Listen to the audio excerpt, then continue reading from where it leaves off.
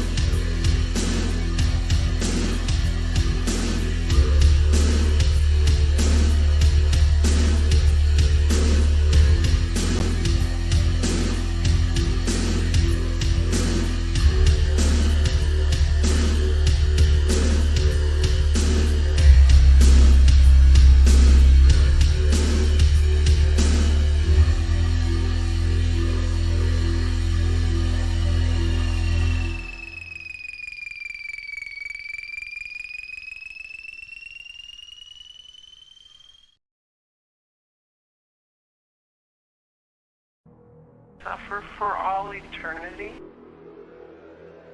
I am the god of truth. I am the god of truth. I am the god of truth. Suffer for all eternity.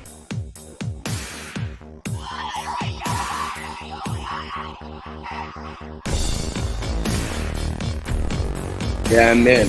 Kill. I am the god of truth. I am the god of truth.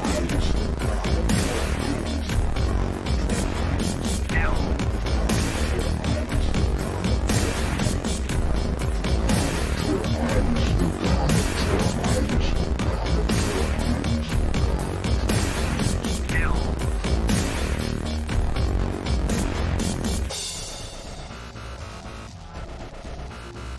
I am the god of truth. I am the god of truth. I am the god of truth.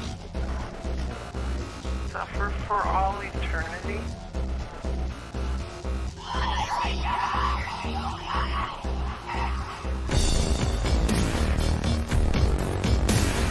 Kill.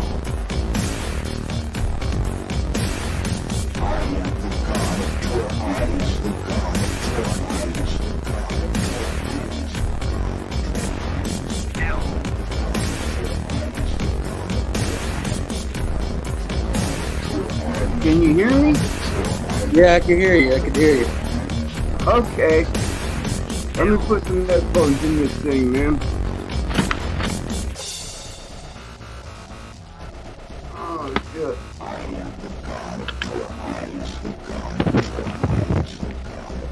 I am the god of All right. For all eternity. I'm getting Yeah. possessed for all eternity by your music. What's that? Can you still hear my music? Yeah, I can still hear your music. I can barely hear you though. Oh, hold on. There we go. How you doing, Mr. Rattblood? There we go. Oh, it's just up late, contemplating things, and I just just woke thought- up. I seen Did you you? on. Yeah. Woke up early. I've been up for a few hours now. But I just been contemplating things, and thought, fuck it, man. I'm gonna throw a stream on, listen to some of my music. That's all right. Yeah, All that music. That's all your music, right? You created. yeah, Well done. yeah. I just put, well, my daughter did on her site.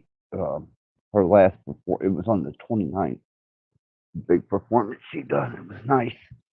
Oh, your She daughter's a posted- musician too. Yeah, yeah. She just did a show in Denver, and I like her band, man. I like the sound of her band. I think she's got a What good style band. is it? It's wow, man.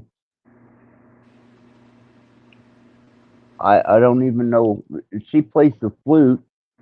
There's some pretty heavy guitar riffing. Great rhythm section. And nice. yeah, and very kind of like almost like early Bjork, Sugar Cubes type sound. Oh, really? Yeah. That's all right. That's good, man. Yeah. She's she does a couple of pretty emotionally charged songs, but the rest of them are just kind of like, old Sugar Cubes. Life's Too Good, and We Are the Sugar Cubes. Sugar cubes, like what, with acid on them? Probably, considering Bjork's early days in New York and her extreme adventures into the punk rock scene in Iceland. So yeah, I imagine that's what they were resorting to or referring to. I That's all right. Did we talk to your son again, or? No. No. I haven't spoke to him. He was cleared on the forensics. No gunpowder, no blood residue, nothing like that. They Yeah, you'd be surprised what the mind can do. The mind can just disappear evidence, shift reality. yeah, it's kind of strange though. They haven't given me the full readout on the ballistic. It's probably because there's nothing there. They're just gonna try scaring him into a plea deal. Well, that's what they're doing, but he's not listening to anybody. So Good. I figure, I got everything as far as money uncovered on what I discovered and the inconsistencies, and I talked to that Nikos, and that went over pretty well. So we're on the same page. If we could just get my son to do something besides resist.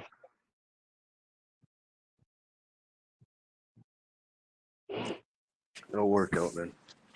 Yeah, I figure in the long run. I'm thinking about my daughter, like I said, she's out west now, and that's where I call home. It's Arizona. I'm almost considering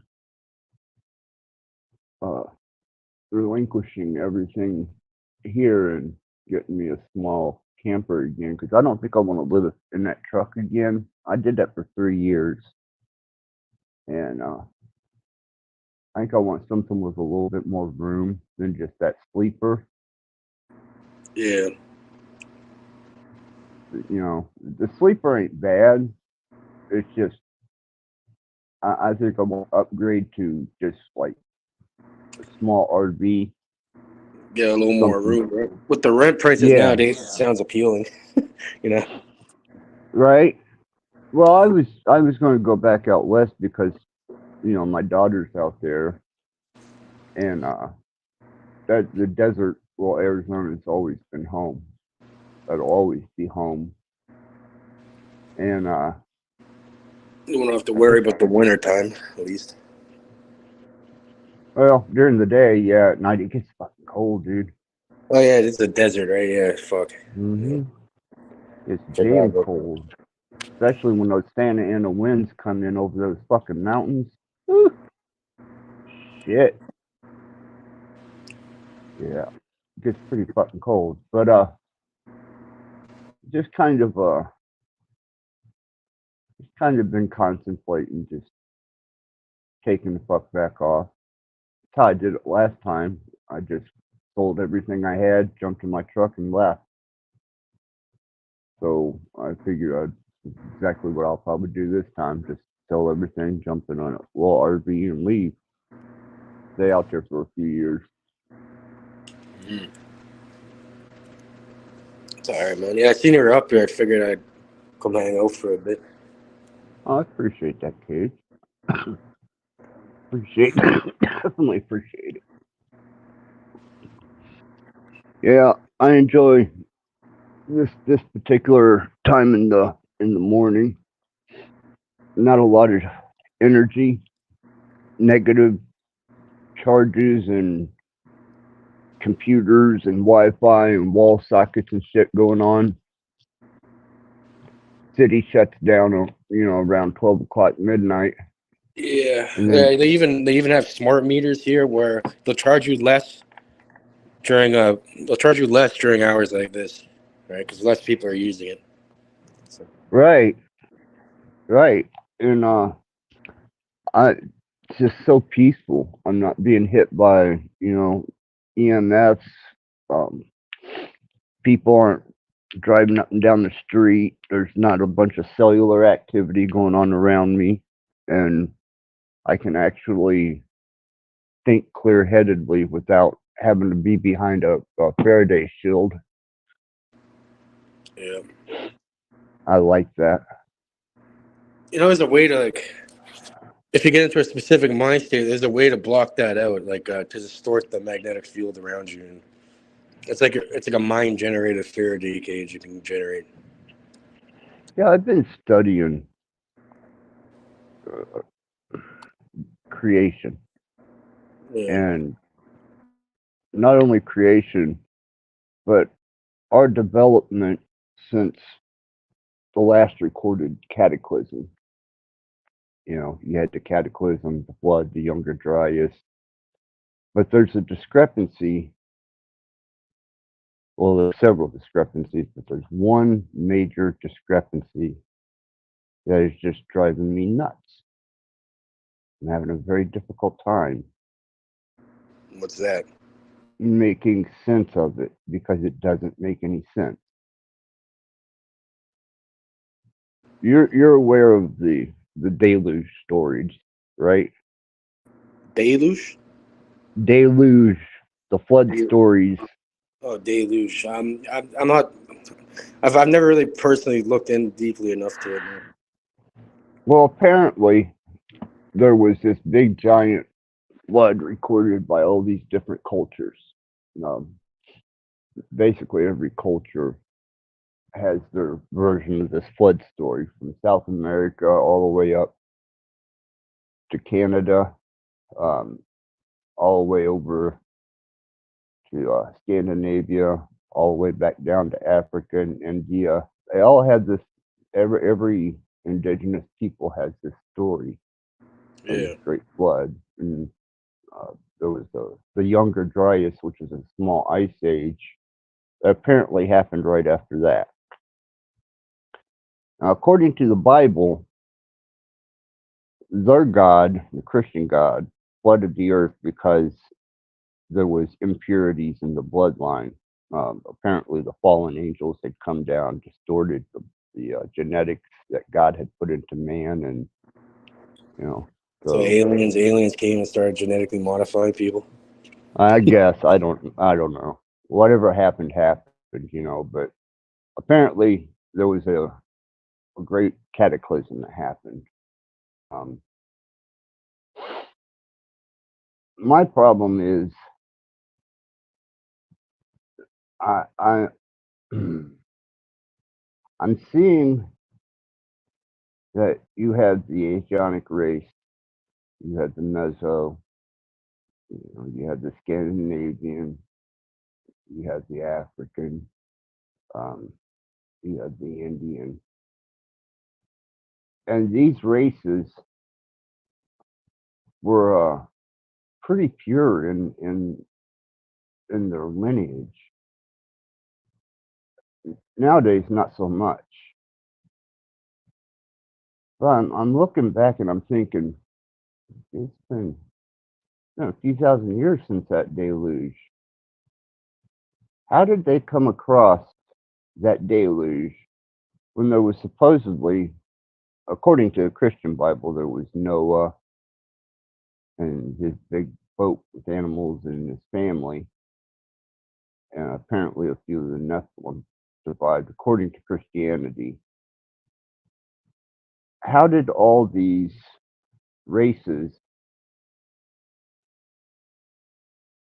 with the level of racial purity that they have for each of them, like I said, the Asian, the Indian, Scandinavian, by region in purity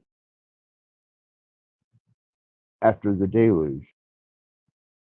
Because we're pretty much all mutts now. The our genes are scattered amongst them. The Negroid, the Caucasoid, and the Mongoloid. Our genes are all mixed up, and our genetics is all scattered. But prior to that, just a few thousand years ago, that wasn't the case. Yeah.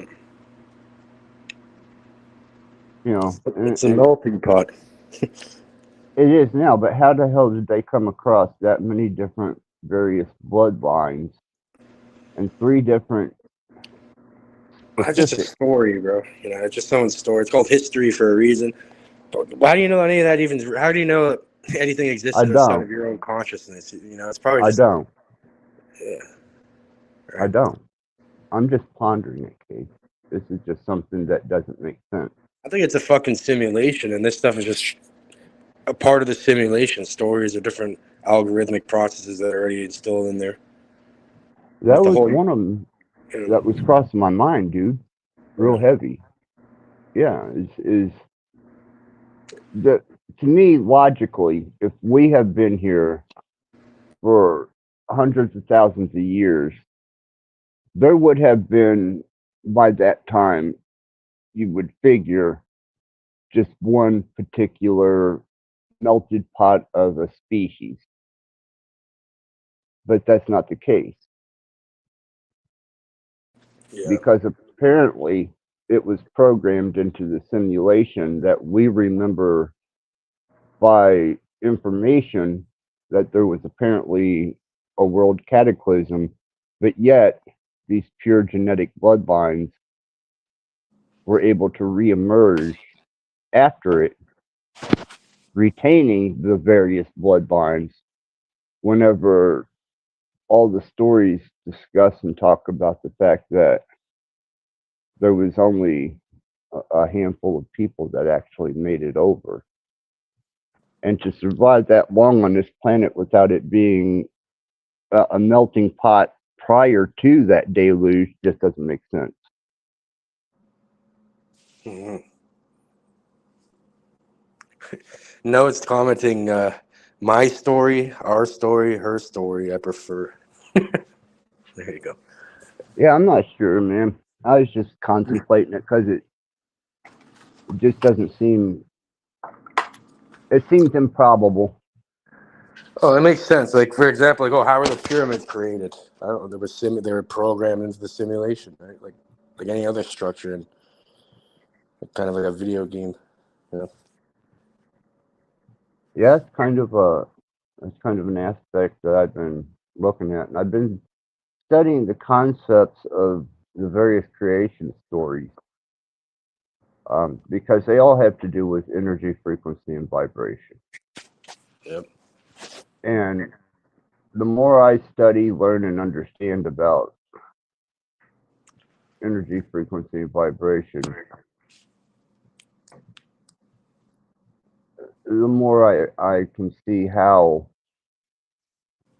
it's almost like playing with a set of universal Legos. But you take the Legos away, and all you got is the thought pattern. But you apply the Legos, which would be, our physical existence on this plane, then you can create with those Legos, and that Legos. would be, I guess, matter. The building blocks here. So I'm trying to figure out how to get those building blocks to come into existence without utilizing what's already here. I'm trying to add to X that which is not contained within X, because that's basically what that creation story is saying, is that there was nothing, and then this particular type of life form in existence was spoke into reality and manifested itself.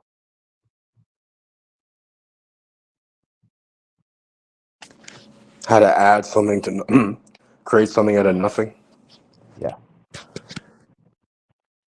Yep. That's probably just through thought. Because it's through electromagnetic signatures or thoughts, right? Probably. I don't, I just want to figure out how we're using frequency and vibration energize the empty space and occupy it with something that wasn't there. But Well, nothing. Yeah, I think that's just by putting your attention to it. Yeah, so you're probably already kind of doing it now. You know, because this stuff doesn't really exist unless someone observes it or puts their attention or will or consciousness into yeah, it. with me, it's a personal thing. I mean, I'm trying to, like in my hand, not draw something into my hand. I'm trying to take the empty space above my hand and manifest something to appear, adding to X that which is not there. There's ways to do that. Like practices in the Golden Dawn, they definitely do shit like that. Right. I had actually the last stream I did, I had that Freighter RC guy on here who runs the Golden Dawn, or used to in Canada.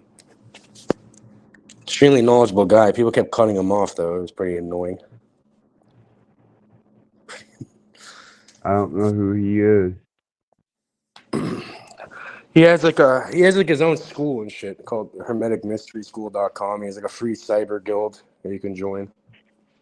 And we just study the deep stuff you're not gonna really find on YouTube or online very easily. Definitely not on YouTube. Well, you can always tell a YouTube scholar. Yeah. No, this guy's not right.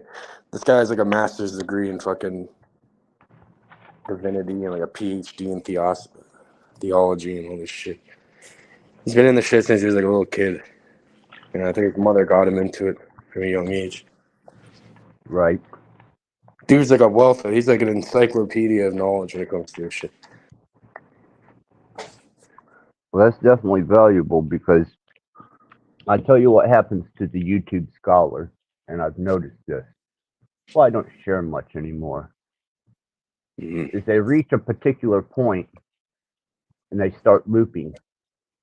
Yeah, they get stuck. Yeah. Yeah. And then There's they go out and they available on YouTube, right? yeah, and then they go out and they try and feed off of somebody else's information who they've worked their ass off to achieve and get that information, and then these guys just come in and like steal their concept of it or try and express their concept of it, 9 times out of 10 being completely off the mark, and want to pass it off as their learned knowledge and experience. Well, it's not. You're it's no different than watching fucking TV, dude. They're just parroting it. Yeah. You know, and it's gotten so ridiculous that, I don't offer shit up anymore to people. I'm not going to give you information just so you can plagiarize it and claim it as your own. Why would I do that? Yeah. I just put stuff out like, well, I think that's like pretty much, I think everyone's been doing that since the beginning of time, really. Not plagiarizing it, but there's a difference between, well, for me, for example, like, I don't know, like these techniques I've developed by myself, but then I've read books and they have similar techniques, but not the same as mine, but it's mine, right? It's like I don't follow it. I don't follow anyone's instruction manual type thing, No, I agree. Yeah, I that's me. I mean, when I was originally getting into metaphysics, we had maybe a handful of books.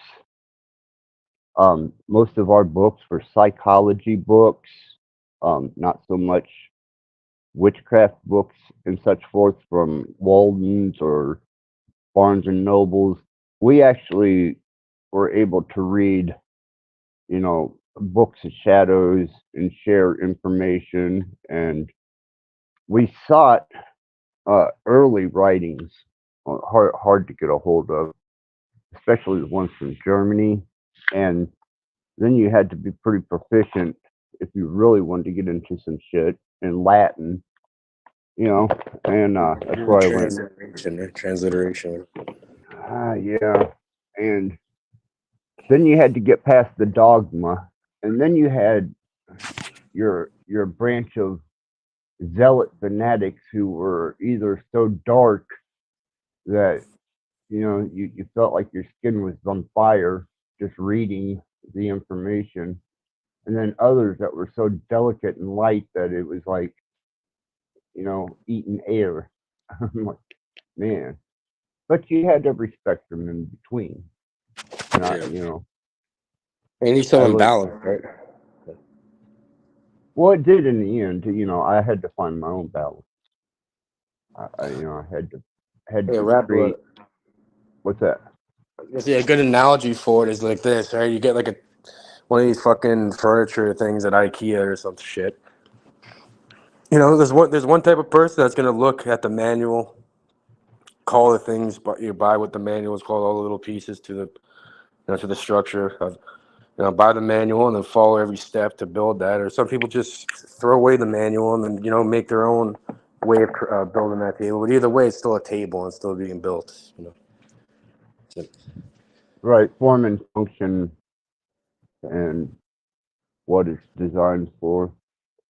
yeah, so for me, I think the best way is just to figure out your own way to build it, and not follow a step-by-step way of creating it, because then it's being created in that way every single time instead of a unique way, a new way Right. of doing it. Oh, I believe in that totally. Yeah, individuality. Even my personality is an extremely individualized personality.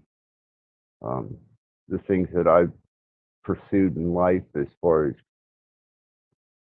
music is very expressive, individual. Um, Even the fact that I didn't draw boundaries between good and evil, and I just learned from both of them, and till I found what worked for me and what actually I could utilize, and then I had to balance that out and move forward. But anymore, people just, I don't know, man. Too many YouTube scholars out there and uh, emotional leeches, dregs, um, internet philosophers. It could be like fucking Master Splinter. Oh yeah, The yeah, other rat. I remember that. I never really watched the fucking Ninja Turtle shit, but I remember the rat guy. He's like the guru. You taught all them how to fight and do all that. Right? You taught them the yeah. esoteric shit. Yeah, you're Master Splinter.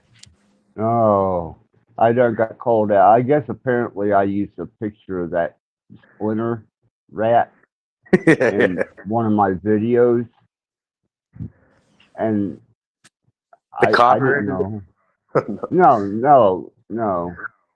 No. Apparently Tommy caught it.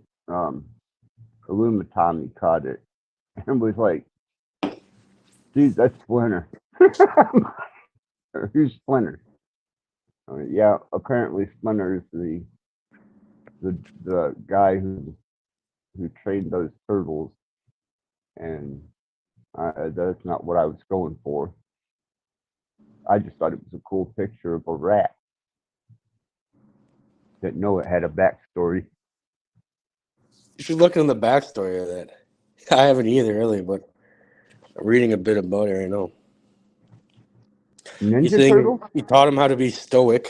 The Splinter guy taught him how to be stoic and taught him ninjutsu and martial arts and philosophy and shit, and adopted them. Oh, It's like their father, pretty much. well, what? What were you saying? I don't know. I guess I don't know enough about Ninja Turtles to even comment. I don't know. I don't either, but that's what it's saying. Adopted by a rat. Yeah, the turtle, and then he taught them how to fucking be ninjas and shit. Where your turtles at? Do you have turtles in the house?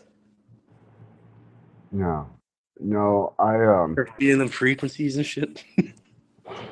no. That my animals, they react to frequencies. That's how when I don't have human studies, I use animals to figure out what's what because they can hear at different Yeah. levels than we can. Yeah, like look at a dog whistle. Yeah, yeah, exactly. You You see, know, yeah, I seen you tested that shit on my panel. It worked. It works. It works on most people. You know, yeah, like I'm I saying, like know. 95% of people work on unless like they know about their, unless they're actually like mentally have a mental shield up or something. And Yeah, I know. It's interesting to watch it because I've seen so many people. have you seen me react to it? Oh, I've seen people that mostly mostly ego-driven assholes are like, that ain't gonna affect me and Christians. God's gonna protect me. And the whole time I'm manipulating them. I'm like, really? I say, does it work on me too? I'm just curious if, because I don't think I really get out of character too often, like in general, like change like the way I interact. I've I never don't really know. yelled at anyone. I never really yelled or lost my I just temper. kind of look at the overall effect of whether it gets chaotic or whether it gets peaceful. You know, if the panel gets peaceful, then I know that that wave and frequency works for that particular type of result. And if they get chaotic and belligerent, then I know that that frequency works for that result.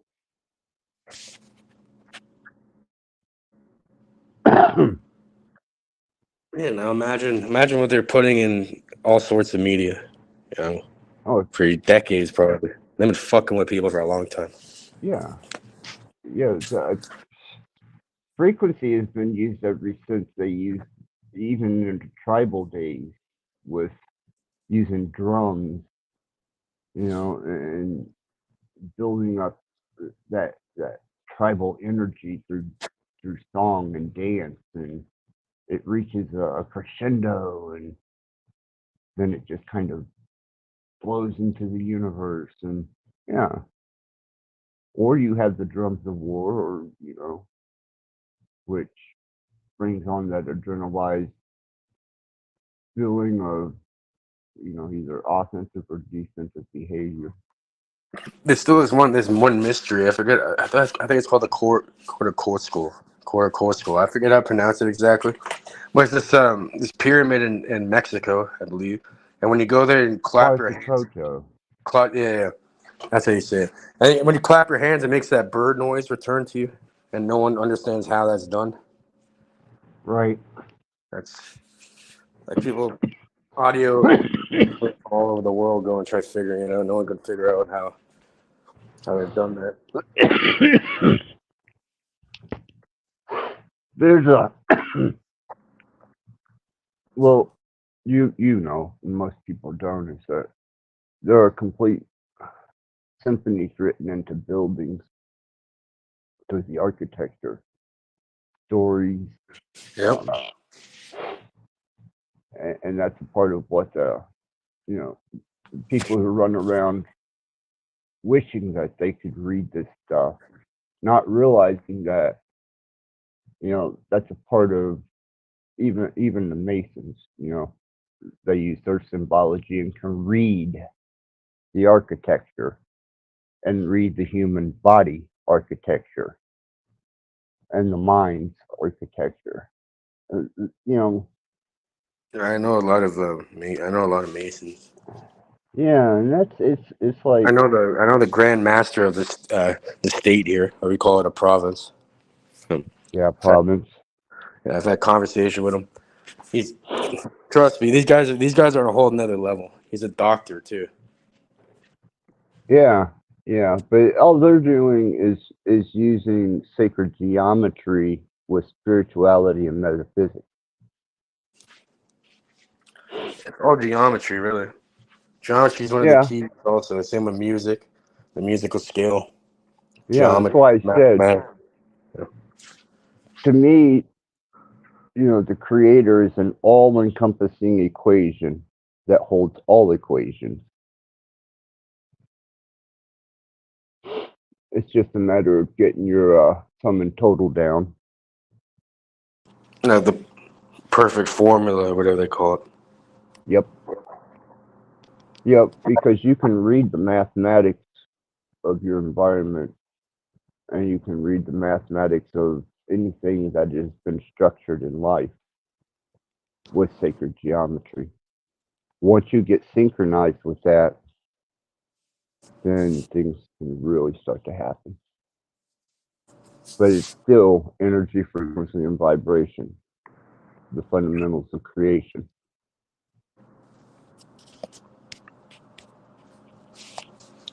And get into like a lucid elements, and then perfect numbers, and Mm-hmm. I think they try to make, what do they call it, the equation for everything or something. Ah, yes.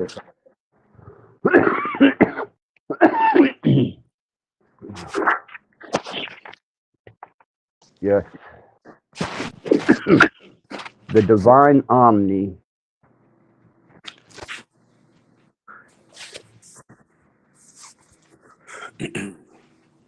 The divine omni. The master equation. That which creates something out of nothing. Omnipotence, omnipotent.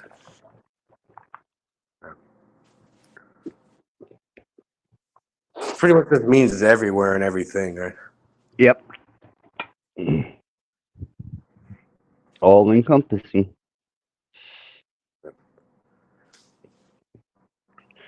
That's where people get confused with me a lot, is because you can't pin me down to one belief, one religion, one state of esoterics.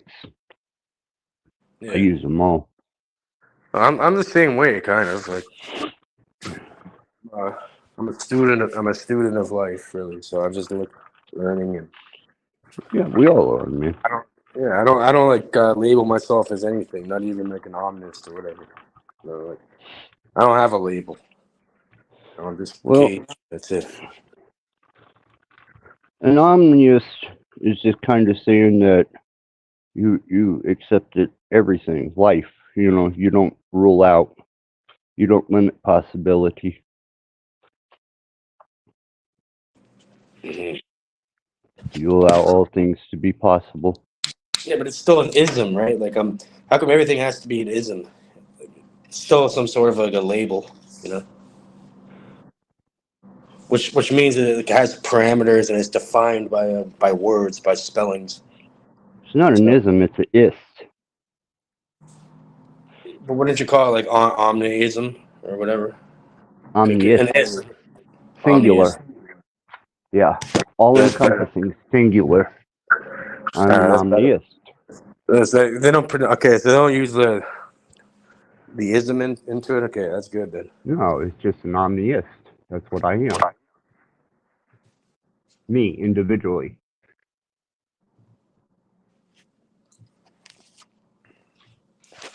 You're an axis. Yep, that's what they say. And like, even like, look how the word axis is used. It's spelled differently, but used in a different way. So Oh, axis, yeah, axis like in mathematics, x y axis. And then you got access, like access something, assess something, access something. Like access to the. It's a good word. yeah, it's it was the name that was stuck on me. So I just How'd you come up with that name? How did it? I didn't. Was it given to you? Yeah. Same with mine.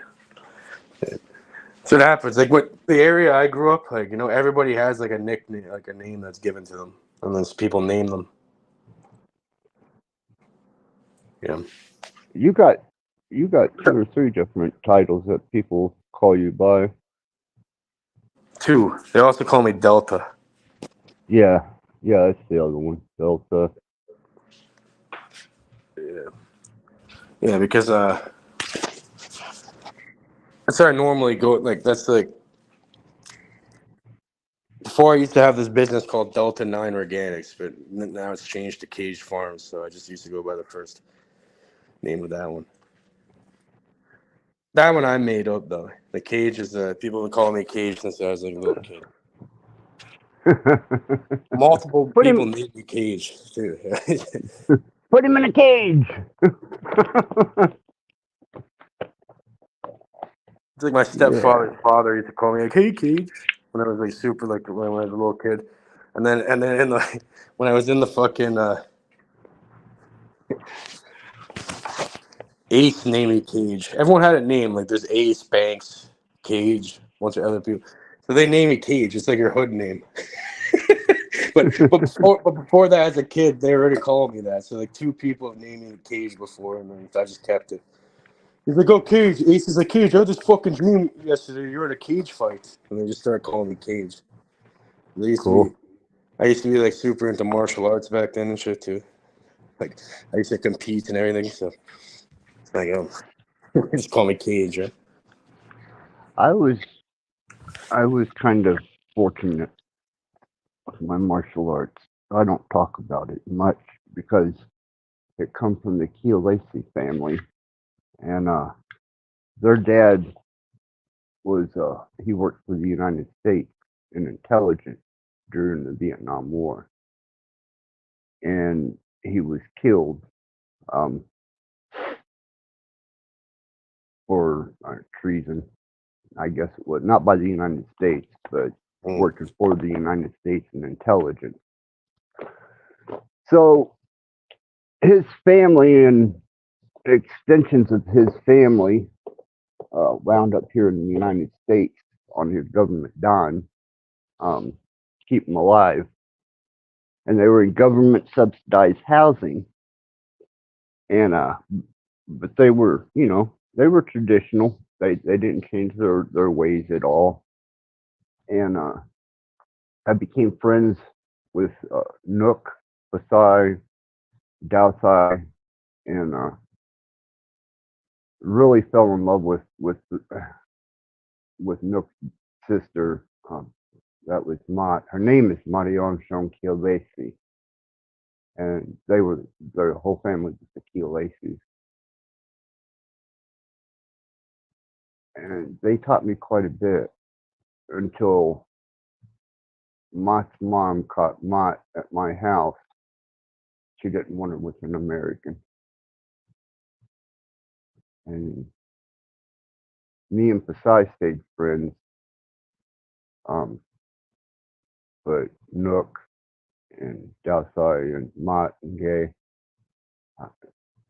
they weren't allowed around me anymore. Oh, really? Yeah. What kind of martial arts are they teaching you? Who's the family? It's a family martial arts. I guess their village. I don't know. I'm not sure. It's just, I was lucky enough because I grew up super poor, so if I didn't get free lessons, I would never been able to deal with it. But yeah, I had a family member that helped build this guy's martial art thing, and they were friends and shit. I said, and he just built it just for fun. Like he only had like a few people in there. You know what I mean? I remember one time he had this guy fucking Tommy in there. This is like older guy Tommy. He was like a fucking cokehead or something. Like he was like working. This guy was like a millionaire and shit. Like more than that. Like he used to own like he's like an Italian guy that owns like a bunch of fucking. He owns like all the biggest paving companies and shit. So you already know what kind of guy that is. And he got trained in Korea and He's like a super ninja fucking guy. So he's like, oh, put everyone. He's like everyone put me into like put each other into like any kind of lock that you would normally put into somebody, like, you know, to try, you know, like a normal situation. So Tommy's like, Tommy tells fucking the instructor, he's like, I'm gonna put you in a fucking full Nelson. You're never gonna get out of this shit. So Tommy puts him in the full Nelson, and not even like 2 seconds later, his fucking feet are parallel to the damn ceiling. His head, like, he's completely flipped, like in the air, like his like legs are touching the ceiling, and then fucking slams so fucking hard on the ground, like you couldn't even get up for a few minutes. Like, that's high level shit. And then he told me to put Tommy in a goddamn. I remember I'm like 12 years old. This guy's like 30 or something, probably older. He's like, so I put him in the fucking thing, and I put him in a chokehold, and I wrap my legs around him and shit. I'm like 12, and I had to let him go. Joe's like, stop. He's about to pass out and shit. His head turned as red as a tomato, and he was like laughing at the kid. He's like, bro, you let a 12-year-old choke you out? Fucking idiot. Right. Yeah. I Yeah, just but he was a I had beast. He was angry. Like, he'd toughen you up. He'd fuck you up so bad. Like, to do high kicks and shit, he'd put you in this machine where you sat down and it would crank your legs open. Yeah, just notch by notch. And if you fucking complained about it, you get hit with bamboo. So you're able to kick and shit. Yeah, I got flogged a few times, but that was for being stupid. Doing stupid shit I shouldn't have been doing. But besides, when he got married, he invited me to his wedding to be best man. I thought that was really cool.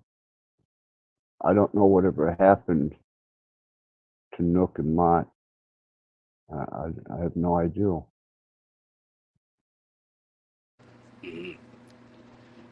Yeah, They had a little white kid that they used to babysit, and the little white kid could speak English and Korean. It was neat.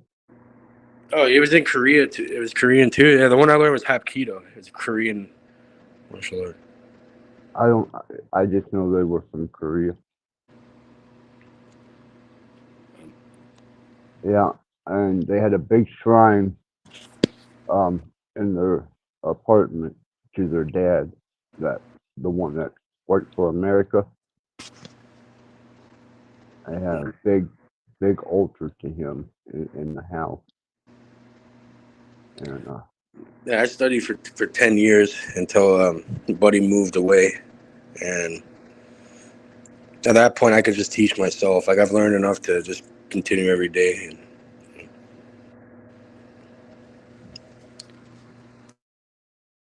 so we just started out as a joke, I guess.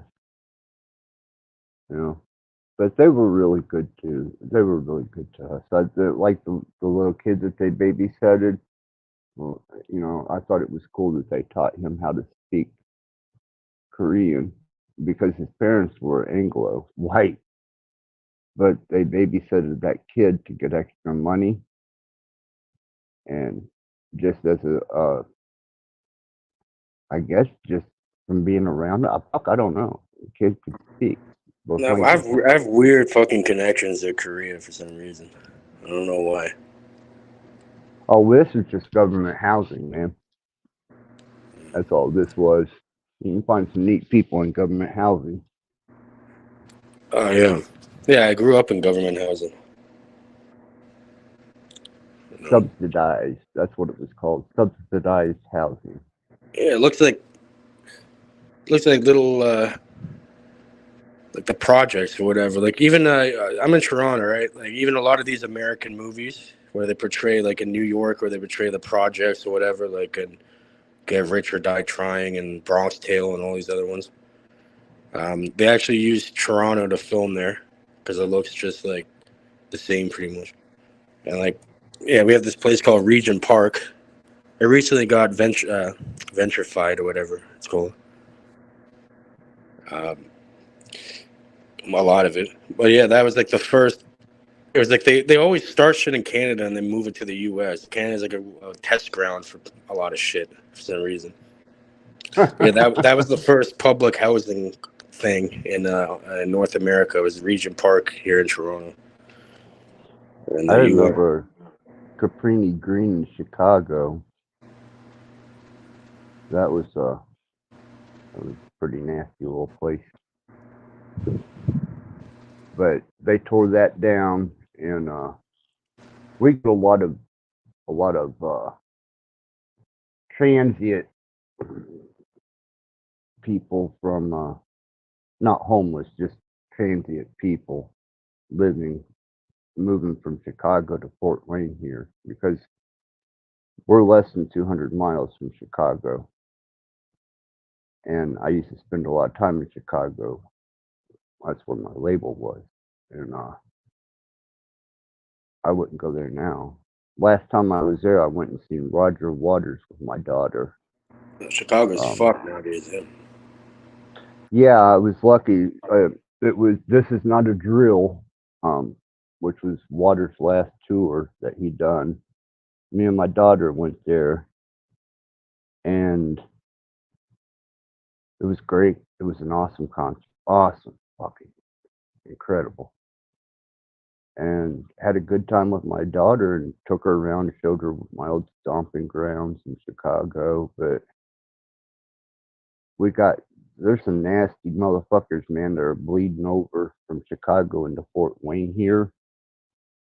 And our gun violence and killing has gone off the hook. Bad. You know, it's just, it was tough before, but now it's just so out in the open and so in your face that it's Yeah. gotten bad. It's crazy. Yeah, they call it Chirac. I believe it. I haven't been up there since the Because immigrants more have come deaths. in. There was more deaths in Chicago in like a year than there was in the whole Iraqi war. That's why they Yeah, I call believe it. that. Yeah, they're crazy out there. And look, and they have strict gun control too. How does that work out for them? I'm not sure, but obviously not too well. I mean, when Exactly. I hung out, I'd come in off of Lakeshore Drive right there onto Park and Belmont, and I stuck around the alley a lot, and the 99th floor, Pleasure Chest, Aftermath, Crowbar. Those were my I places.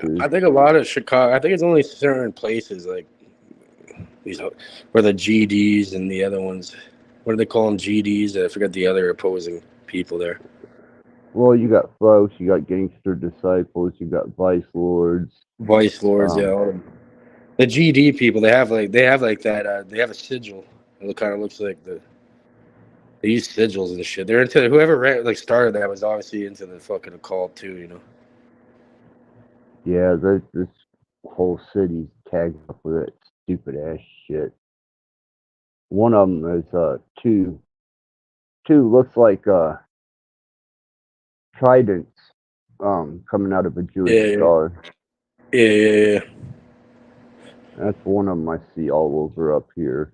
That's a sigil. That's like a sigil they charged and shit. Someone charged that sigil and it fucking worked. Whoever did that was like advanced at this shit.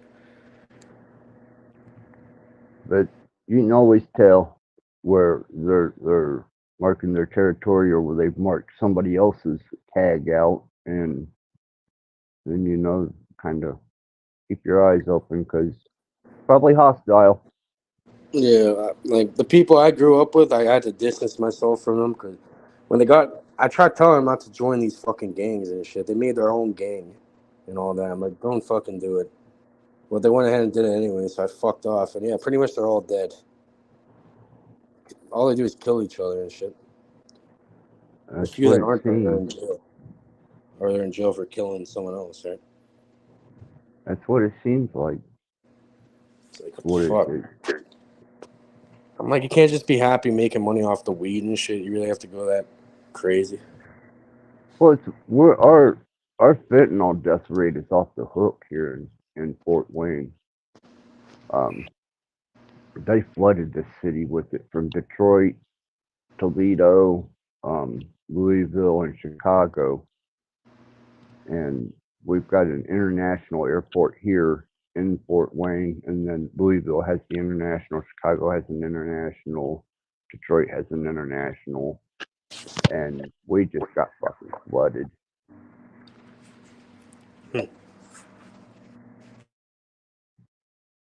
Yeah, ain't nothing, man. 2 or 3 kids find them dead in a car and reported on the news. Yeah, there's always some fuckery going on. Yeah, kids being found in their bedrooms dead. Fucking, it's crazy, dude. I'm like, I have my problem with fentanyl, but damn, it wasn't killing us. Now I guess it's like poison dead.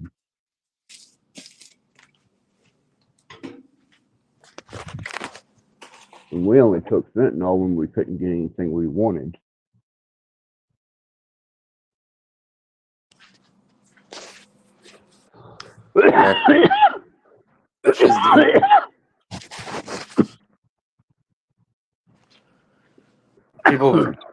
People lace it into everything nowadays too. I don't know what they're doing to it, to tell you the truth, because after my boy went to jail,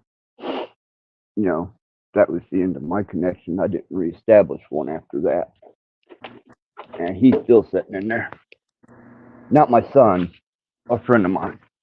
Yeah, like over here I seen there's like a public announcement and shit. They're saying like, oh, people are taking blow, but it has fentanyl and it's killing like dozens of people over here. So someone thinks they're getting fucking blow and then they're taking and they're fucking OD on fentanyl. Fuck that. No, that's just weird. The city, I'm telling you, this city is fucked. That's fucked up, man. Because of the cost of living here and shit, people are just forced to start doing some fucking bullshit. Well, old boy that left me for dead, the one that jacked my gun because I took too much,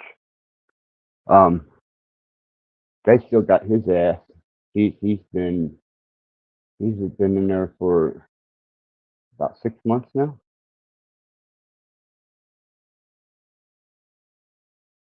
He's actually a cool kid. Canada's laws here are pretty relaxed and shit on most stuff. But if you fucking fentanyl, you're fucking done if you get caught with some of that shit. They're really strict on that because it kills so many people here. And then also the guns. You get caught with a gun here in minimum 3 years in jail. Well, see, that's what he got busted with, was gun and fentanyl.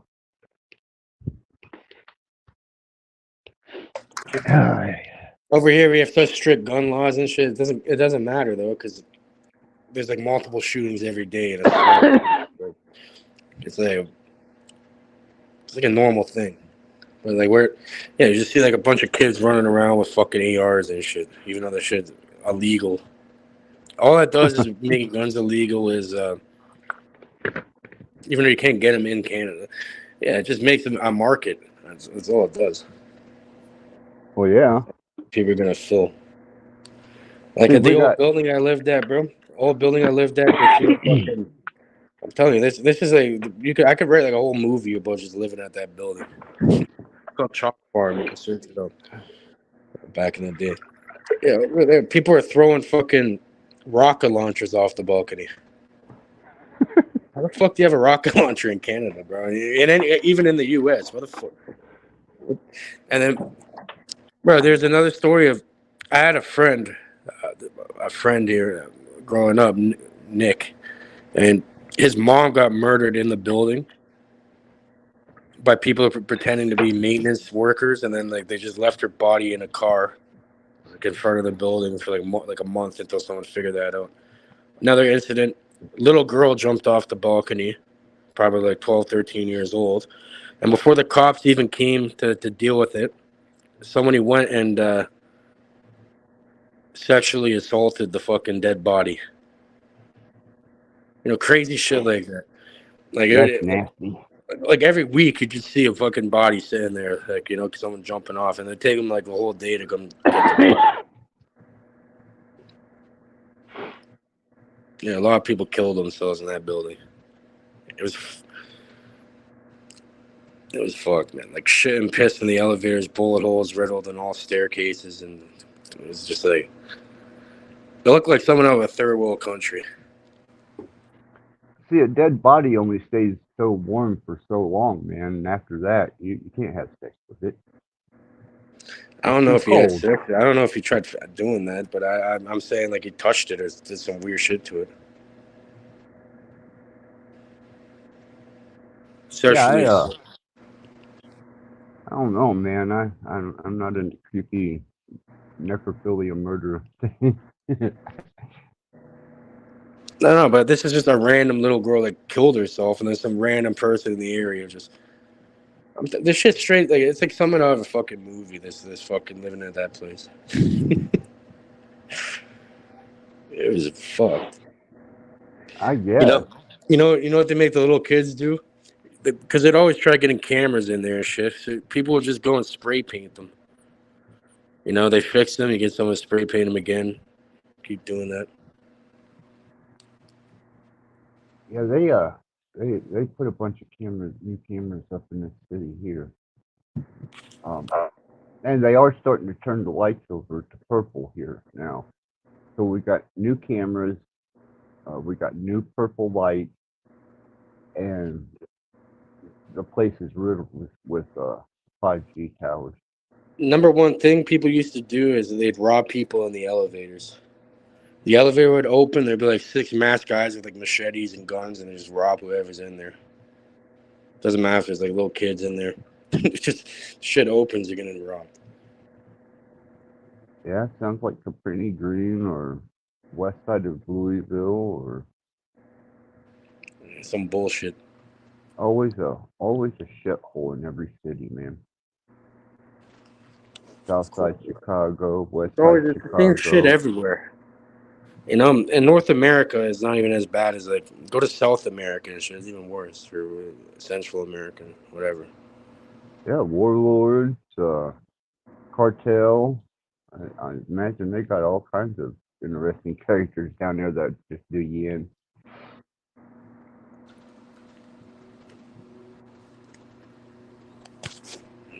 I know, dealing with the situations that I've had to deal with in life, and then having to deal with my son's situation. I had to study a lot of cases, learn a lot of new shit. Um, they've got once I got it in for you, you better have something rock solid, man, because these motherfuckers, they don't care anymore. Oh my god, bro! You should have seen. I'm telling you, back when living over there, they used to have something called carding, where they're allowed they abolished the law, luckily, because they're violating. They're going too crazy with it. But What there were is these it called? motherfuckers called Tavis back then. Tavis is like it's like a guns and gang tactical fucking unit for the hood, for like the public housing areas and that. So what happens is every time you fucking left, these guys will roll up on you and just search you. Like I to the point where I got searched probably over 500 times. I'm not even Oh, joking. that stop and search thing. Yeah. No, they haven't done that here. I know the front apartment to where I'm at. They have been able to rent it since it got busted for fentanyl, and they brought in. Fuck, man, they shot the windows out of it, and brought in the little armored buggy from downtown, but because it was fentanyl, they still haven't been able to rent that place out, and that's been about a year now. So I don't know what they're going to do with that apartment. They finally put new windows back in it because the windows were shot out of it forever. But they're not. I don't know. It's like they redid the whole apartment after they finally got permission to go. They had a hazmat team going up there cleaning that place up, Yeah, that's but they haven't rented it.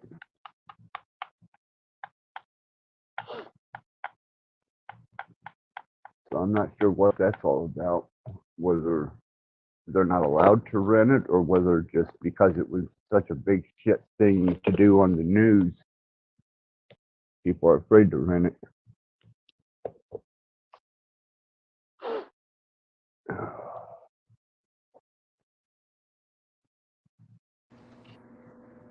it. Definitely lowers the value of the property. That fucking bullshit.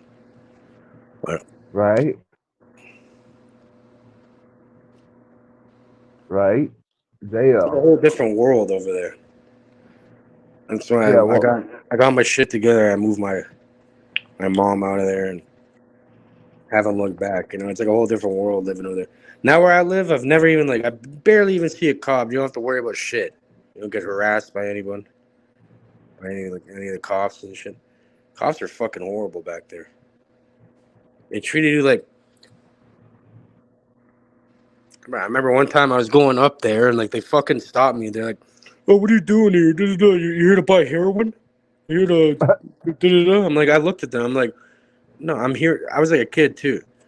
So I parked my rental car. I had a rental car. My car was in the shop. I'm like, what the fuck? So I go. They start stopping me. I looked at them. I'm like, I don't have a choice to live here.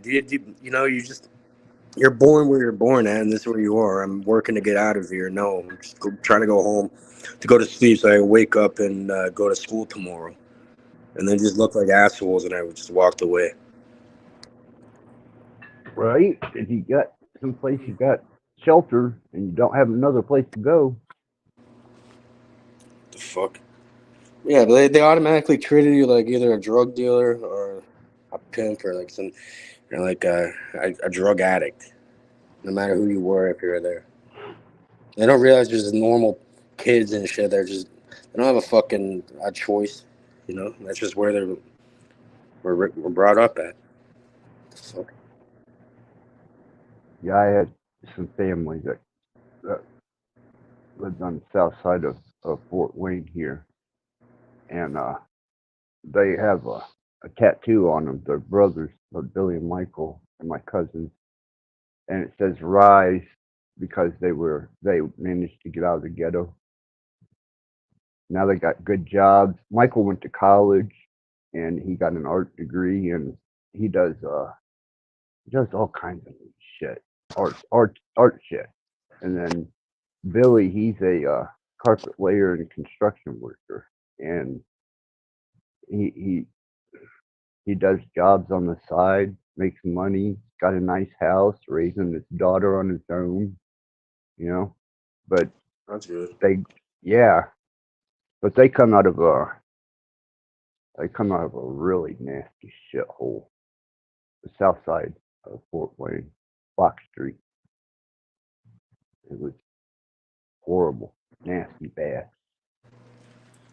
Yeah, I know those. Yeah, but for me, I didn't take very long to get out of there.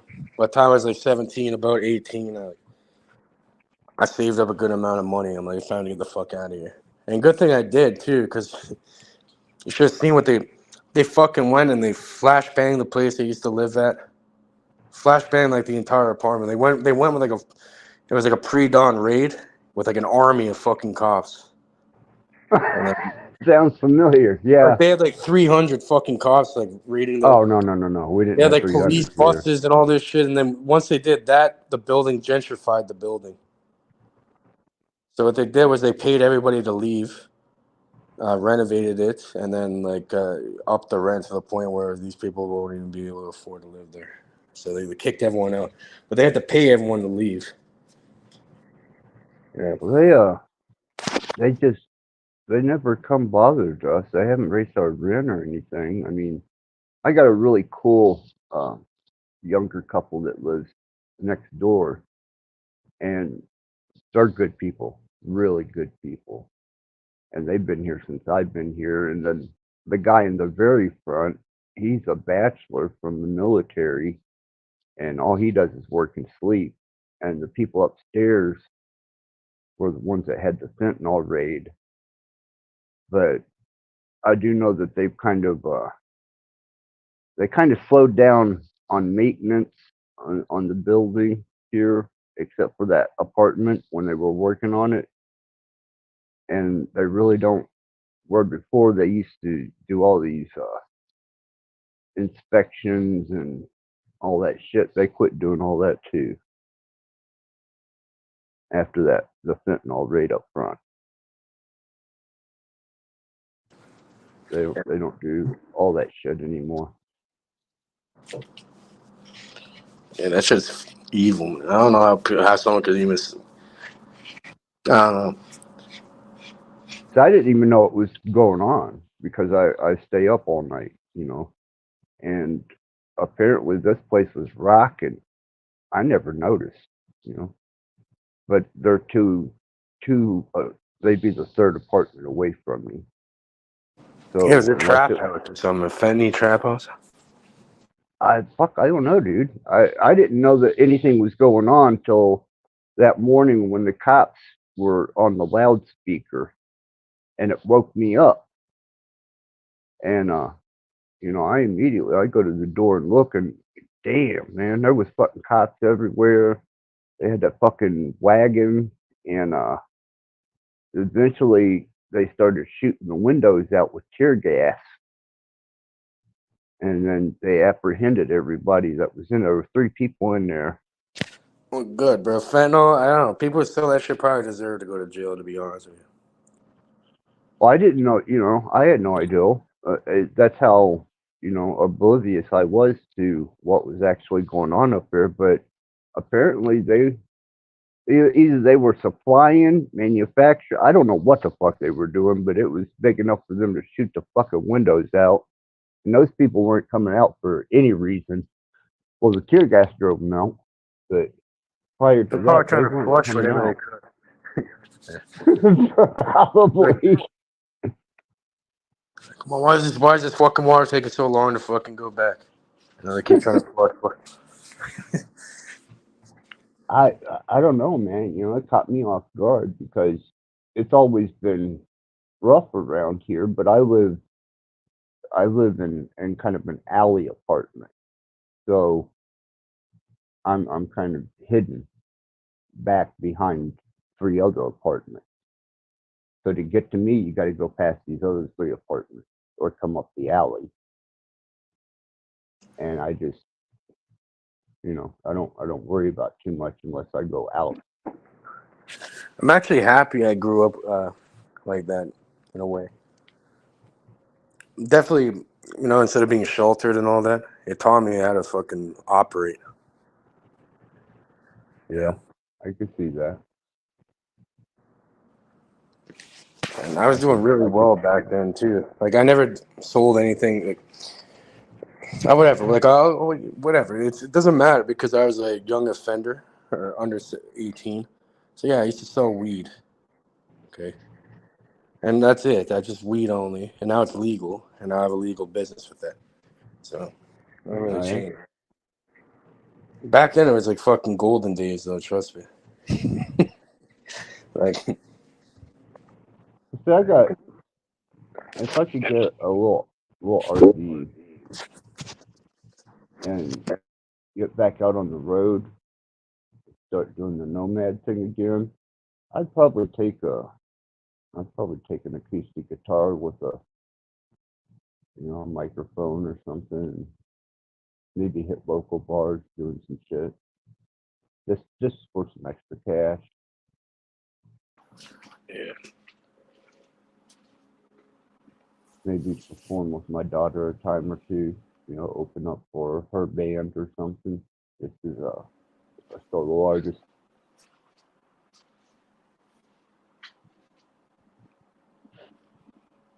But You can definitely do something like that for sure, yeah, that's what I was thinking.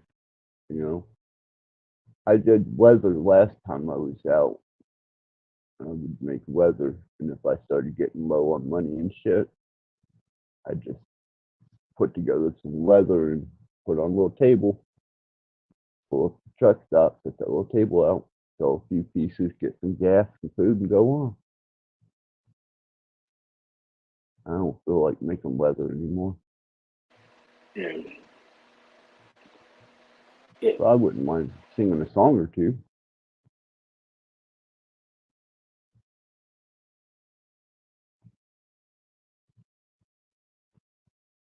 Uh, Maybe my daughter inspired me. Maybe that's what happened.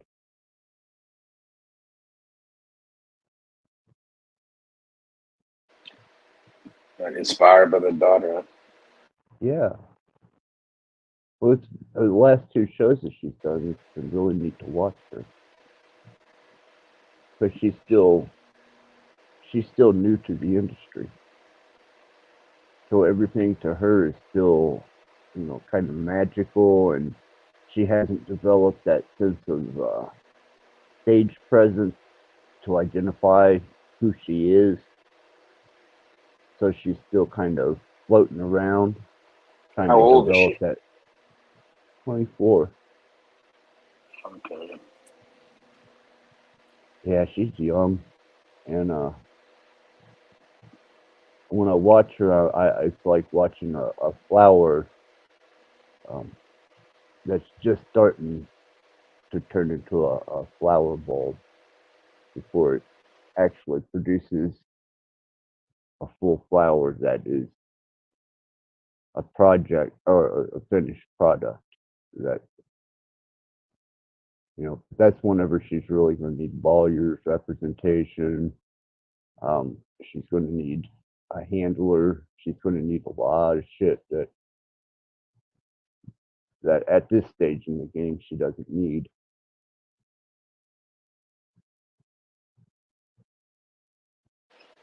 Music Besides, industry is pretty fucked up. yeah, it is. Yeah. Yeah. There's only a few people that really run it at the top, and they're not the very nicest when it comes to their, the esoteric kind of stuff. Like I said, our record company, Wax Trax out of Chicago, man, they went bankrupt. And then Cleopatra come in and bought up a bunch of the bands. And then TVT, Nothing, and Interscope. They were the ones that picked up everything from what the bands that were worth marketing. They came in and picked them up. And now Cleopatra's gone.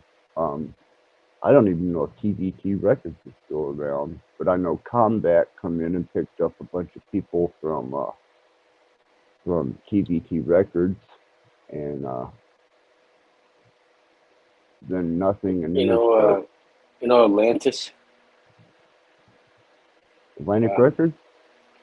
Yeah, Atlantis Alliance and Atlantis Records. They're also there. They do movies and shit too. Yeah, I grew up with, and my friend I grew up with, his parents are running over here in Canada. Yeah, I never worked with Atlantic Records or anything like that. Closest I had any brushings with those types of labels was Warner Brothers.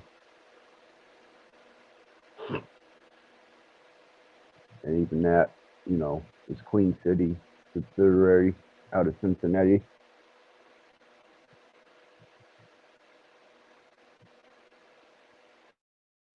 Fun days.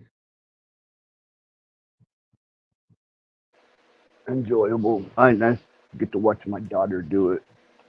I get to watch her take off.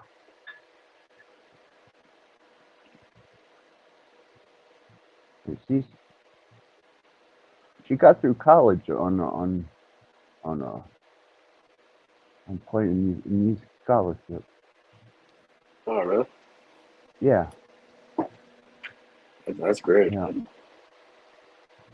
Yeah, over here, Toronto is a huge hub for music for some reason. It's, it's a weird place over here, I'm telling you. Man. Yeah, I wouldn't go to.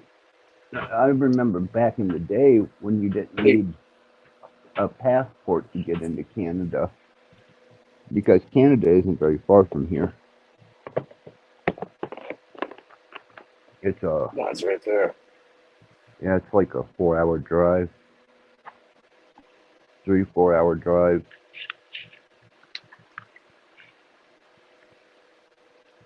But I know I like Canadian girls. Mm-hmm. Yep. I do know that Canadian girls, they're a little different, but I like them.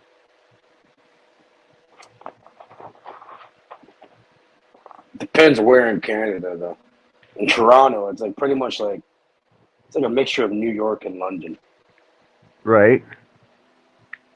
Right. I'm not sure where Ashlyn's from. I think she's from where the hell is she from? Is that Ontario? Something like that? Maybe. I don't know. She's not far from here because she goes to Florida all the time. The execs will tell them early on you are worth more to us dead than alive, with the movie Looper. I deal with the devil. Well, yeah, there's actually, especially in the rap music, what happens is like, a lot of times you see all these rappers at their peak, they get killed and they blow up even more, and then pretty much what they have is they have contracts on them, or like life insurance policies, where if they die prematurely, they're gonna end up making way more money. You know, these people that that top level few people that run this shit, like the companies, the corporation.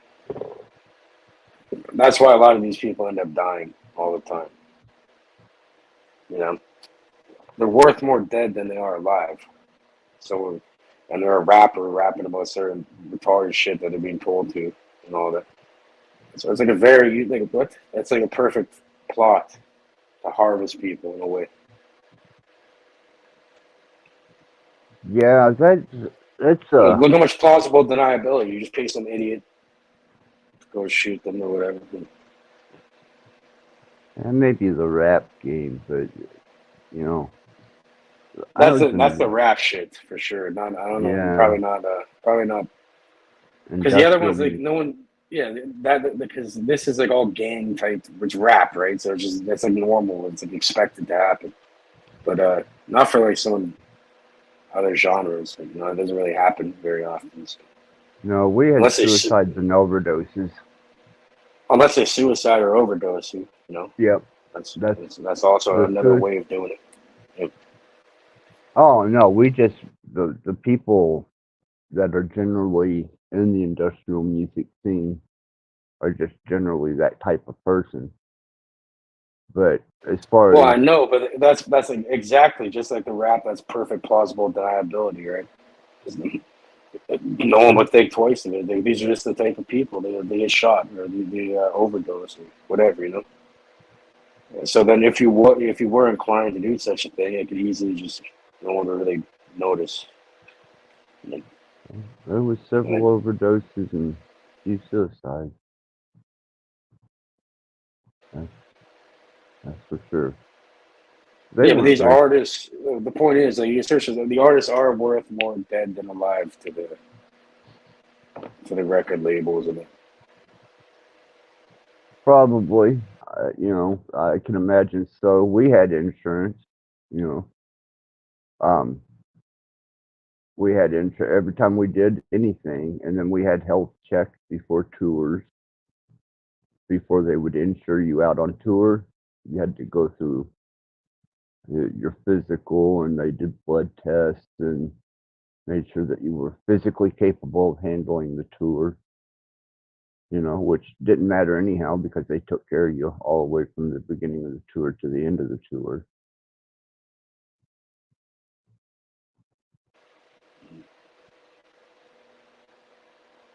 But it wasn't enough to save them.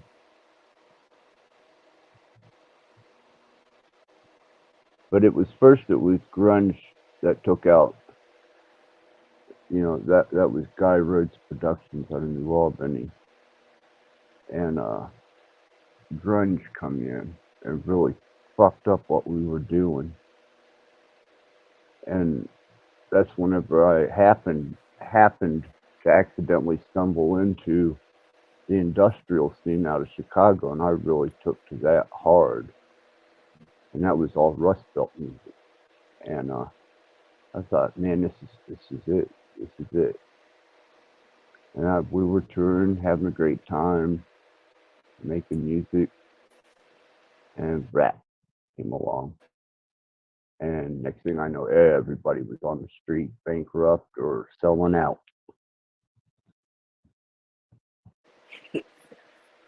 It shifted, huh? Yeah. The psyop shifted. It's all psyop music, man.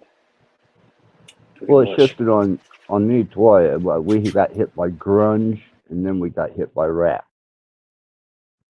And the second one, we never recovered from. There was no other genre to go to. Heavy metal was already played out. Alternative and punk rock was played out by grunge. And then the industrial scene got played out by techno and rap. So it's like, fuck. I'm definitely not going to country and western. You seen that AI generated music and shit? Now you can just generate it with AI. Yeah, that's what you let me hear that song that you've done. That was There's a bunch of different ones. Like, yeah, I didn't even like choose like the style or anything. I just like randomly let it generate a bunch of them. right. That's kind of fucked. That's fucked up though, no? Think about that. It's like, you know how much effort goes into it, and that just automatically happens within a few seconds. Well, I figured that was coming. I really did, because most So how of much my, of this? So think about this. Sorry to interrupt you, Rattblood. that's all right. I have a question here, because if someone like me now, just some person has no knowledge really of computing that much, really, like I'm like amateur compared to organization. But how long do you think they've had this technology, the deep faking, this fucking creating music in a second and lyrics and all this shit? And yeah, you think they've probably had this. Now you have to look back your whole life and be like, wait a minute, is any of this even fucking real, or has it all been generated in a way? Because it's, they're not giving us the real technology. No, because if you go back and you listen to bands like Throbbing Gristle or Psychic TV, these are bands that were experimental music bands that come out of the late 60s and developed that kind of a subgenre in the punk rock scene. And they were the first ones that started applying MIDI and computers and sequencers through PCs on stage. MIDI files are those like little tiny little tone files from back in the day, right? Like there'd be like a crazy small amount of like a couple megabytes or some shit. Yeah. MIDI is a transfer. It's informational transfer. You can sequence with MIDI. You can bank with MIDI, and the tones that you get are just whatever's in the computer. I mean, that you can get. We didn't have shit for tones back in those days. Yeah, so the MIDI kind of like the computer translates it into sound or some shit, right? Is that like the process? It translates Well, it it to allows you sound. to write in time, perfect time. If you quantize your, if you play a little piece on the piano into the computer and you record it through MIDI, you can quantize it and it pulls it straight into time. And with MIDI, you can change the sounds. And then you can MIDI interface your keyboards and directly into the computer for direct writing. They used to have a MIDI guitar, which was actually, it was just basically a trigger like your digital drum. Yeah, so it contains information on which notes to play back after, kind of thing. Mhm. It's like a code. It's like a code, and Yeah, it's programmable music is what it is. You know, the minute that you start messing with time signatures and different variables, and you start using loops, segments, and placing them together, cutting and pasting, you know, it's no longer really it's information, sound information instead of music. That's why the music that I write is sound information more so than it is, you know, you could probably enjoy my music more if you were driving on the highway in a car at night than you would at a party. yeah. Jared saying I finally got my studio set up. We'll be cranking out anti-AI / anti-establishment sounds. There you go. Excellent. Hey, Jared. Cool.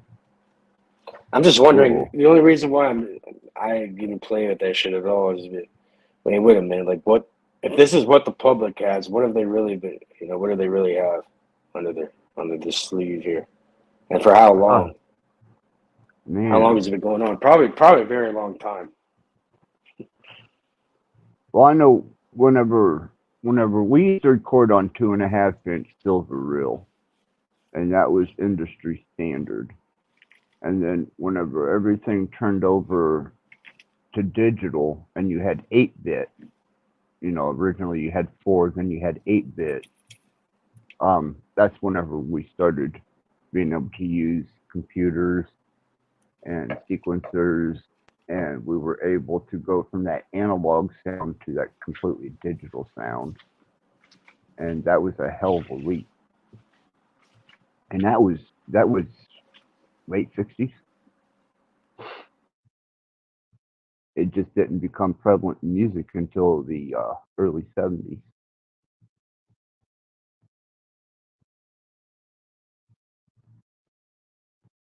Yeah, thank you, Jared. Man. Yeah, Jared saying Cage has a thought for sure, and we know they aren't the most creative, so I can see the music artificial.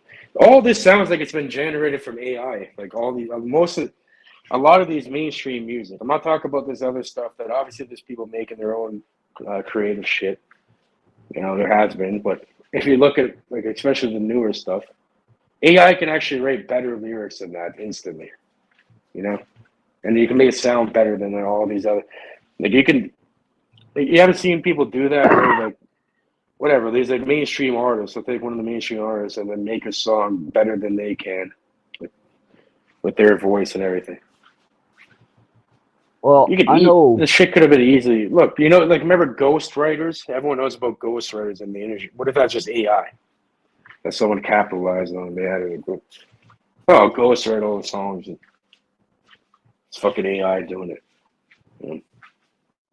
Well, I remember a time when auto-tune was something we used as a gimmick, as a catch in a song, and now entire songs It's are being everywhere. written with auto-tune. Everything's And I'm fucking like, auto-tune now.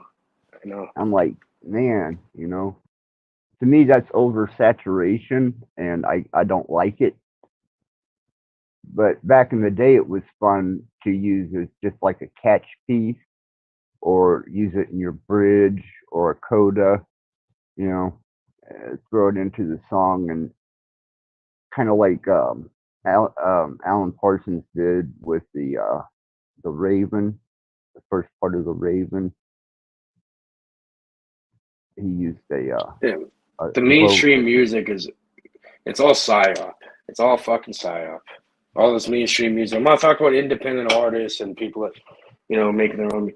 But anything mainstream, the shit they play on the radio, the shit that the majority of the masses listen to, yeah, guaranteed psyop, 100%. Well, ever since Laurel Canyon, have you ever done any research into Laurel Canyon and the community they had there? I haven't. No. Now I do. Now I'm gonna look into Jefferson it. Starship, the Doors. I mean, fuck, all the major influencers of that time in the '60s was they that one time or another lived there in Laurel Canyon, and it turns out that that's all CIA. Of course, especially back then, they're fucking, when they're experimenting with psychedelics and all this shit on the masses. That's why they pumped it out. Even look nowadays, like look on YouTube, right? They'll delete so many other things, but they pump DMT for some reason. And I know the majority of people aren't going to make their own. So where is this DMT even coming from? Where people are, maybe they know somebody as a friend, but I'm saying a lot of them are probably getting it online from a source or controlled. I don't know, because why did they allow the psychedelic thing even back then? Right. I figured that was back then. I didn't think of it in the way that I do now, because it was, to me, it was just good music. I felt like I was experiencing something with the music. But now that I know what I know, I understand it was just social programming and engineering. Why? Because if you use stuff like that, I guess like your subconscious mind becomes more open. So if you're not using it in the correct way, it's not a negative thing, right? But anything positive could be turned into a weapon too, in a way, or anything with Was benefits. Because there's also an equal. It's like a knife, right? A knife can be used to cut food up, so it can feed people, or it can be used to stab somebody. Same shit. well, that's what I've done with all these frequencies that I use and all this information that I've gathered with subliminalism, imagery, dream influence technology. It all started out as industrial music, and then eventually it became kind of suggestible music, and then I kind of went into Laurel Canyon, how the CIA did it, how they used the radio in the '40s and World War II, the television, and started backtracking and reversing what they had developed and started redeveloping it with the technology that I have. And that's how I managed to do and get to where I am with what I can do. But it was a lot of World War II and a lot of CIA information that I had taken from the '60s and the '40s.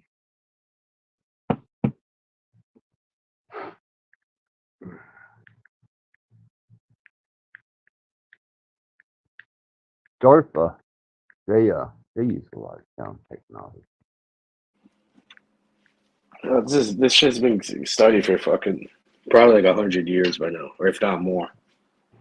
Well, no, In in modern times, at it's least. longer, man.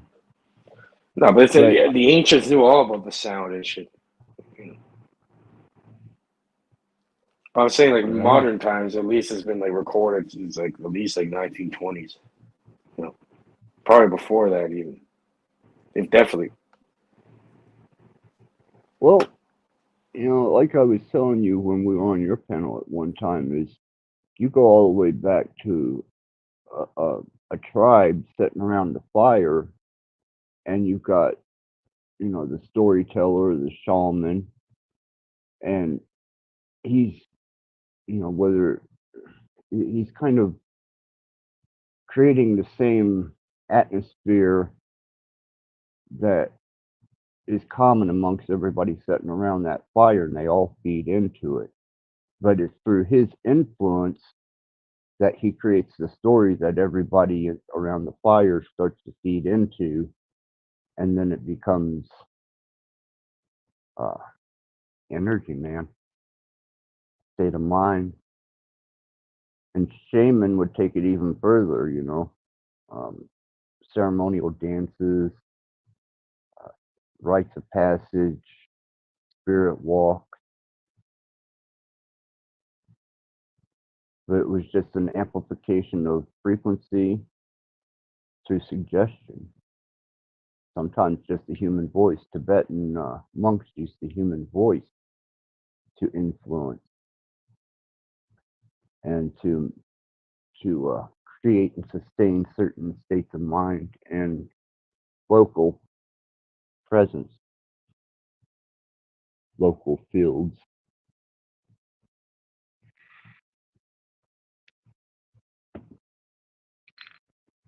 Hitler used to work them up into a frenzy when he would give a speech. He used media manipulation techniques. Yeah, that guy was obsessed with the fucking esoteric shit and cult. Yeah, but he had a hell of a media team. Yeah, it was all propaganda, brainwashing techniques. Yeah, yeah. And the frenzy that he could work people up into just by projecting through that microphone into organized crowds, and then the general public being the chaos brought to order. It to watch some of the shit that he did was just on a media level and control beyond belief, man.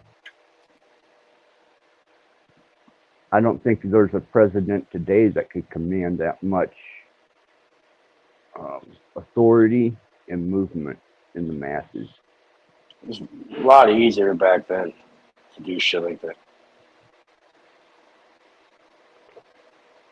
There was less information. Like you could cut off all other sources of information a lot easier. Right. And then subconsciously fucking brainwash people from a young age.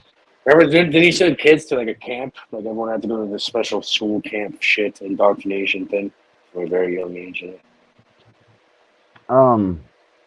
Yeah, Hitler Youth. Yeah, whatever it is, right? Yeah. And then the Lebensraum. So during so you knew about it. It's through the formative years where that's when the subconscious mind's being melded or molded. Right? Yeah.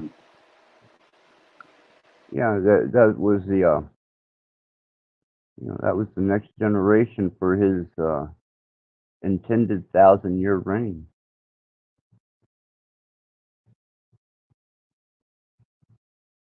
It was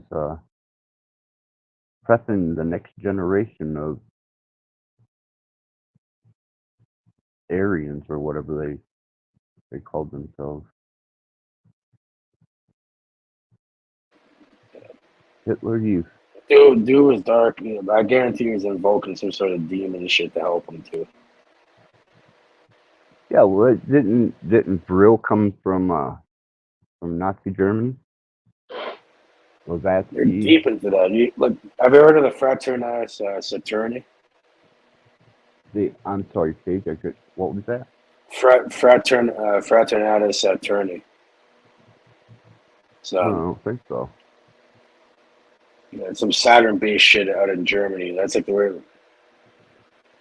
these dark cults. That's one of their main things. It's not very well known about or heard about. You can search it up. Saturni Fraternus or whatever. Right. Fraternity. Or it goes the other way. I don't want to say it exactly on here. You search it up, you'll find it though. You see what Jared wrote down here?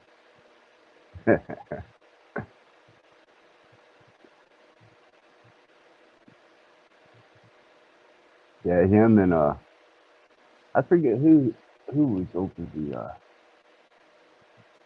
youth department. I know who was over the Lebensraum, but I don't know who was over the Simpsons.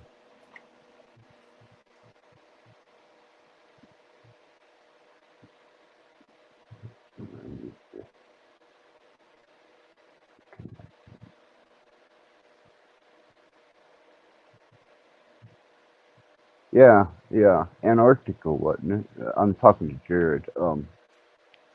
I think it was he was supposed to have went out of Germany in a U-boat to South America, and then from South America to Antarctica, and got with the Nordics. That's one hypothesis that. There's so many different theories though. Some people think he's alive and shit. He's in fucking. He'd be pretty much dead by now, just by age, right? Some of them may You still would be alive. think. You would think, but Unless he's, I might have an adrenochrome plug out there. You never know. Yeah. yeah, they found I guess a few villages there in South America with European genetics. And they found traces of remnants of Nazis holding up in South America. So I thought they Yeah, all well, I know some of them are still alive though. They just, I remember not that long ago they extradited one of them from fucking Argentina or one of these other places there. He's at one of his one like they high didn't get was commanding, one of his officers. Yeah, a they lot of them went to Canada. A lot of them went to Canada and did like Dr. Cameron. They did MK Ultra tests in Montreal and shit and other parts of Canada where they well, fucking. yeah, America, Canada, and Russia. You got to remember, man, the scientists that we didn't get, Russia got. And I'm sure South America and Canada got their influx of them. Jared said Rattblood is greater than adrenochrome. The masters split their Cool. blood. Yeah, we're gonna. I don't know. No,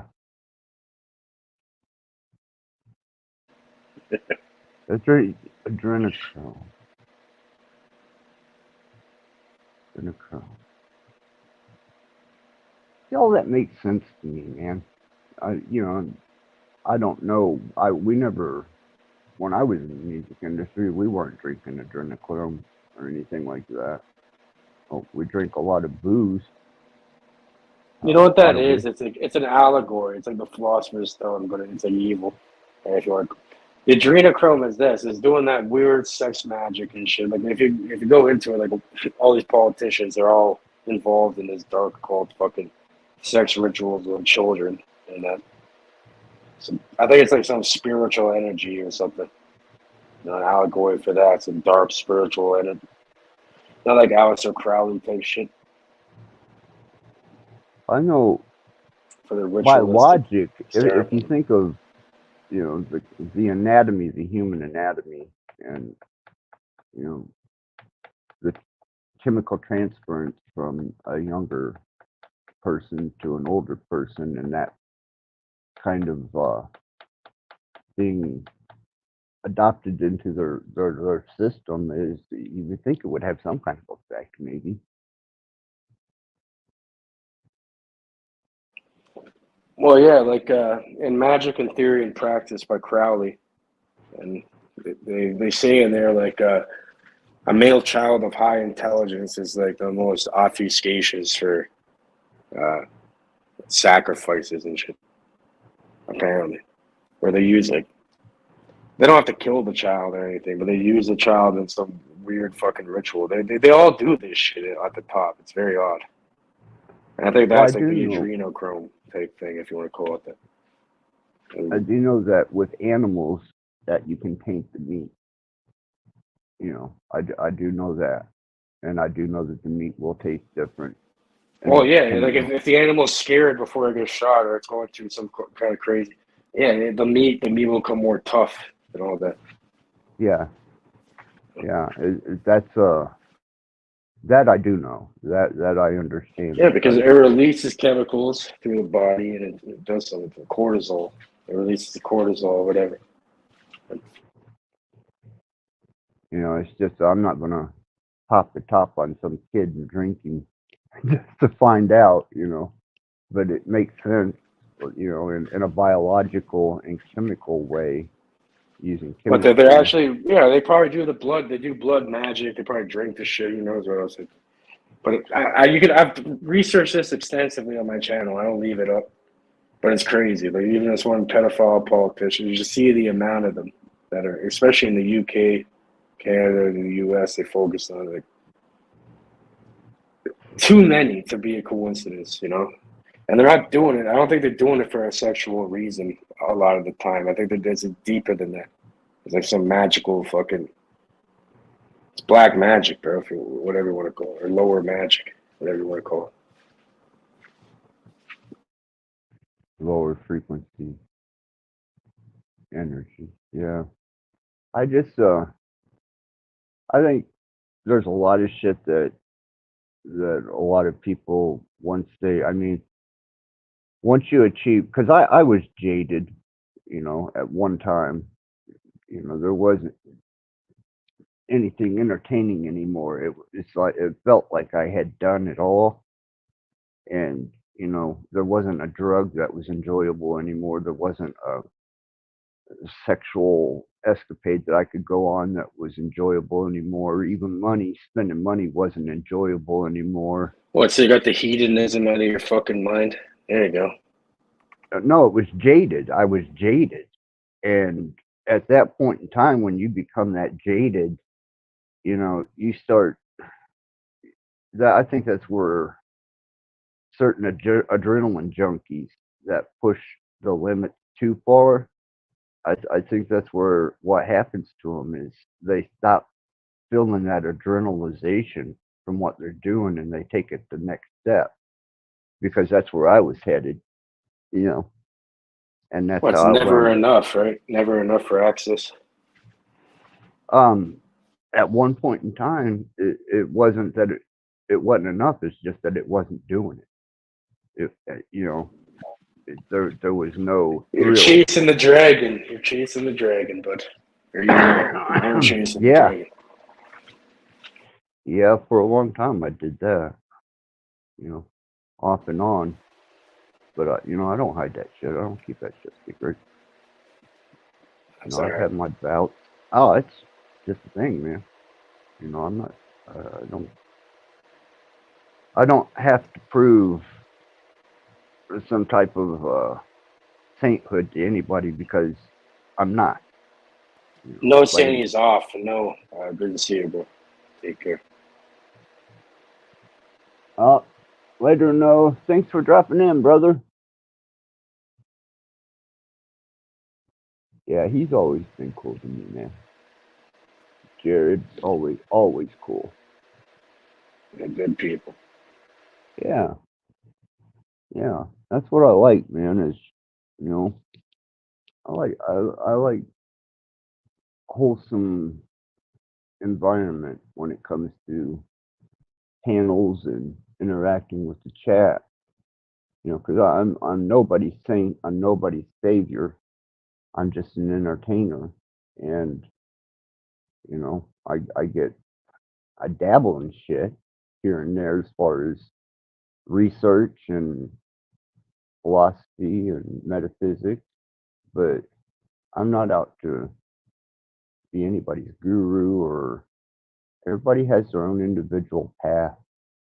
Everybody has their own individual way, and that's a part of self-development.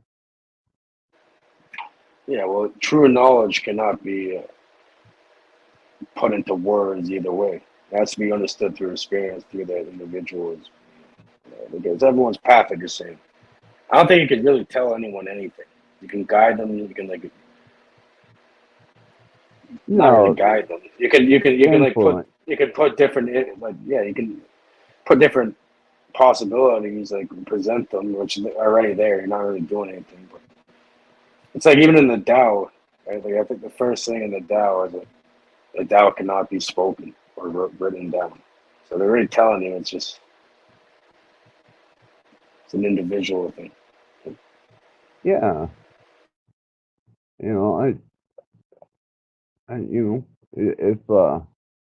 If somebody enjoys, a song I do, or somebody, catches a thought and it inspires a thought, then that's great. Hope it grows into something, that is creative and, not bound and tied. But I don't have an agenda. I'm just as much a student in this life as you or anybody else.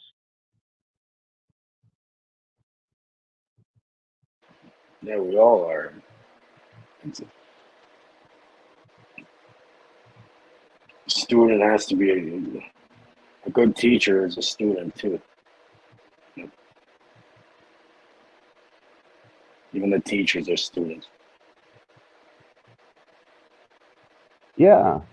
And, you know, who, at what point do you, unless you're the supreme creator of everything, you know, that's why I said my latest endeavor is I want to add something to X, you know. I want to create something that isn't there. You know that's like a thought form. So you Yeah, can train but a thought form and bring it into reality through thought, emotion, and action. Yeah, so that's I don't, it's like alchemy, right? Mental alchemy. So through thought form, through repetition, through building it up, you first have to create the foundation and then pour the cement and, create the, and then, build from there. You have to form it into reality. Yeah, I'm thinking God frequencies. You know, if it was energy, frequency, and vibration that was able to create matter X, you know, the fractal verse, whatever this all encompassing equation is, then that particular tone, frequency, that particular energy and vibration must be able to be duplicated somewhere.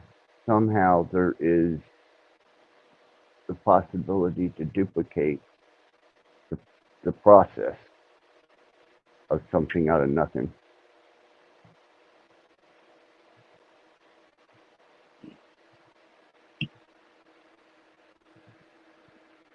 I think it has to do with like a thought form, like the instruction of a thought form in a way. I think this is how anything is created. And then it's like it seeps into the subconscious and it becomes reality. And then it's all within the mind. You don't really need anything outside of the mind. Although you could put it into the frequency as the action part and charge it into something. I was taking the concept, which still would be considered a basic take on what I'm wanting to do, but like a computer, you've got a blank hard drive, and you're just shooting information in binary that's being recorded on this hard drive, and that's just off and on, you know, minus, negative, 1, 0, and it's put together in such a way that it makes coherent sense. And not only does it make coherent sense, but it can be put into a hard drive. And then you can go from the hard drive to a 3D computer or a 3D printer. And that's the technological way of transferring thought and creating something that, creating something out of X, but you still have the material that you're using in the 3D printer. So there's along that way, there is a process of creation taking place, transference of ideal into pliable compound to create something that hasn't been seen before.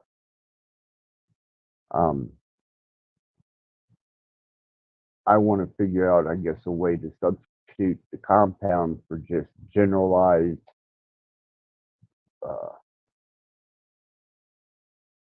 creation without using any type of base medium that we already have to us. Because I'm thinking that's, if we were created and if we were brought into existence. You're trying to think outside of the cage, Rattblood, are you? I really Bring something am outside wanting. of bring something outside of this reality. And what are you CERN over here? You don't want to fucking. You're gonna make a fucking a doorway. Who knows what's gonna come through there? Right? You gotta be careful with that shit. Um, You gotta know what you're doing there. It's just an experiment. It's like eventually you keep throwing fucking shit at the wall and stick. Who knows what the wall will collapse and someone will come through. Yeah. well, to me, it's it's fundamentals, man. It's the fundamentals of bringing something into existence. And once you've experienced and exercised and experimented with so many things, you can either become repetitive and loop, or you can keep going and keep going and keep going. Well, my limitation at this point in time is that I can't create at this moment something to X.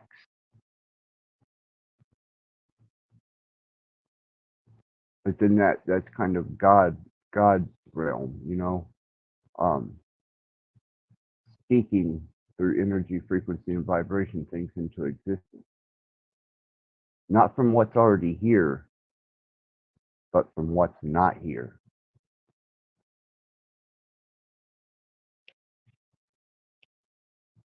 So I think that's kind of why they want antimatter.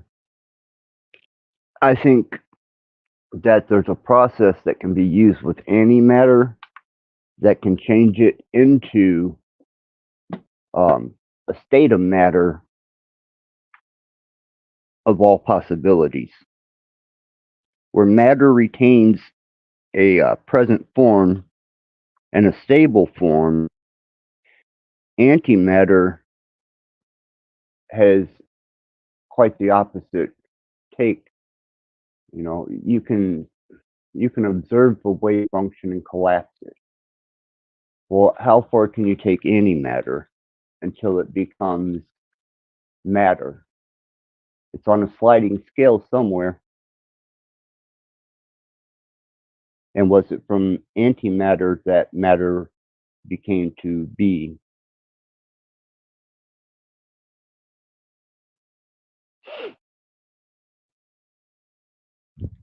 They say if antimatter jumps in contact with matter, that it's dangerous. Potential for volatile explosion, degeneration of this plane of existence, and all kinds of different shit.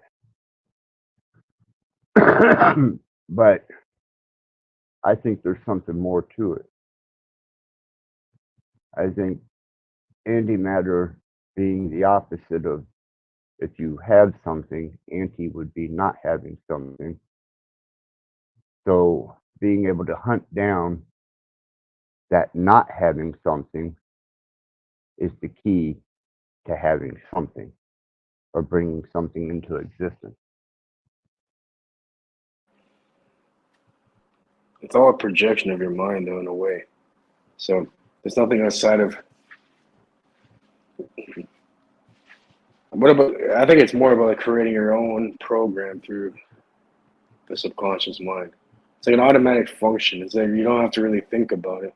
It just happens automatically. It's like because autonomous, like you're breathing or you're when you're Right. sleeping, or most of the time you're not thinking about breathing or your heart beating.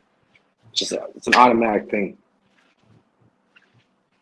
which you can program into yourself, and then that's something different. It's outside of like their main program. Like you've created your own program, injected new code into it. If you want to look at it like computing. I would go with new code, except for the fact that we exist. And at one point, either we didn't exist and were brought into existence, or we've always existed. One of the two. And those are the variables for understanding the absence of X. What do you mean by existing? Like the fact that you're conscious of your existence, or No, I'm talking existence, period. I'm talking everything. like the energy? Well, it's all energy, right? That's one of the main. So it's like, yeah, you always existed in a way. Like the energy was there for you to even have this experience. If not, it wouldn't be there. It wouldn't be happening. But you just became conscious of it in this time. You know, it goes back to the Saturn shit, the cube. That's the cube. Right. And so it's just like, I can barely grasp the concept of absolutely nothing in existence. I can. I remember it. Like I've been there before. Like especially with the DMT. I experimented with the DMT. I definitely didn't create my own, but trust me, if I ever did use DMT, I would create my own. So I don't know. That makes sense. But either way, so I went deep on it, and yeah, you go to the abyss and shit, where it's just like close your eyes and imagine the. Well, there's nothing. There's nothing to close your eyes to because there are no eyes to close. There's well, nothing. exactly. But I'm just saying, it's just there's nothing there. There is no eye, but it's just like it's like a void, like a fucking the womb of the universe, if you want to call it that. So like, you sit in there for eternity, but it feels like a split second, just like life. If you look back at it, and all of a sudden, boom, boom, you're fucking reanimated into this time period that you call consciousness and life. But you've always been there. You've just been dormant in a way. Right, from from an energy state of being, you would take that to be the logical process. But then you just get back, and it felt like longer than when I was in there. It felt like longer. It was like torture. Like most people, luckily, I swear to God, if most people went through that, they would lose their mind. Like it shuts off the thing in your mind that measures time. So you're there for infinity. Well, yeah, because nothing would be void of time, be void of persistence, be void of constant. So you're there for like infinity. I'm telling you, it felt longer than it. I felt like I lived every single life I could ever imagine to go and was stuck forever. But eventually, now I'm here again. It's the same idea. Like the time doesn't exist, and then when you give up those ideas, you just come back. When you let go of the ego, then you reanimate back into it. It's weird. Almost sounds like You can't fight to get back in. sounds like my first near death. It sounds real close, except I wasn't there in eternity.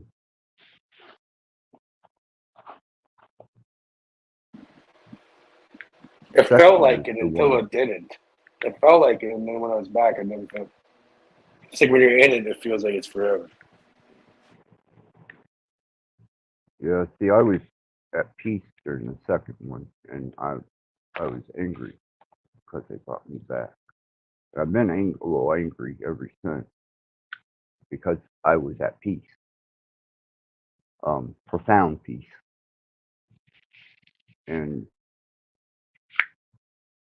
I feel like that was still, like I had finally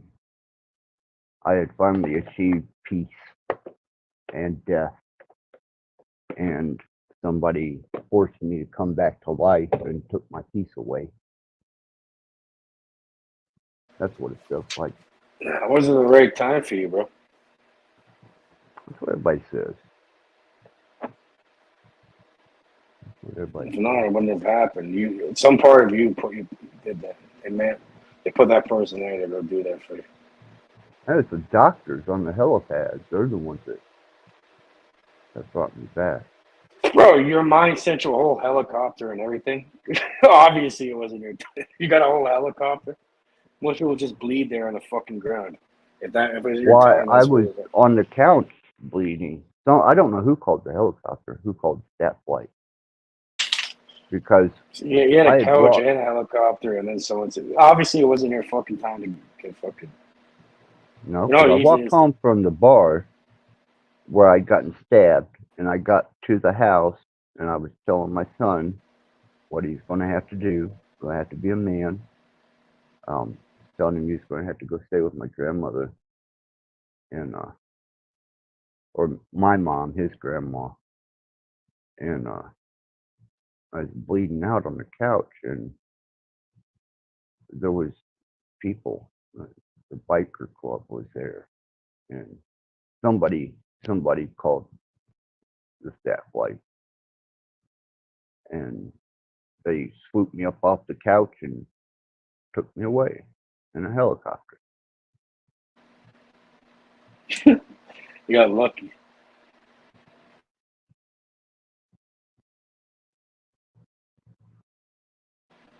You got lucky, bro. I've been stabbed too, so I can say that. I didn't get any fucking helicopter, I'll tell you that. So yeah, you're guaranteed. Bro, what do you mean? Of course you weren't supposed to fucking. I was at peace. Why? You were probably at peace because you knew you were going to be alright because you were fucking in a helicopter. No, I left my body, left this plane of existence over the Where Ohio did they River. catch you? Where did they girth you at? Where did they touch you at? They got me in the back of the neck, both lungs. They took both lungs out, lower back, chest, arm, back of the neck. Yeah, I was knifed up pretty good. Still have nerve Oh, they're damage, fucked.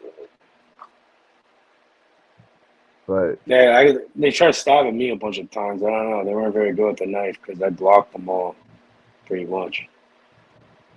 So I only got hit in the arms. you know, I got hit 9 times. 3 of them were fatal. You know, fatal.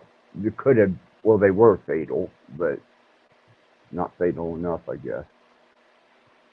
It wasn't fatal enough that they couldn't bring me back from bleeding out. Yeah, my main objective was just to make sure that I didn't get hit in an organ. So luckily, I only got hit in the arms and shit. You know, the Yeah, hands and stuff, grabbing it. I got caught grabbing the shit. I took it away. That doesn't mean I didn't get fucking poked up a bunch of times. right. No, they got both my lungs, Sliced and man. shit. I remember sitting on the couch and taking. My son had finally got me a cigarette because nobody would give me a cigarette. Nobody. And my son You got don't me need a a goddamn cigarette. cigarette after you get poked in the lungs. That's retarded. Well, I didn't realize, you know, that it went all the way through to the lung until I took the drag off the cigarette. Then when the smoke come out of the chest, that's, I think, when everybody realized that that was probably going to be my last. Nice, My got last. some fucking tar in there. God damn. Yeah, a lot of people got scared, man, seeing that. And I think that's when they called that fucking. I think that's when somebody called the helicopter. Prior to that, they were just letting me bleed out. But then they could have called before that. I don't know. They won't, you know, nobody's ever confessed or come forward and took responsibility for calling the staff light in.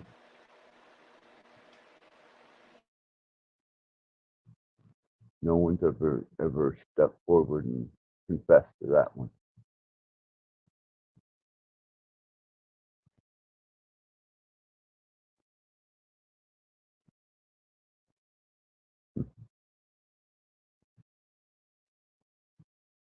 Shit happens, but Yeah.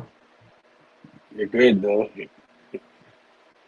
Well, at the moment, yeah. I mean, considering the life I led, I'm not I'm not in a bad place. I've got everything I need, and I got stuff that I want, and I don't have anything really holding me back or holding me down from whatever I want to do.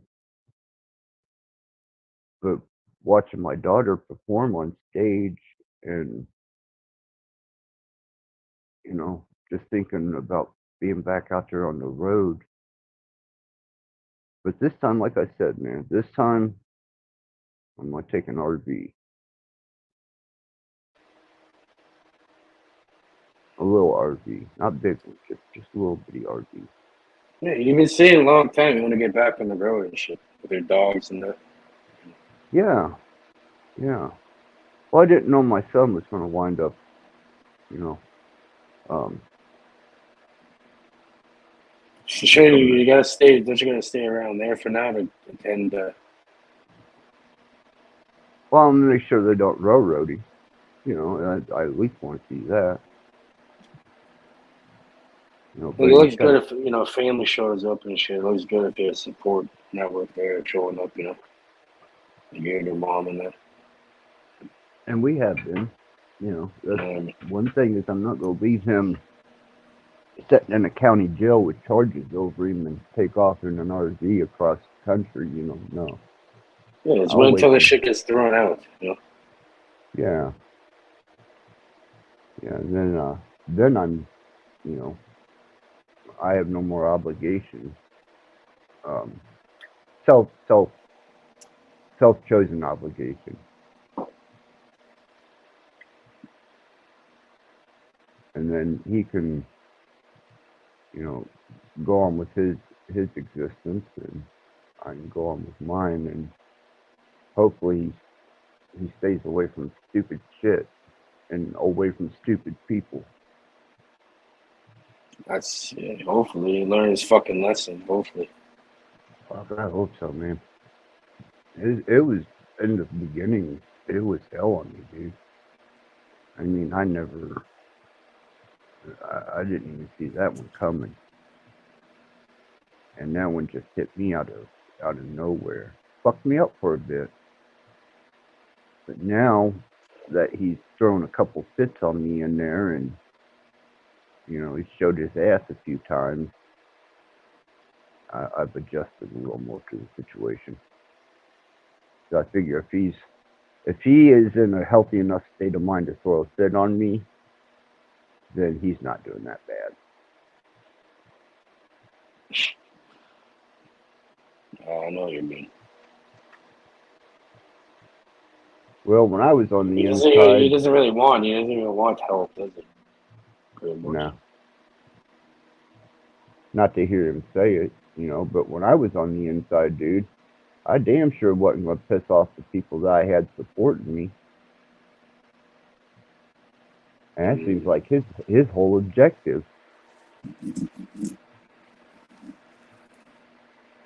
London's with us.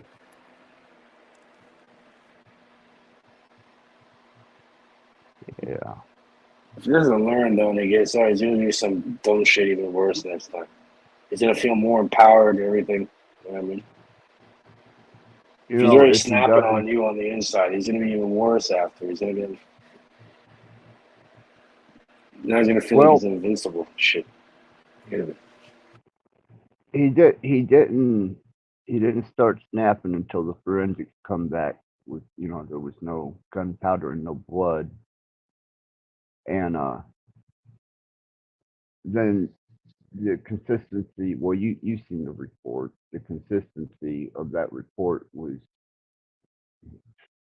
one of the worst.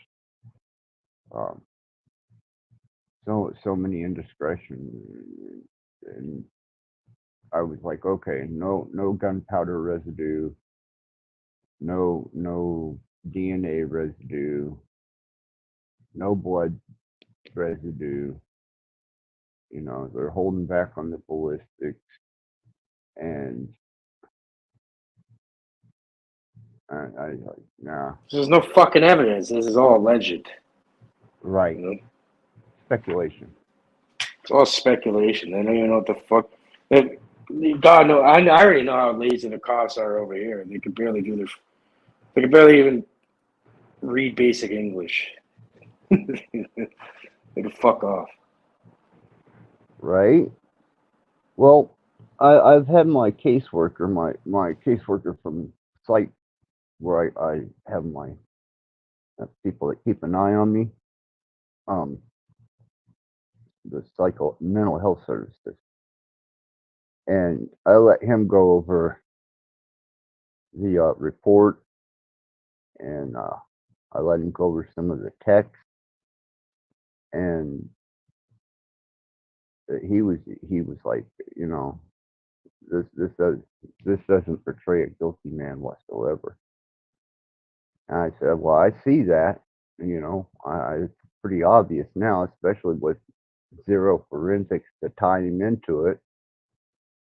You know, when the guy was shot less than 3 foot away in the, you know, execution, and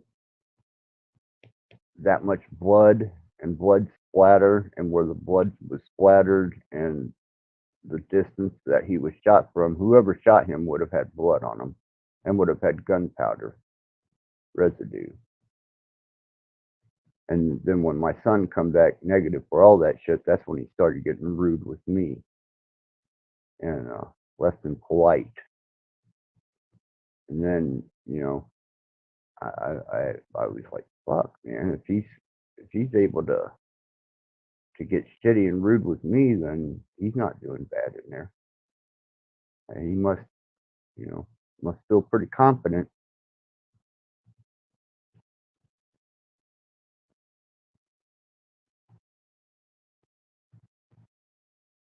Because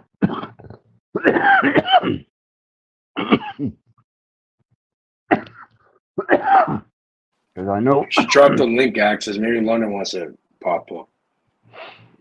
Yeah, I don't know if the I'm link is still. trying to. I just remember how I'd done that. I know, you know, when I was inside me, and I wasn't going to be rude to. There was no fucking way I was going to be rude to the people that were supporting me.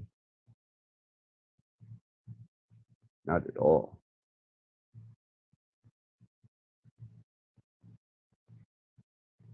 Okay, let's see. Yeah. Yeah. And yeah. And yeah. Is that out of character? Does it seem out of character? As in,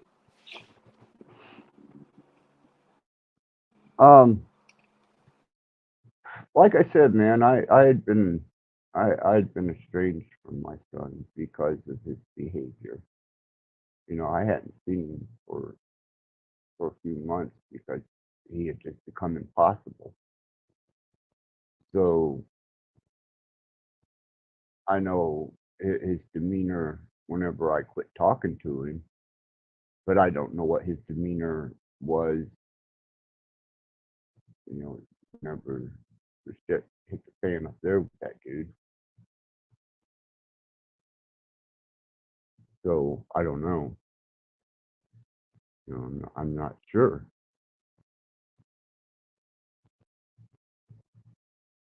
good answer. There you Right? go. That's just as far as you know, that's just it, man. I don't know. But once it's over with, like I said, I want to get back out there on the road or do something.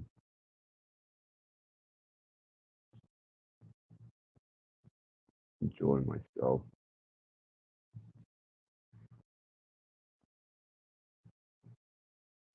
And they said that southern Arizona and Texas is getting hit pretty hard with immigrants. You know, and that's one thing that I don't want to have to deal with in the middle of the fucking desert. Is a bunch of opportunists.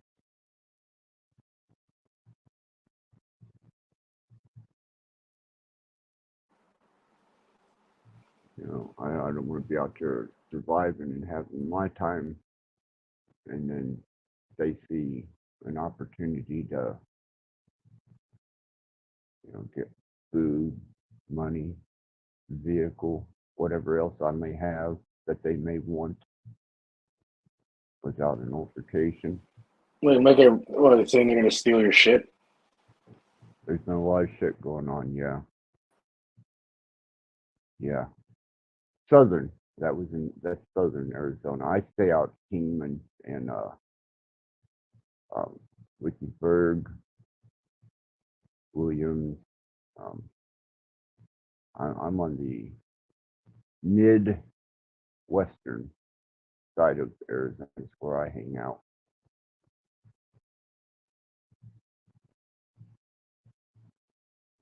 I guess more, yeah, about midways up, maybe a little further north.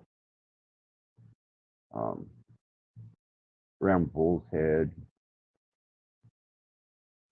all that area there is my stomping ground. But apparently, you know, the immigrants that are coming across are headed into Kingman, and there's been a bunch of them that went into Maricopa County and Phoenix, and that's, you know, that's them making it halfway up through Arizona. They, you know, I don't want to encounter anything bad, because it's hard enough during severance pay to deal with the natives that are new to that area, the American Indians out there. They're not like the ones out here. Because I can always stay on Hopi land. I can always stay on Cherokee land without a question, whether it be Eastern Band or Western Band.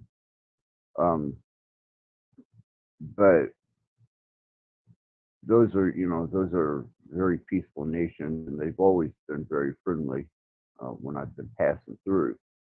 Couldn't stay on the actual reservation area because I don't have, you know, I still am an American citizen. I didn't give that up.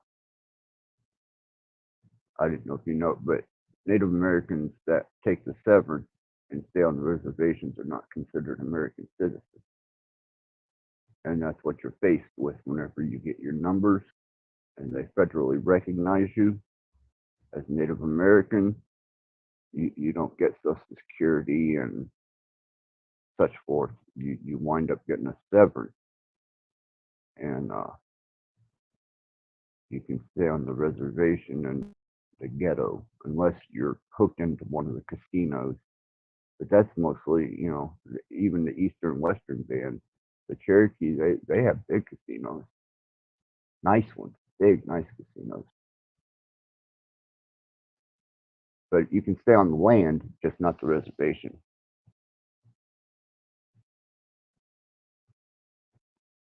Yeah, Bull's Head, by Quartzsite. You know, the Bull's Head is on a kind of a, like, it's all uphill unless you're coming down. But Quartzsite is right by Bull's Head, and I think it's 30 miles from Kingman. We have reserves over here. They're called. Wow, really? Across from the casino? Hold on. A bunch of.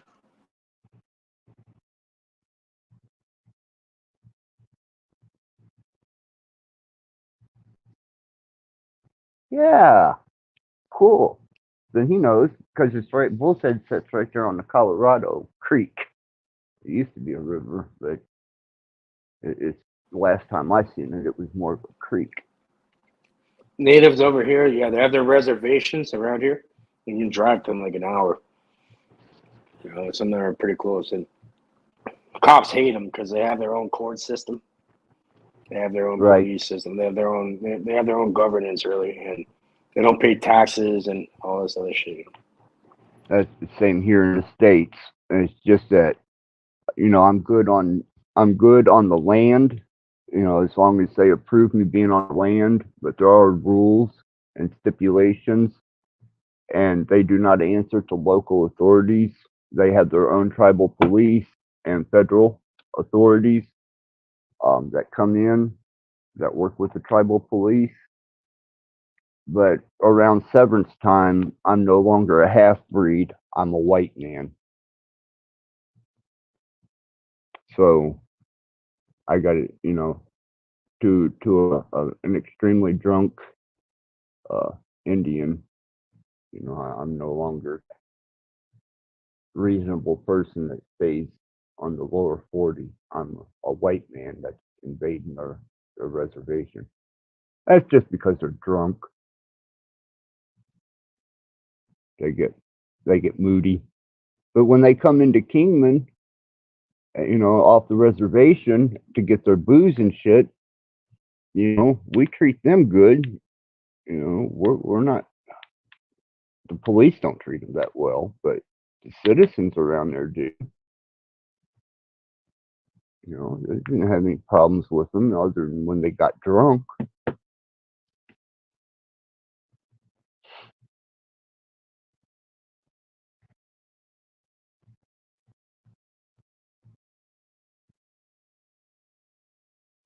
Yeah, it's not a river anymore, Jared. It's a fucking creek, man. And the stilts that hold that casino up on the other side of Bull's Head, the main road there in Bull's Head, you can see the stilts all the way down to. They probably rest in about maybe 3 or 4 foot of water now.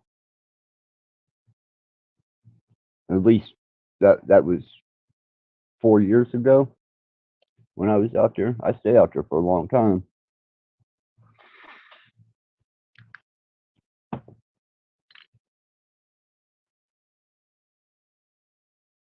Did a lot with quartz crystals and gemstones and rattlesnake tails, and I still have one of my rattlesnake tails, a 7 button that I wear off my hat. I've got a hat, a leather hat, kind of like an a bandito type black leather hat, and I got a band that come off of one of the reservations wrapped around it, and then my rattlesnake tail. And then I got a rattlesnake tail that I wear on a necklace.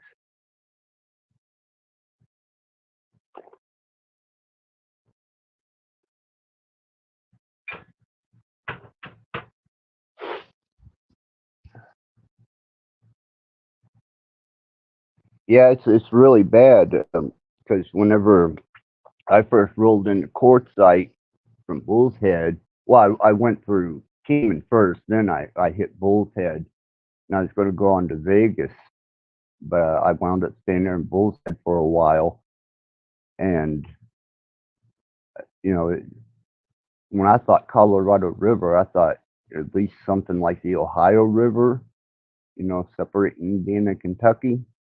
It wasn't even that, man. It was sad, and I imagine it's even worse now since they've had the droughts out there.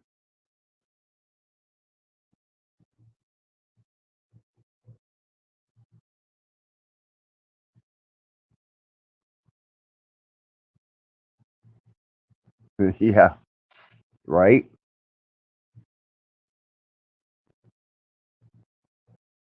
Yeah, that'll always be home to me, man. You'd probably like Quartzite Cage. It's all it's like the Nomad Central for gatherings once a year, and they do all the gemstones out out in Quartzsite. You know, you can buy bulk crystal, amethyst, citrine, turquoise, everything, man. They got all the stones. Yeah, yeah, he would. Cage would love Quartzsite, man. It's awesome, awesome. Some of the most amazing gemstones and big giant rocks where they've cut them in half, and you can see the amethyst in them. Some of them have crystal. It's just amazing, amazing, and it's just like they call them swaps out there. They don't call them flea markets or anything like that. They call them swaps. And Quartzsite is you can do wholesale. You know, you can buy wholesale, you can buy retail, and then there's certain places out there that will do swaps with you on, like, if you've got rattlesnake tail, or you've got rattlesnake skin, or you've got something they can work with that they want. They'll do trading with you on a lot of gems, the semi-precious stones, not the.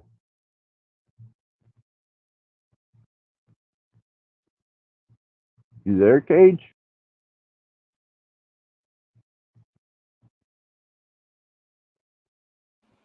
Yeah, I'm here. I've been listening. My bad, Ripper. Oh, that's okay. But yeah, it's, if you ever get a chance to come to the States, man, you know, just check out down here, man. Even Jared, he's been there. He knows. I mean, that would be the Grand Canyon, Quartzsite. Those would be the two places that I would say that would really blow you away in Arizona, man. Shit that you would enjoy, really relate to. The Grand Canyon especially. I mean, there's nothing you'll ever see that compares to what that is. Yeah, it's some crazy nature out there. Yeah, but as far as cool little places, man, that whole area there, from Kingman to Wickiesburg to Williams to Siegel to Quartzsite to Bulltap, all that area there is just really fucking cool, man. And the people there are cool as fuck too.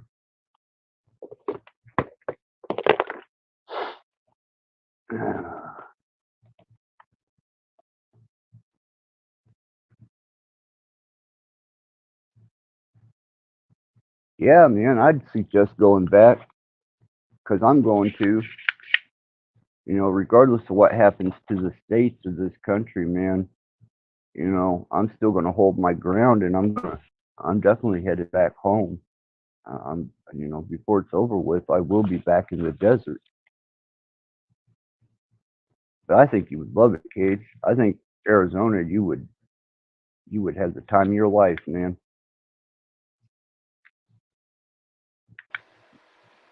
I know I have family out there too. Really? We'll see. Shit, man. Because to me, Arizona is just a national In treasure within Phoenix, though, is itself. that Phoenix? Just in Phoenix. Yeah, see, that's Maricopa County, man. I stay out of I don't go to Maricopa County if I can help it. I should definitely. I stay in Mojave County. Wow, what's it like out there? I don't really know much about it. um, in Maricopa County is got a lot of bad cops, and Phoenix is a city just in the desert, but it's like any other fucking city. And whenever I was out there, the cops were bad and the crime was bad.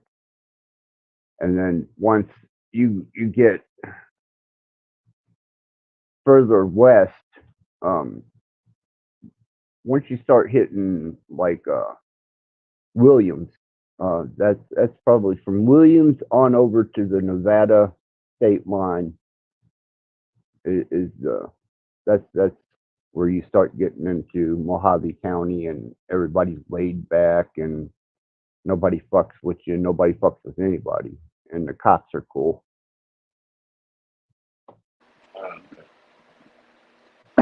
But Phoenix, no, I stay the fuck away from Phoenix completely.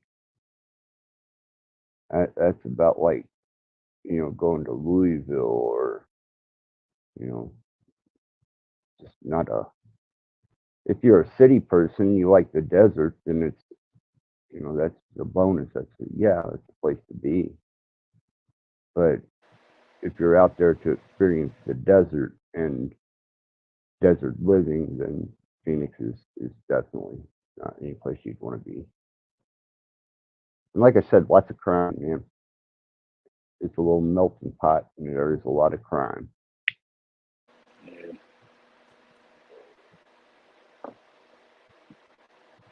It's like everywhere else. The same shit everywhere. Yeah, but Mojave County's a little different, man. Well, you have the Havalupa. That they have that's their nation there. You have the Navajo, which is right there. You have a branch, um, a branch of the Hopi, which is a little further south. Um, the Kingman, Quartzite, and Bull's Head and Wickiesburg areas all have a Lupa Indian.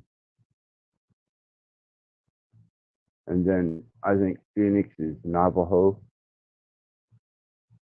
And then on the eastern side, as you're coming into Arizona, midway, that's all Hopi land. And you don't really hit Cherokee. Yeah, you don't hit Cherokee until you get into Oklahoma.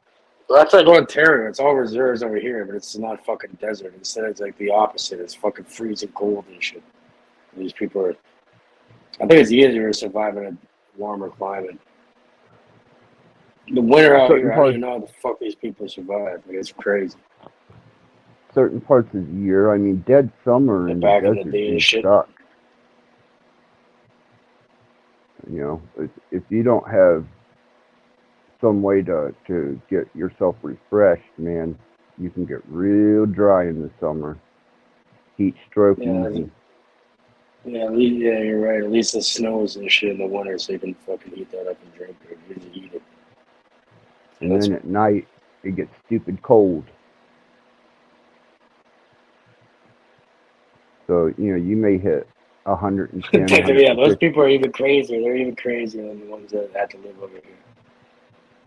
That lived over here without any technology in it. The fuck? Back then. Some fucking strong people, man. Well, yeah, they have to be, man. Throw people in the fucking desert or the forest over here in the wintertime and see what happens. Well, I've got my heritage is Appalachian. I've got a lot of respect for those people. That they're just a strong breed of people. May not be the most politically correct bunch of people, but those are my people. That's where I was born and raised. And the desert people is a completely different breed, man. And desert rats and desert dwellers, nomads out west, they're just a different breed of people. Good people, though. Really good people. So I can imagine back in the day, you're getting like 110, 115 degrees during the day, and then it drops down to like 60 degrees at night. Fuck, man. You got several hours there where if you're weather sensitive, you're fucked. But the air is great. My hair never looked better. Something about the air in Arizona, my hair agreed with.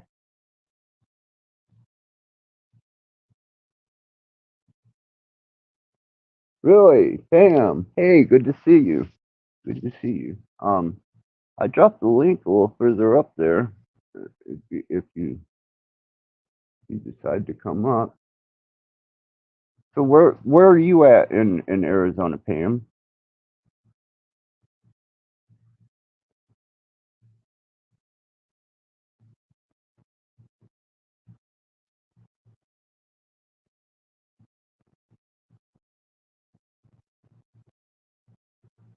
Well, that's cool. Thank you. Appreciate that. That's cool as shit. I didn't know you were in Arizona. Now I really have a reason to come out there. Got to get my RV.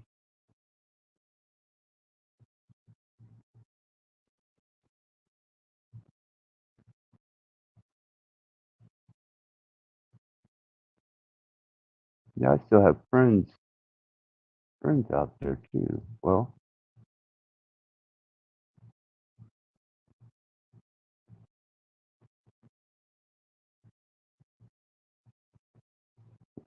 wonder what part she lives in.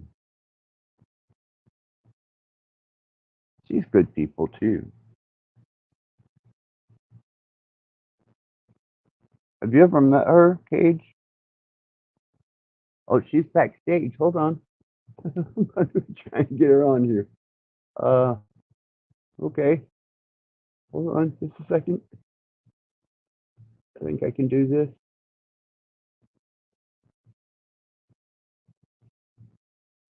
Did we get it?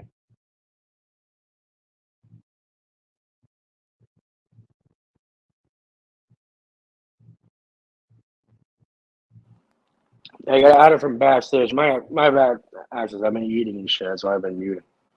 Oh, is, did she make it? Oh, hold on. No, you gotta add her. You gotta add. Okay, I'm trying. Okay, add the stage. Hey, hey. Oh, there we go. Finally. Yeah, I'm sorry. I popped it. I just got online and starting my day, and I saw you were on, and the first thing I heard was Cherokee, and that's in my lineage. And then you were talking about desert rats, and I live in the desert, so let me see what he's talking about. Well, Arizona's my home. Oh That's wow, home to okay. me.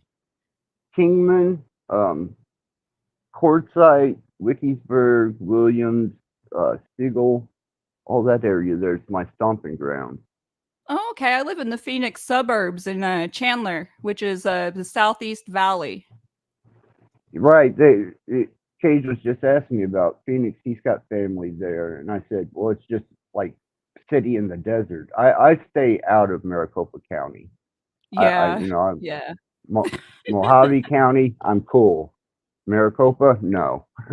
Yeah, they're Not. really corrupt here.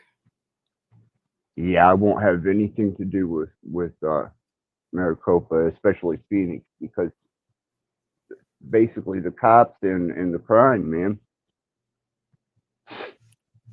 But Yeah, the uh, crime is on the rise, and Phoenix is becoming like those other leftist cities, like Portland and Seattle and all those places. Slowly but surely, unfortunately, the best thing for people here to do is get out of the cities. I know that's what we're trying to do. right, right. That's why I was telling Cage he would love it out towards Kingman and Quartzsite and Bull's Head. He would love it there because I did, and I don't think those immigrants are going to want to stay, in as restrictive as Kingman is as far as being able to get somewhere. I mean, you're 30 miles from anywhere in Kingman, and then if you go out into the desert, there's no service zones all around there, so there's nothing really for the immigrants to build off of. Yeah, our plan is to acquire a piece of property, and my partner has the piece of property in the family. And our big thing is being self-sufficient. And I'm a prepper, and our big thing is having a well and stuff like that because you know, theoretically, you don't really have a lot of business living in Arizona unless you can supply your own water, especially if you're like not willing to live in the city.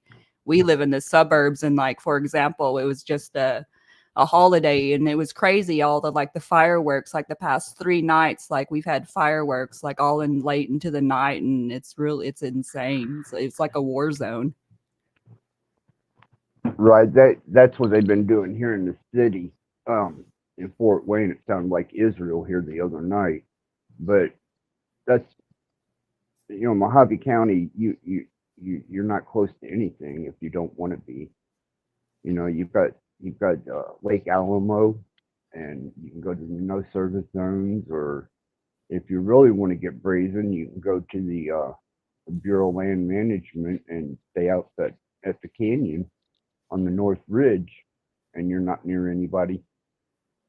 There's so many places out there to get away from people. It's just, I miss that so much.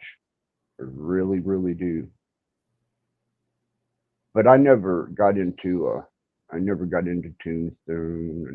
into Phoenix and Flagstaff. Prescott used to be cool, but even it's pretty poverty stricken now. And I remember when Prescott was just like hopping. That was the place to be. Yeah, I like it up there. It's comfortable temperature wise. I'm from southern Oklahoma, and northern Arizona temperature wise is fairly close, minus the humidity. We had a lot of humidity in Oklahoma. Right. Well, you're right there in the Ozarks area, and that's why I was telling Cage, you know, I didn't take my federal numbers because I wanted to keep an American citizenship and my Social Security. But I'm still, you know, Eastern Band. Buck West is the administrator in the North Carolina reservation, and then whenever I go through Oklahoma, I always stay on the Cherokee land there in Oklahoma instead of the Bureau of Land Management, unless it's around severance time. But they've got that great big ass casino out there, and those are nice. Yeah, my grandma got the whole Cherokee benefits and stuff, so I know that's in my lineage, and they do have a lot of casinos and stuff like that. I know the town I grew up in, Ada, it had their own, like the main thing keeping that town alive is the Chickasaw casinos. And the Chickasaw, they're keeping like basically that town on the map and moving it, you know, forward. Well, you know, they're in southern Indiana. You know, you've got the creek, and some of the Cherokee that come up from Louisville there into New Albany in Indiana, they built a casino. And then up here you have the Miami, and that's Little Turtle up here that has the casino, and that's the Miami Indian. But you know, my dad was Cherokee from Appalachian Eastern Band, and he was one of the ones that I guess his family lineage come back from whenever they were marched out west, and there was a bunch of creek that was in that community. It was that's Liberty, Kentucky, and whenever it comes down to getting federal numbers and getting severance, you have to give up your citizenship, and you can get the severance, you can get reservation rights, you can get all the benefits, but you have to give up your American citizenship. But if you keep your American citizenship and you draw your Social Security and all your retirement benefits, then you can retain the federal numbers identified as and still get your Social Security and be an American citizen, but you don't get reservation rights. So you can't benefit from both of them at the same time. They made sure of that.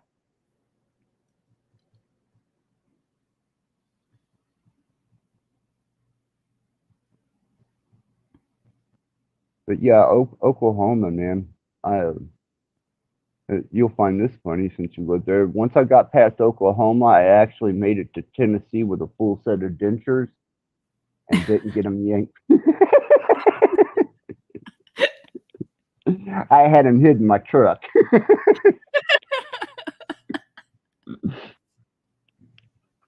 Yeah, that was always humorous to me when I'd be cruising down through the Ozarks. It was like, wonder if I'm going to make it out of here with my dentures. That's funny. Little bit of truth to that, but that's funny. There is those, but those people stick together down there, man.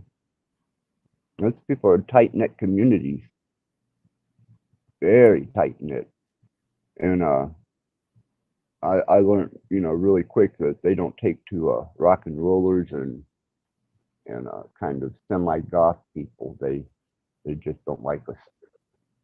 Well, it's all the Christian indoctrination where I grew up. There were like Ada, Oklahoma. Like I grew up in the country, but that was the nearest town, and it was known for the town with a church on every corner. Ironically, now it's known for the town with a dispensary on every corner.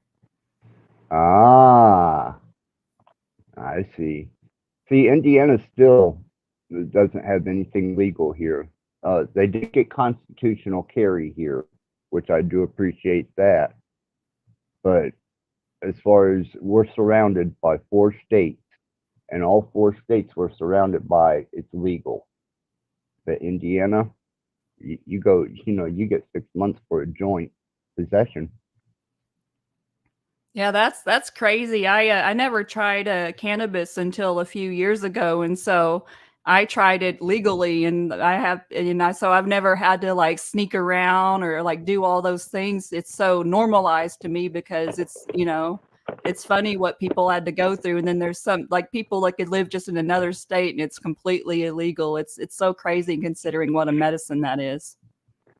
Yeah, well, I'm 10 minutes from a dispensary, but it's in Ohio. So, 10 minutes I could drive across the Ohio state line and get whatever I want. Or I could just drive, an hour up to Michigan and get what I want.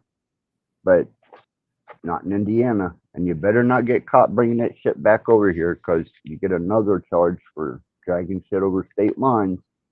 Yep. So all I can do is sit back and, hope that they decriminalize it on a federal level, or Indiana just finally throws the fuck up. Y'all don't even have medical? Nope. Dang, that's crazy. Like here in Arizona, like I got mine under medical and now everyone can. It's crazy that there's states that still don't have it for medical. Right? Well, when I was in Arizona, I could carry my gun on my hip and I could smoke a joint. That's what I do.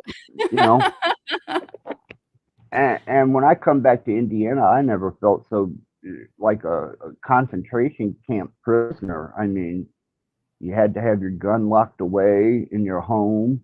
Marijuana was way illegal, and cops just sit like vultures to catch you on a DWI. And I was like, fuck, man, Indiana's red. Fucking redneck. You definitely get culture shock when you come back to Indiana from somewhere as free as Arizona. And especially, 10 minutes from here, I'm like, really, 10 minutes from a state line and a dispensary? And that's the difference between doing it legally and spending 6 months in jail? I think the whole laws are crazy. You literally, like in states it's illegal. Like here we grow our own, but like people can go to jail like big time just for having a few like plants. It's so retarded. Right? I just, I'm like, there's an imaginary line, and we got to observe that imaginary line, because if I get caught with this plant, this plant here that grows wild, I'm going to go to jail. But as long as the laws are messed up, and don't even get me started about like mushrooms and stuff like that. Oh my God, man. Right? It's like they can grow in nature, but boy, you pick that up and you make it into capsules and you ingest that, and you getting in trouble for that. if they find out about it. Right. But see, It's like, Michigan's gotten real relaxed on the mushrooms now, and I'm like 30 minutes from the Michigan state line, and they're even easier and more relaxed on their laws with drugs than Ohio is. So I'm like, damn, man. You know, I'm right here in the corner between Michigan, Ohio, and then stuck in the middle is Fort Wayne, Indiana. And, you know, the bars here even close down at 2 o'clock at night. You know? It's like it's city of churches, too. This is known for being the city of churches, too. I was going to say, because it was like that in Oklahoma. All the bars closed at 2 o'clock. The liquor store was closed on voting day. Yeah. That's it. Yeah, that's Indiana.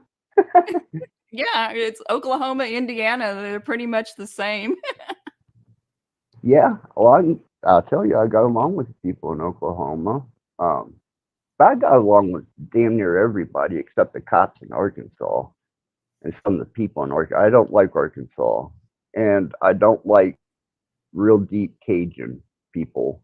They're real clannish, and you know, they didn't like me, and I really wasn't comfortable around them. But Oklahoma, yeah, Texas, especially the Panhandle, love it. New Mexico, I could take it or leave it. Arizona, absolutely. Nevada wasn't even bad.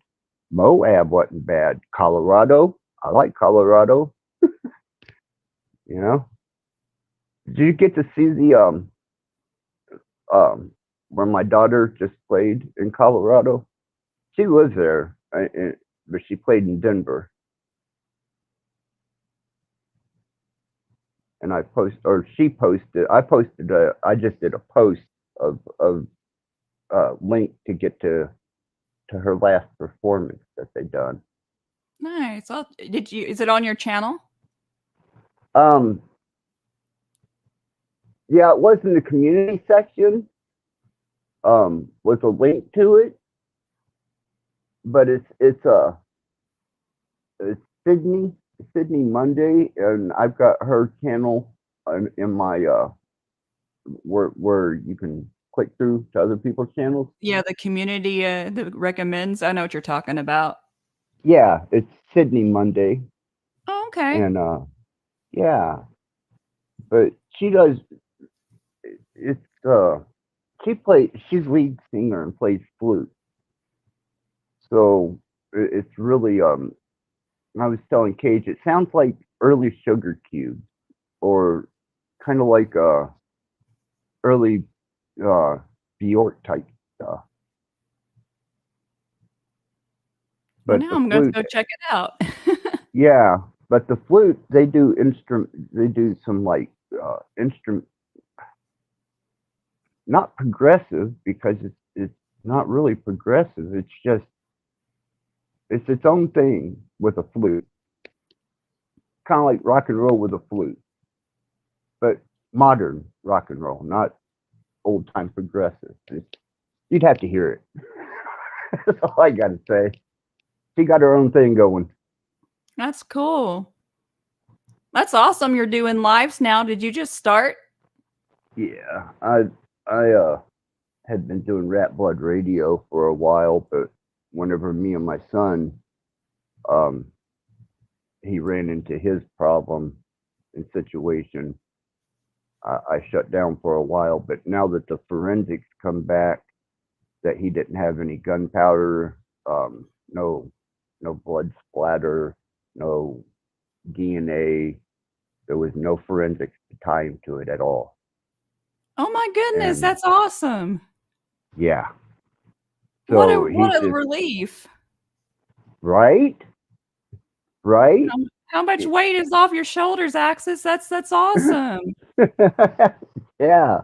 Well, that's why I went ahead and went live, because I'm I've got a much more positive outlook on this now, because shit was weighing against him heavy, and it did not look good. But when that forensics come back clean, it was like, hold on. Then we went back over the discovery and found the discrepancies, and we were like, ooh. And now his lawyer finally stepped up to plate and said, your son didn't do it. And I said, well, I don't think he did either. There'd be blood on him, there'd be gunpowder, there'd be something. Yeah, And there'd be there's some kind of nothing. proof. There's Good. nothing. Oh my goodness, I'm so happy for you. Thank you. But I you guys all prayed and threw energy at it, and, positive reinforcement. And, I every one of you, I hold that dear, and I appreciate that so much, because you guys, put so much energy into it. Everybody that put energy into that, and best wishes, and, Well, that. yeah, what best wishes for you too. I know London was just here in the chat. You have a lot of people who support you. I know Bex supports you. I know a lot of people do. You're well received. Yeah, I like Bex, London. I don't like the chaos panels. I just like being able to exchange ideals, information, and have a reasonable conversation, even on an open panel. But once they start that talking over each other, or they start belittling, it's just more than I can handle anymore.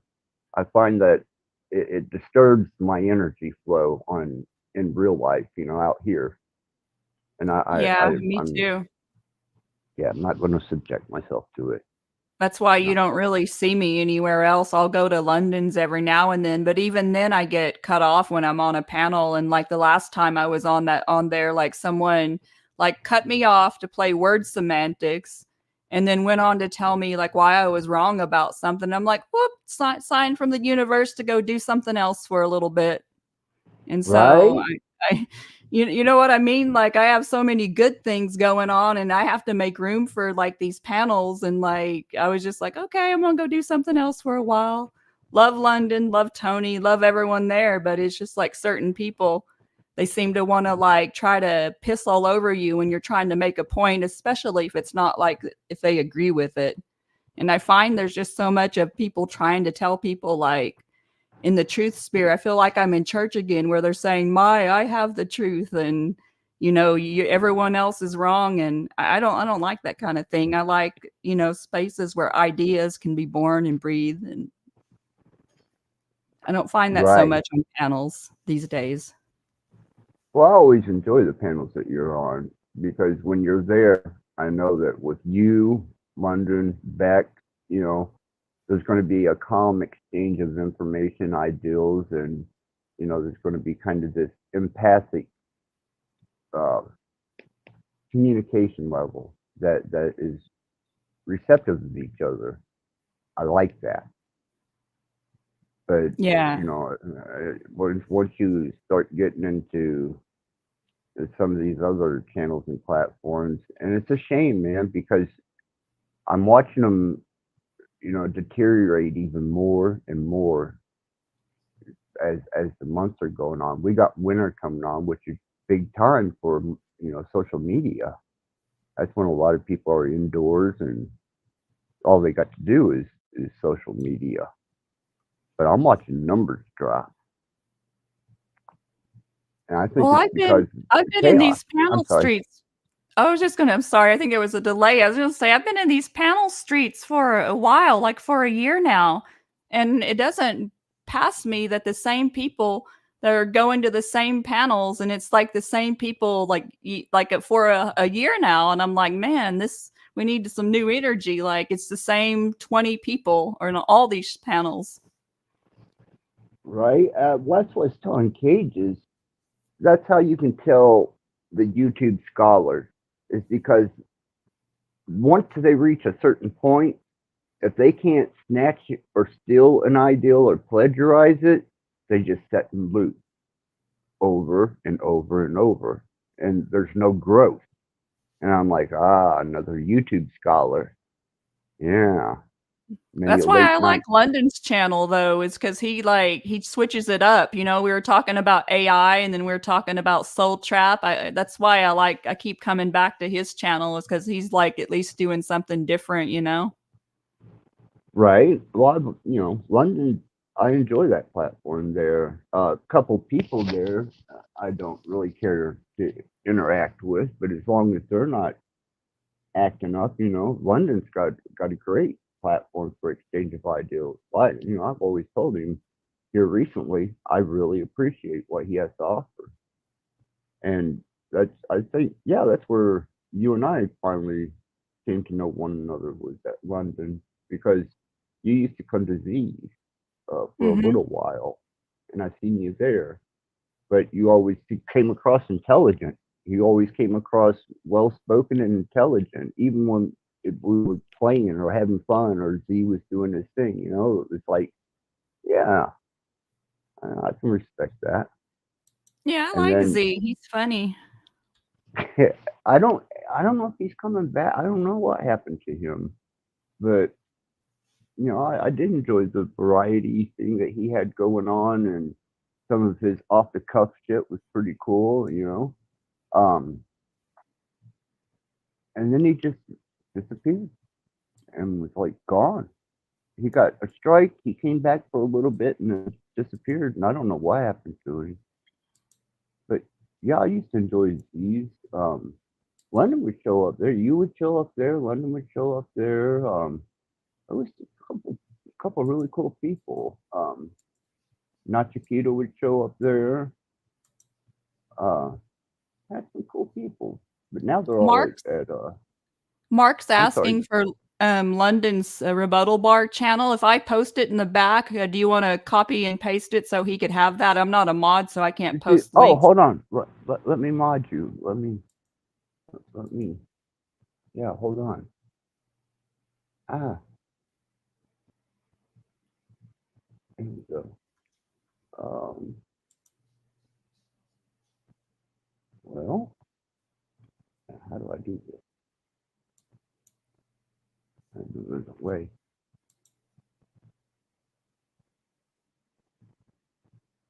I just did it with. That's okay. I posted the link in the back if you just want to copy and paste it. I just wanted him to have the rebuttal bar channel because he asked for it. Yeah. Sorry. I'll lose a lung. Now I gotta find it. I'm kind of been out of the live streaming thing here. With Oh, that's okay. you're gonna have to give me a second. I'm old and slow.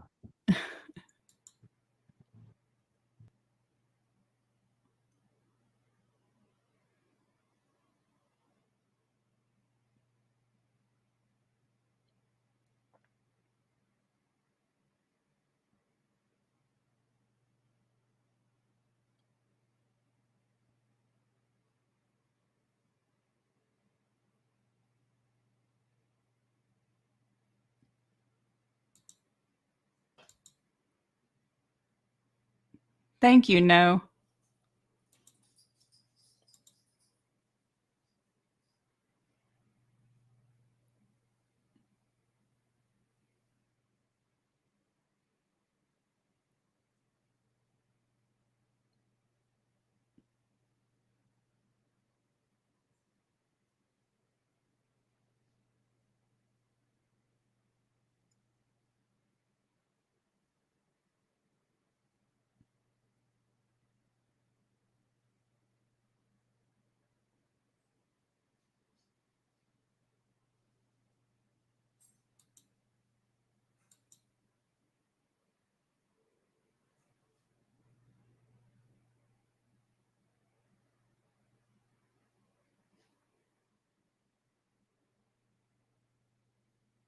Help out.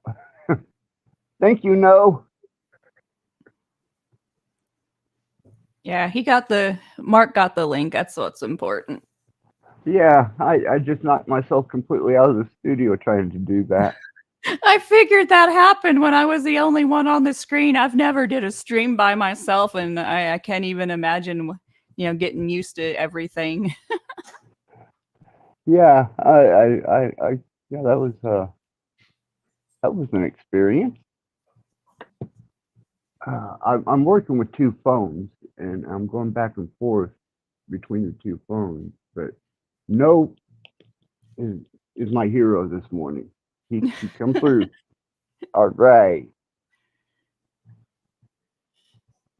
that works. So when did you leave Oklahoma? Well, I've When been here in Arizona since late 2011. I've kind of lived all over the country. My ex-husband was Navy, so I lived in Maine and I lived in Florida, Oklahoma. But I'm here. I don't really see not living in Arizona from here on out. But I miss Oklahoma, like the southern hills and the rain and like all that mm, kind of stuff. yeah, there's something. If you're an Arizona person, then no place else will ever satisfy you. You know, the 3 years that I spent out on the road as a nomad, that Arizona was always home base. And when I come back to Indiana, I wound up in a nursing home and had to stick around here because my son, my daughter, and my mom, I didn't realize the turn of events that were going to take place. But now I feel like, you know, uh, I got a chance to get back home, and I'm going to take it. Like I was telling Cade, I'm going to get me a little RV, and I'm headed back home. Wait till my son gets completely out of his situation. Well, it looks like things are looking up there. I'm so glad to hear that. Yeah, but man, you guys, everybody was everybody was so kind about that, and everybody was so understanding, and the people that I respect, like you, it's just it was overwhelming, and I know that the energy that you guys put into that had a lot to do with the the turnaround. That it was almost overnight. Once we got the forensics back, it was like, well, they got nothing on him. He didn't do it, you know, and that was such a relief. And I came on a couple panels and let them know that the forensics came back and that it was looking really positive. I guess I should probably announce that on London sometime. Thank everybody for their prayers and their energy and their positive support, because that's Well, what. we're just glad that everything's okay, and we hope that, like, I know that everyone hopes that the tensions ease within the family and like everything gets better. I'm just glad to hear that things are going on a positive path. I know you were really weighed down with that. Yeah, I was, and thank you, Pam, thank you so much for all the kind words and all the energy, because my daughter, she sent me the performance that they done on the 29th. My son come back cleared. Me and my mom are on good speaking terms, and I figured before you know something strange happens, maybe aliens come down and snatch my family up or something, I better get the fuck out of Dodge and hide while things are still cool. But I will wait until my son is completely in the green and out of Indiana.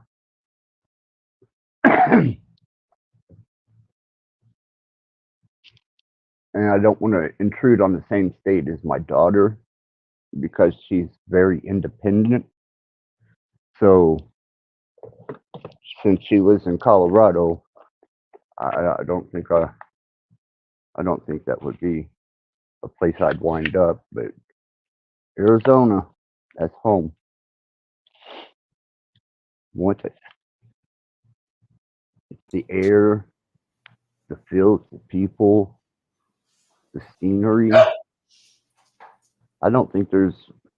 I mean, everything just felt so right being there, and the more I was there, and the longer I was there, the more that I became a part of it. And then after I stayed at the Grand Canyon on the North Ridge, that was it. I was completely enveloped into the Arizonian way of thinking and living. Something you Yeah, won't find. it's different. It's a little different here, although it's kind of, I guess it's kind of changing. It's kind of, there's a lot of people from California moving here, so it's slowly but surely changing, unfortunately. They were coming in pretty heavy on the eastern side of Arizona, mid-eastern side, whenever I left Arizona this last time. And there was a lot of people from California. And I didn't know if that was going to escalate or drop off, because you got your seasonal snowbirds, which you know about. Yeah. And, they're from all over. They're from all over the United States that go out there. But California tags were becoming, and that California attitude. You got to know the one. You had to have been at a gas station with one of the California people.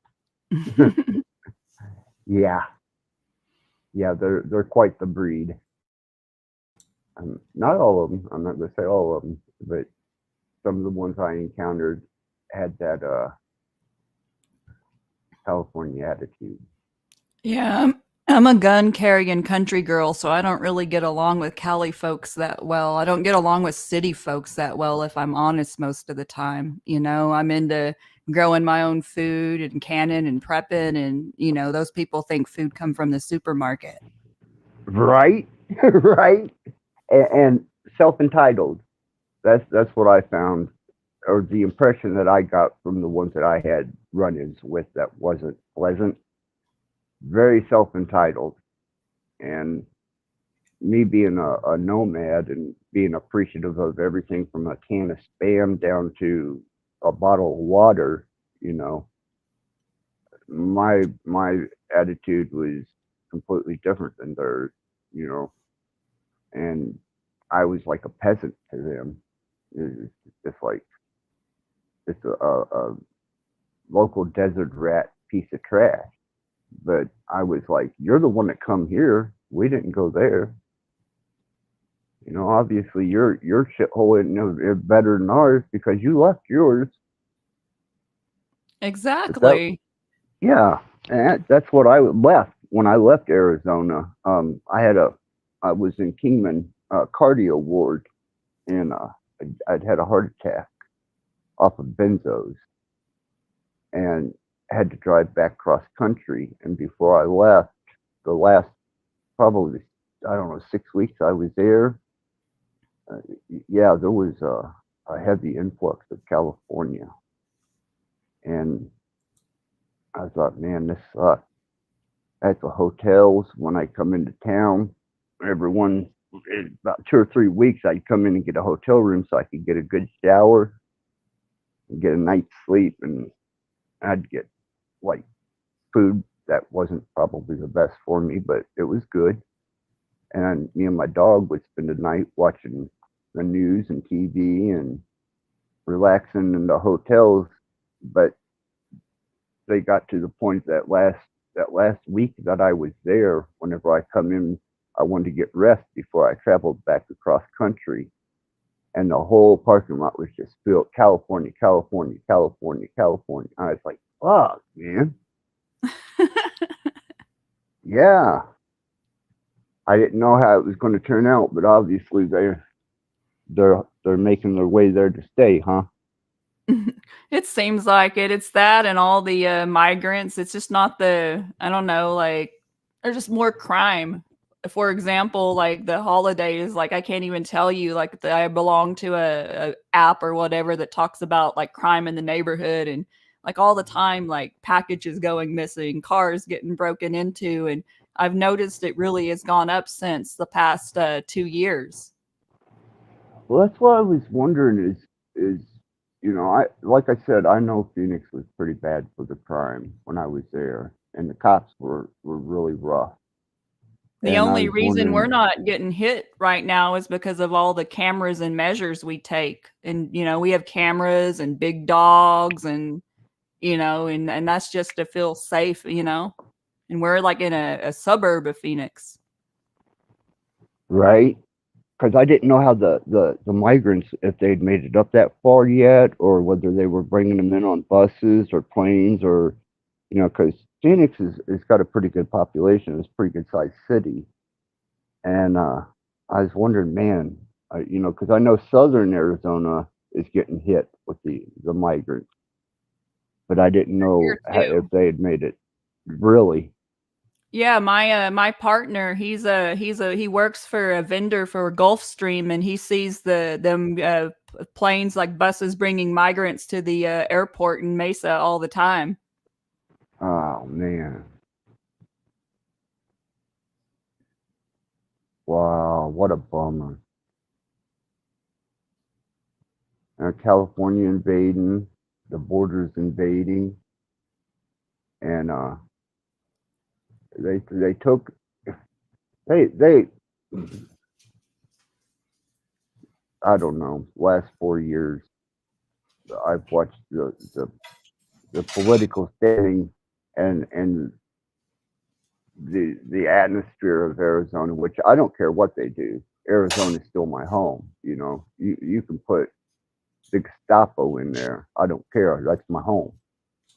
But I did watch as things were changing from Indiana out there, and it just seemed like things were becoming a little more democratic. That's one way to Um, put it. Our yeah, governor here is on the cartel's pay list. fuck. Yeah. Welcome to Maricopa County.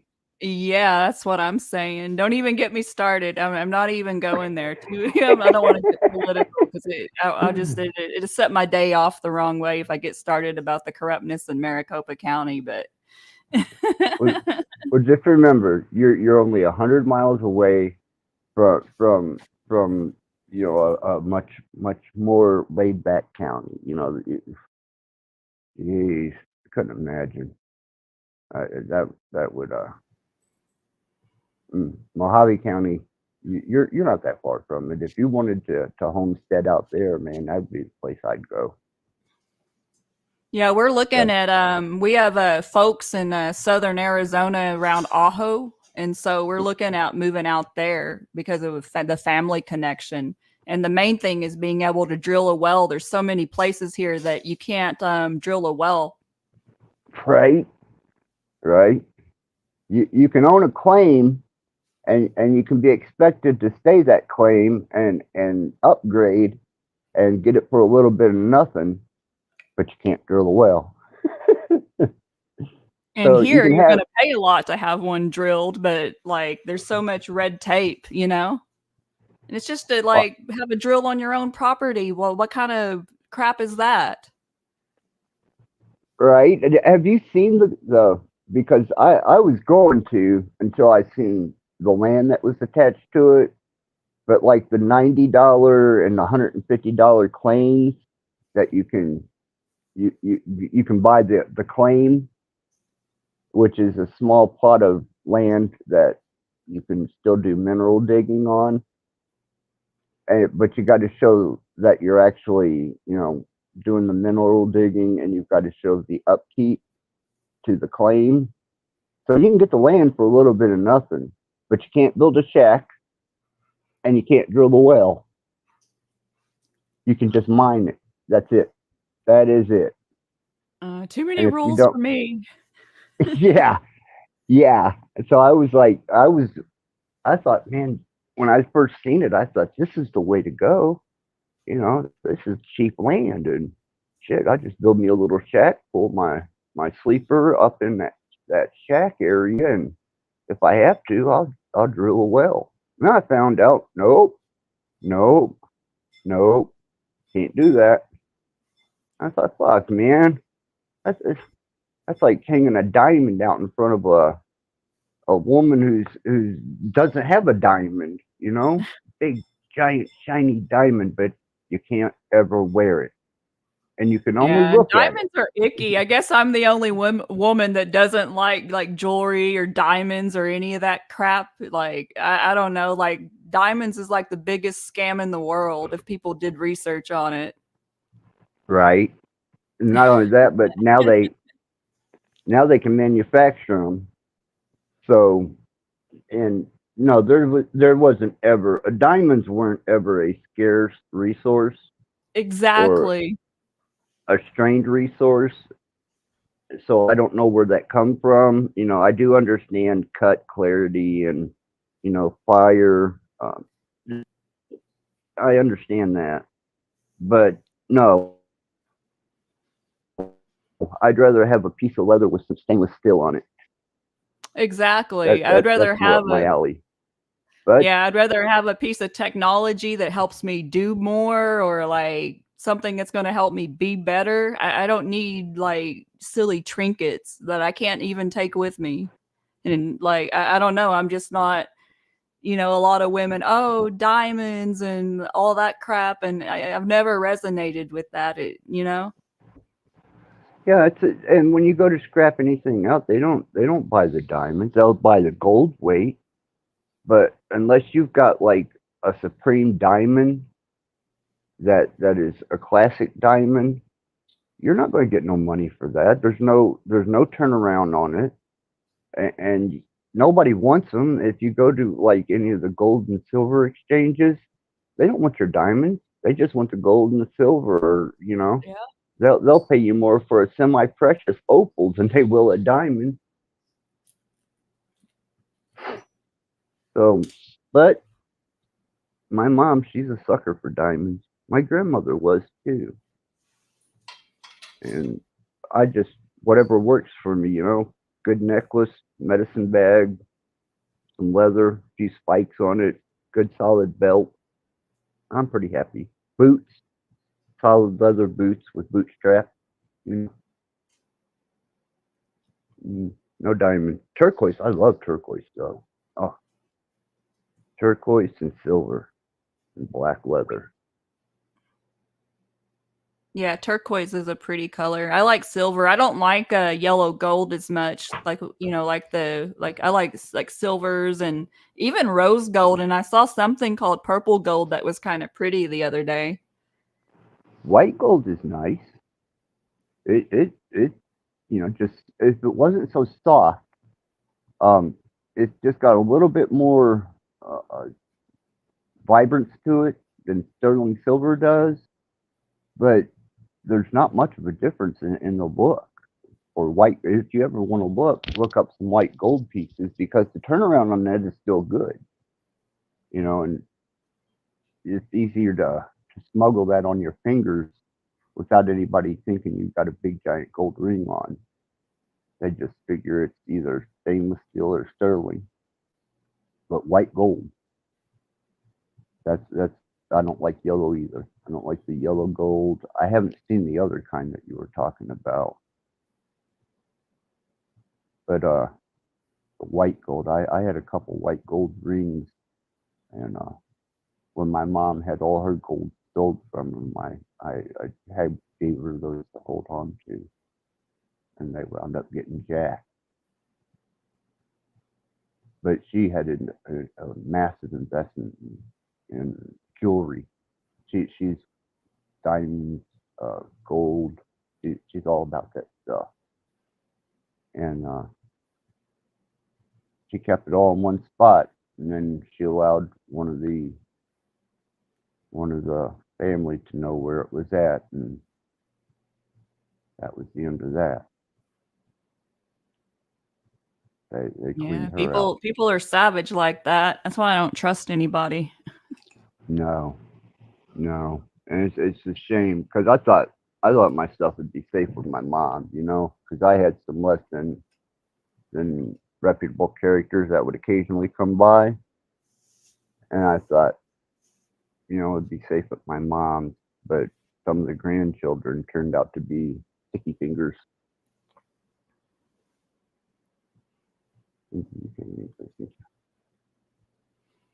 Okay, no license. Okay. Yeah, they are not in the States. No was responding to our water dilemma. How did the drought affect you out there this year? We weren't really too affected by it personally. Like we didn't really hear it. We didn't really see anything. We watered we have to water our stuff every day. We have a backyard full of citrus trees, and I don't know what was going on everywhere else, but we didn't have any water restrictions or anything like that. So we kind of went unaffected. We had a good yield on our citrus. We have like really ripe oranges right now that I need to do something with. I'm probably gonna make a syrup out of it and store it in mason jars, can it up. That's awesome. Yeah, because Lake Mead, it just about evaporated completely. They did recover a lot of bodies. A lot of bodies. Yeah, Oh, you did you keep up on that? a little bit. Yeah. Yeah, every time it would go down 3 or 4 foot, they were finding a new body, and it's like fuck, boats and cars. Yeah, and it don't look anything like it did whenever I was there. Nothing.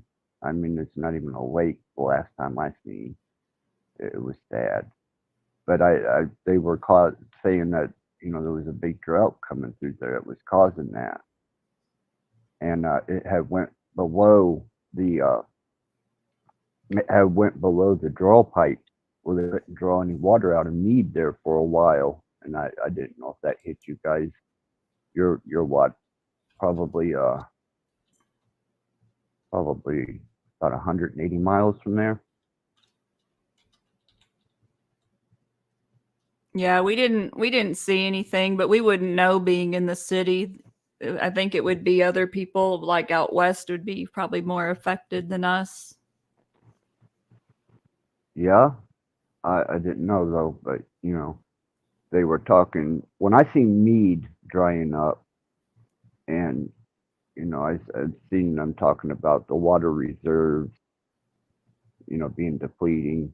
I was like, man, what alternative do I have now when it comes to water Mm-hmm. being out there? And that was a concern of mine, being not having a place to store mass amounts of water. And if it was to the point of where they started rationing it, or only allowing you to get so much water, how would I survive out there the way that I live, and be able to get by on a water ration? Yeah. It was nothing for me to go through a gallon of water a day out in the desert or more, tending. Nights weren't so bad. Nights were much easier, not as much water consumption, more recovery. But there would be no way that I could haul around 50 gallons of water in my camper and still keep it, suitable for drinking. I'd be fucked. Anybody that was put on a reserve, I don't know how they would even go about that in a place like Phoenix. Man, they start cutting your guys' water off, and all hell would break loose there. Yeah, because like it's not natural for things to be like they are here. No, it from what I hear, like I said, I left there. It was almost 3.5, 4 years ago, and I had no intentions of leaving. But now everything I get to hear is either the news or from someone like you who lives out there. And unless you know Arizona, which obviously you know that if you don't know Arizona, you don't know Arizona.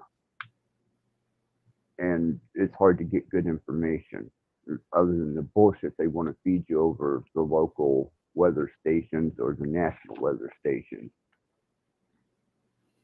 Because Yeah, I don't know how people listen to that stuff. Like we turned on the news because we wanted to hear about something, and I had left it on, and I was doing some work around the house, and I'm like, how in the hell do people listen to this? Because I was just like, that's a lie, that's propaganda, that's spinning the right, narrative, and I was just like, I can't even do it. And then there's the commercials. How people will sit there and like still watch like TV and commercials. I don't know. I don't watch TV. no, it was really bad when I'd come in because, like I said, we'd get a hotel room every couple, 3 weeks or so and get cleaned up real good and sleep in an actual bed. And, my dog, and me, it was our special, that was kind of the special thing that we done, And when I would turn on the news, we had just got hit with a flash flood there in Kingman, and it flooded Kingman out for several hours, but they never said a word about it on the news. But it had just, before I got into the hotel room, I had to pull over and drive up on dry land. Well, it wasn't dry land.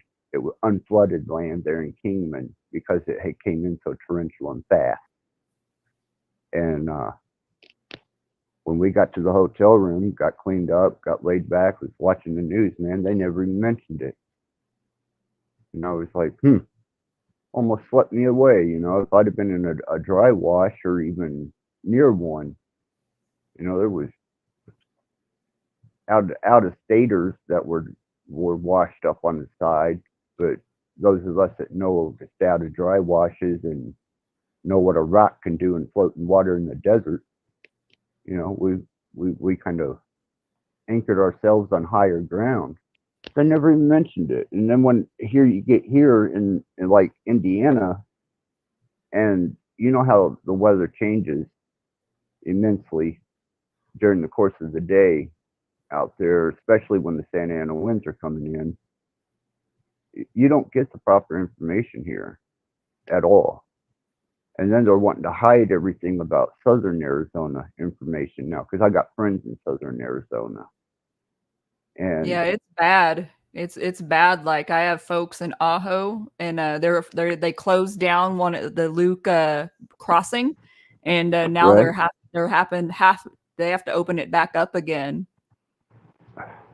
And it's just see, insanity. Like there's like where my folks live, like daily there's like buses and buses and buses of people, and like my partner's mom, like she has it on a schedule, like she knows like the bus schedule when they go take people up north, like here to Phoenix and wherever they take them. it's got to piss you off because it pisses me off, because I'm thinking, what am I going back to? What kind of bullshit? I mean, the snowbirds are bad, dealing with them. The California thing was touchy when I was there. Now you got snowbirds coming in. Apparently, there's migrants from California homesteading and around, obviously, you guys too, and the immigrants. And I'm And like, the problem with the immigrants is they're not like the good people from there. They're not teachers, they're not doctors, they're not any of the people that keep society together. They're people without professions and without careers, and a lot of criminals. And so what are they going to do, and how are they going to survive? Well, doing crime. And so unfortunately, like I'm not opposed to like people from here like coming over, as long as there's a proper way, and the way that it's happening, it's not safe and it's not proper. well, I didn't, I haven't had to deal with. We've dealt with Burmese immigrants here the last few years in Fort Wayne, but it's to my understanding that most everything that's coming up into Arizona and is being shipped in are males, They're middle-aged fighting age males. males. Really?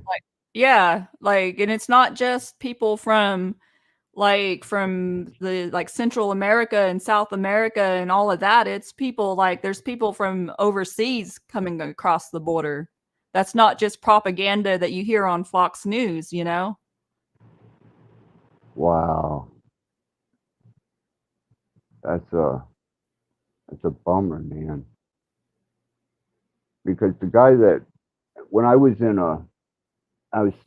in Wikisburg for a while and made real good friends with a state worker there, and they had come across he had ran some people off of his land, and he raised pigs for show, and they burnt the barn down. They came back the next night and had burnt his barn down with the pigs in it.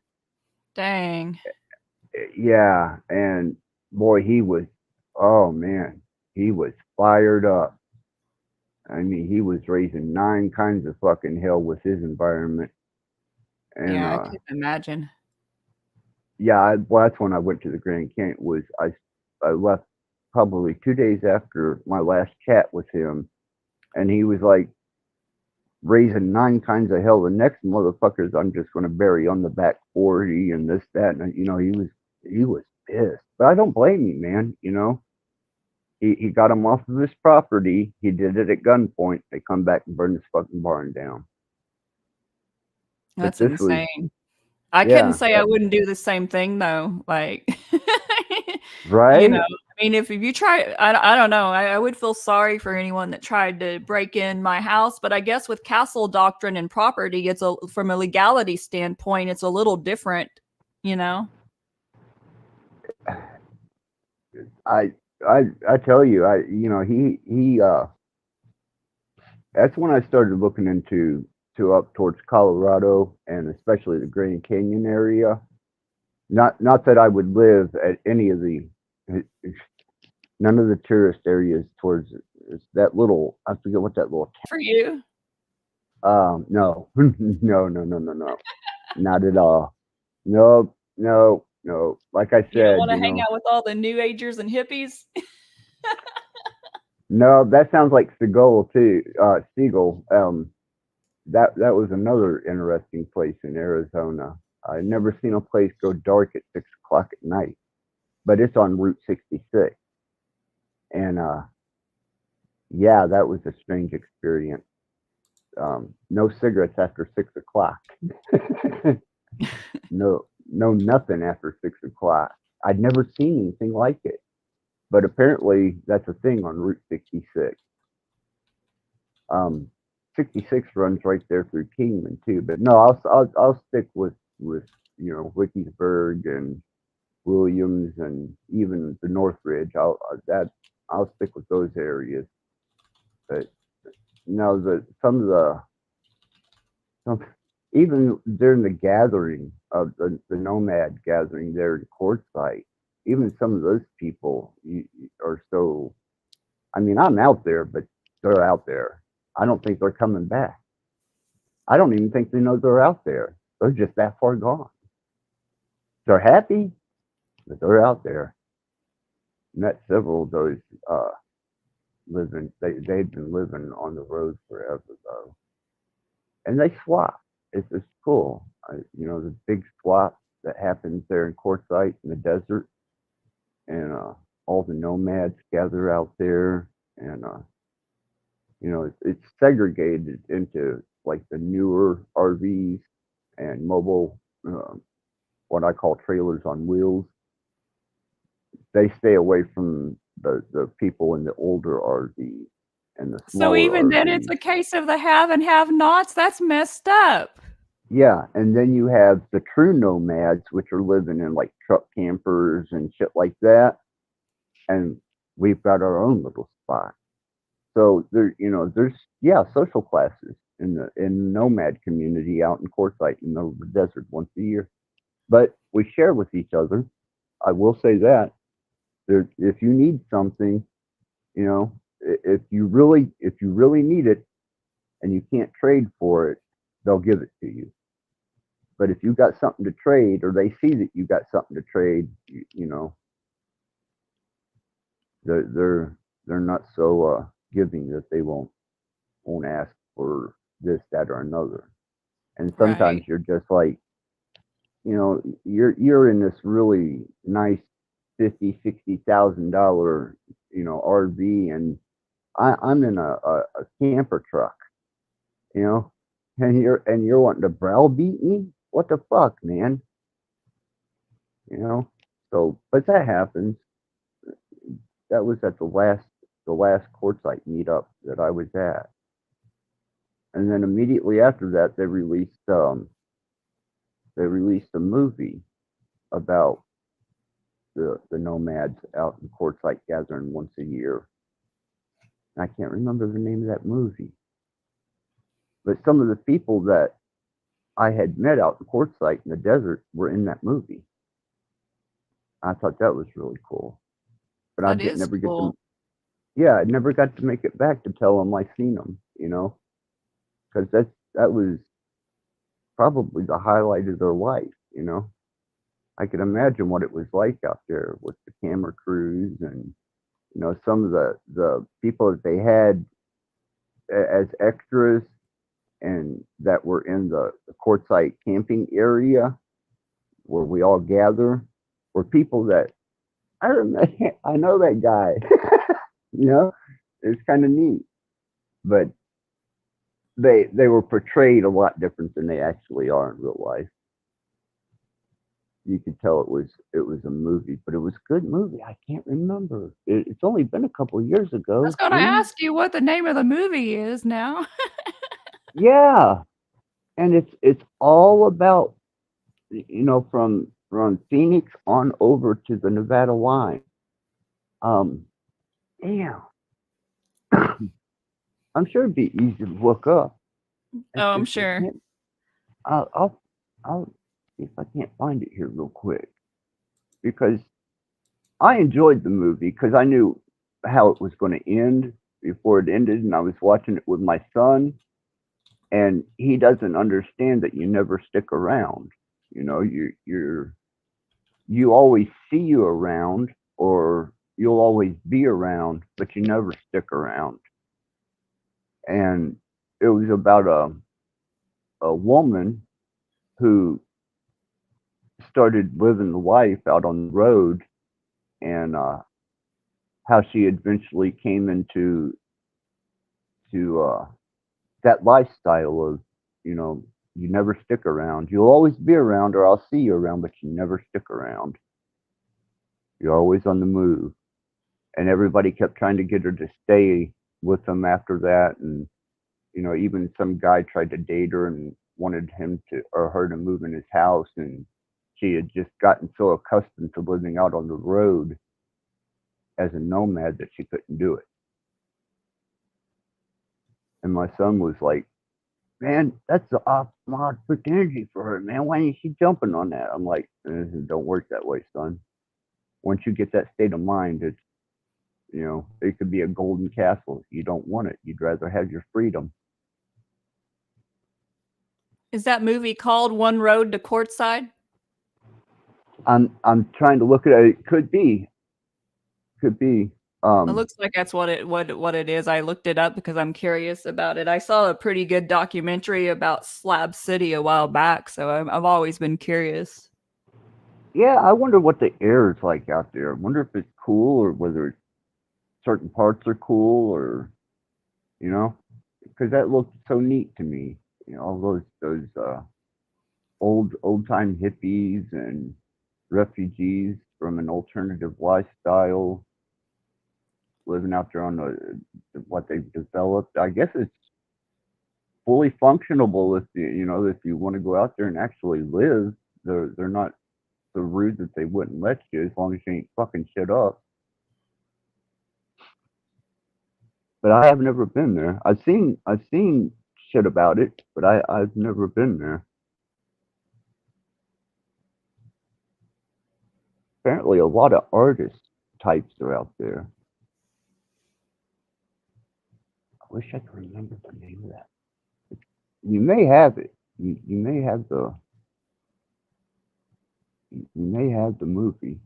It's just I can't remember the name of it because it was just odd timing that that movie came out when I wound up back in Indiana, and we had a choice of a couple movies to watch that night, and I wound up watching that one with my son, and he couldn't relate.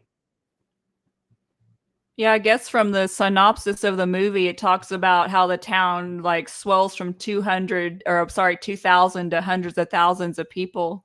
And it talks about how like there's a bunch of different snowbirds and all these different types of people. They even had to brought out said a bunch of libertarians, which I found funny. Right, right. It's probably the same. It's probably that's it. That's probably it, because I Yeah. know, it didn't last long at the box office, because it just wasn't, unless you experience that lifestyle or you're subjected to it, that movie wouldn't interest you at all. But if you've ever, had to deal with those people, or if you were ever one of those people, then that movie was pretty awesome to me.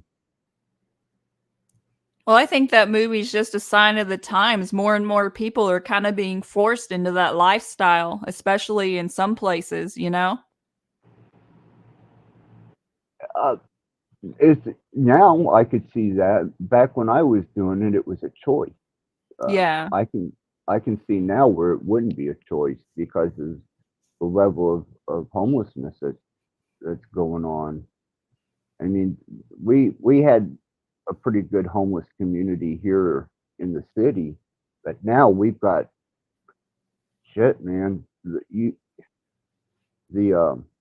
the mission house here, it's always overpacked, and there's always a bunch of people camped up out there. There's a lot beside it that's filled up. There's a park downtown called Fryman Square, which you didn't ever rarely see a homeless person there. Now there's like 10 or 12 of them. I mean, constantly. And it just seems like every few months there's more and more and more and more.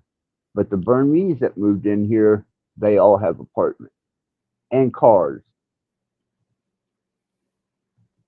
But the homeless, the Caucasian or the African American homeless here, no. But I didn't see any. I didn't see any Arabic or Burmese homeless at all. Not at the mission. Not down at the park. Not at the lot. Not at the soup kitchen. You just don't see them there. Lots of white and black folk though.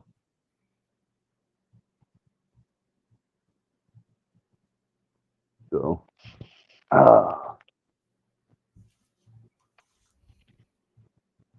has it gotten in? I know there was nice. There was a really nice mission in Kingman London's called. backstage access. Oh, I didn't know that.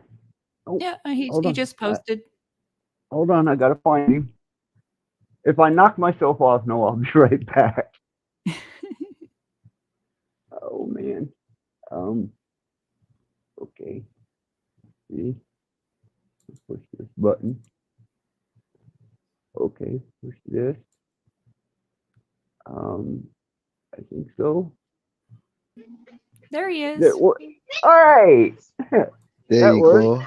Hey, What's London, how's happening, it going, Axis? brother? London man. How we doing, Really? Pam? How we doing, Axis? Much love, much love. Absolutely, man. Much love, dude. Appreciate you stopping Aw. in, So man. happy New Year. Say Happy New Year. Oh, it's so cute. Cool. Happy New Year. Talking. I'm on the phone to some friends. Oh, that's so cool. All the names. This is Pamela All and right. Axis. I got the smoking. Can you say hello, Pamela? Hello, Pamela. Hi. Oh, What about Axis? Can you say hello, Axis? Hello, Aksha. hi. Good stuff. Accent is awesome on them. That is so cool. Go to sleep. I'm not going to sleep. I'm on the phone. Right, off now. Off, daddy. 1 second. Let me go to the other room. Thank you. It's so cool. You got to tell I'm London out of that room. Axis. Oh What did I yeah, miss? the forensics on my son come back. No blood, no gunpowder. Jeez! Told you. Right, Yeah, buddy. Let's That's go. exactly. right, Let's go. But that's good stuff. That's fucking good stuff, man. That's good stuff. Brilliant stuff. right. That's good news for 24. That's good news for 24. Good That's news for 24. you know, I was telling Pam I appreciate you and everybody that was been on the panels and in the chats for their prayers, their best wishes. I think all you guys so much, man, because I know it was that energy and that outreach that things came to light as quickly as they did, man. But yeah, the forensics came back clean. Good stuff. Yeah, that's positive stuff. That's good stuff, man. Salutes to Best that. news I've Salutes to heard that. all year. Right, Yeah, right, definitely. right. Definitely. Hmm. And my daughter, she did a really nice performance in Denver on the 29th, and on New Year's Day, she sent me the video of the performance, and I had a link to it on my channel, but she's Sydney Monday in my contact on my channel, and she awesome performance. So I'm proud of her. I know that I don't have to, my son's not even questionable anymore. So things turned out really awesome, positive. So thank everybody everybody that sent prayers and their energy and their best wishes. And I mean, wow, amazing stuff, man, amazing. So how Indeed. you doing, London? I haven't I'm been able I'm to I'm make not it. too bad. I seen you had a couple streams. I spent the New Year's with my mom, and Uh-huh. I was staying over there for a little while. Um, she's alone, and her her her adopted my adopted I don't nephew, brother, whatever you want to call him. Um, he took off, so I thought I'd stick around so she didn't have to endeavor alone on all this. And it was nice just to spend some time, but I didn't get to get on whenever you had your last two streams. I didn't get to get on there. I seen you Oh had yeah. them. I got the notifications for them, so I know your notifications are going out.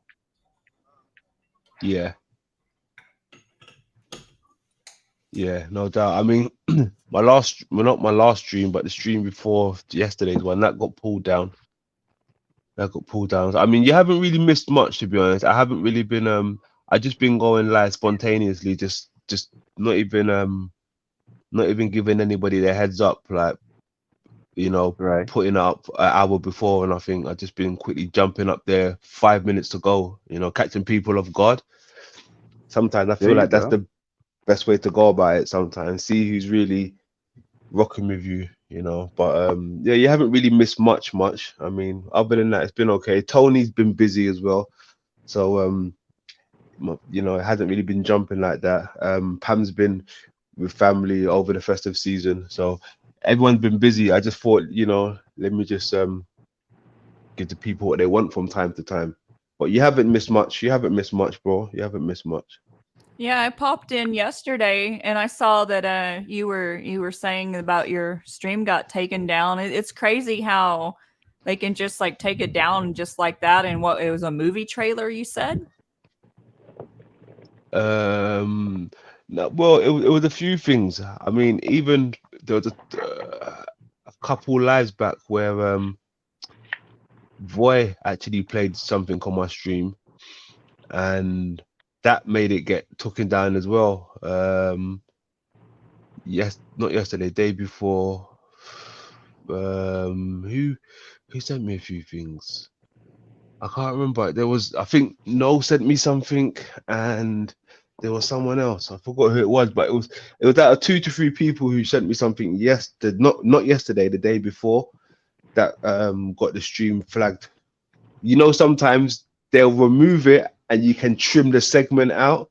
But with this one, they said, no, we just don't want it on YouTube at all. We're not giving you no chance to trim the segment out. We just don't want it on YouTube. I was like, Dang. wow. No Yeah. shit, man. I didn't know you got your stream pulled. They were talking that the cell phone companies who host your, like, if you're on a cell phone and they catch you doing some hate speech shit, or what they consider to be hate speech, that they're going to start like pressing charges on people and like coming after people. And I was like, Oh. yeah, check into this, man, because they changed the cell phone policies. And I've got several different phones, but my more expensive phones, the alert came up to the new policies, and you have to click accept or fuck your service. But yeah, they no more fucking around on phones at all. You know, if you get pissed at somebody, they'll charge you with hate speech now, and Oh, wow. political dissidents. Yeah, I don't. It's got to be the same in Britain, but I know the states. That's law now. Okay, Yeah, interesting. yeah, that's through the phone company. That's not just YouTube. That's the actual service provider for the phone, and they're Yeah. attaching it to your internet. So now you got to watch out for the phone company and the algorithms. Mm-hmm. Yeah, that's wild. Do you know what? I think someone actually mentioned that the other day. Someone mentioned this. Hold on, where was we? I might have been over Jack Talcott. Somebody mentioned it. I can't remember who it was, but yeah, you're right. It's almost like that movie that was out a few years back. What's the one where they read your mind before you've almost like done the crime? Oh, the pre-crime movie. What was that? Pre-crime division and wasn't that There was a famous uh one. I forgot the name of it now. It's not Vanilla Skies, yeah, is it? no. But you Oh, know where I'm going with it. I had the sawed off little dark haired guy in it. Oh man, I'm not a big TV person or movie person, but I do remember the pre-crime division thing, because that's like a point of interest that everybody said, this is what's coming, this is what's going to happen. Yes, And they would show correct. segments and clips of this is what's coming. Well, I already know that the Mm-hmm. phone can pick up on your algorithm personally. Your personal phone, sets and listens to you, and then it'll start catering to you. And I'm Mm. thinking, shit, man. Now the phone company wanting to get what, 3,000? I think it was like $3,500 for your first offense. You know, I was like, what does it go to court? Does it, what? You get a ticket in the mail. They show up at your house. How does this work? Because I'm concerned about it. Yeah, I mean, YouTube, they'll just throw you a strike and take your channel. But when you're talking about the phone company and people showing up at my door and fines and jail time, that's a whole different. That's different a whole scenario. different Yeah, ballpark. Yeah, but I mean, yeah. it wouldn't be it wouldn't be the phone company turning up. I mean, they would probably send a lawyer away. Correct? Is that how it would work? That's the only thing I could derive was, they would damn near have to seize. Well, they'd have their copy of whatever they consider to be hate speech or offenses, and then Yeah. that would have to be attached to a warrant or an affidavit, and then yeah, they'd probably show up at your fucking house, take you to jail. That's crazy. Huh. Yeah, I just, I seen that, and that was KJ's What Happened. They did a small piece on it, and there was a couple other these channels that I keep up with. Call for an Uprising. They did a piece on it. Yeah. Yeah, and then there was another one that was that recently did a piece on it. But yeah, that's a fact, man. I guess they can really screw you up now. Not take your Oh channel, yeah, take your definitely. freedom. So you think that's Definitely. in Britain too?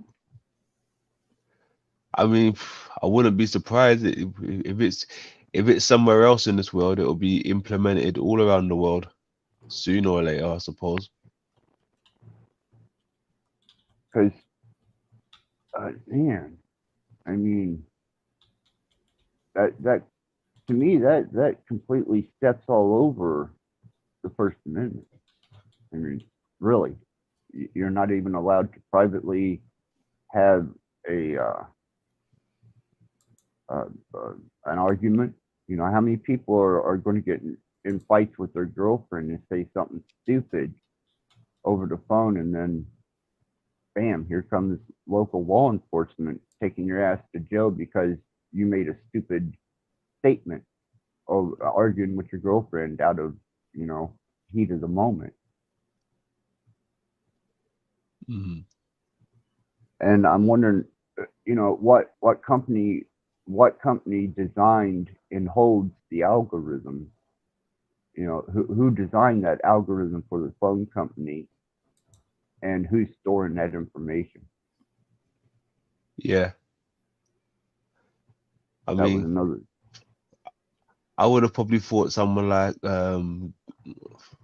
I don't know, Google to some extent. Yeah, I would think that they would be more on the their platform though, internet, and Google Chrome and your Google account and Yeah, YouTube because and look, anything attached. because yeah, exactly, because our phones as it comes Google built in most times, doesn't it? And it's almost like the server that most of us are connected to. I mean, yeah, I Right. mean, some people might just think Google is just a search engine, but it could be have nefarious um how would you call it, influences behind it, man, not just the search engine side of it. It might just be actually listening and holding things, because it already does that to some certain extent, I suppose. Well, yeah, I mean, if it can set, and if I'm talking, very subliminally about something that I may want to do or something I may want to purchase, and my phone starts showing advertisements for it, then I know that motherfucker's listening to me.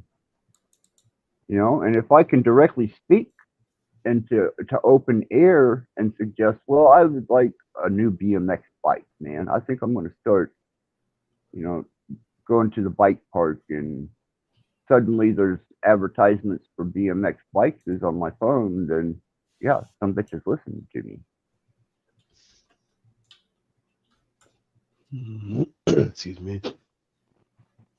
Yeah, it's wild out there. It's But wild. I mean, everything they've shown us in these movies is slowly coming into our reality. So just be prepared. right, but how do you?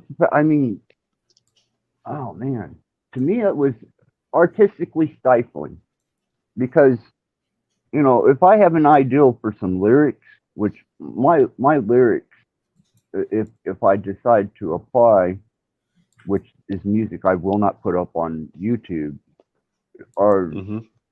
they cross the line. My lyrics definitely cross the line of anything that you would be considered politically correct or even socially acceptable. I'm not going to type that shit in my phone now. So, Mm. I'll pick up a piece of paper and a pencil now before I'll voice record it or type it into my phone.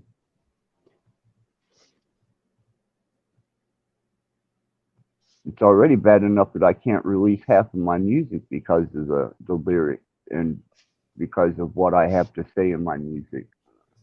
That's why I reserve that. And I don't want strikes every time I release a song because of something I said in that song. Or, kicked off of YouTube or my channel shut down. But now we're just talking, a generalized conversation between you and maybe, fuck, man, your mom, your kids, your girlfriend, your spouse. I mean, that's creepy. I know it is creepy when you think about it like this. Like just the other day when they removed my stream because something got said, it was actually, what did they say? They said miss medical information, something along those lines, right? So it's like, where does the line get drawn? Like we can't even mention certain things, on our own channels, in the comfort of our own conversation, and our friends.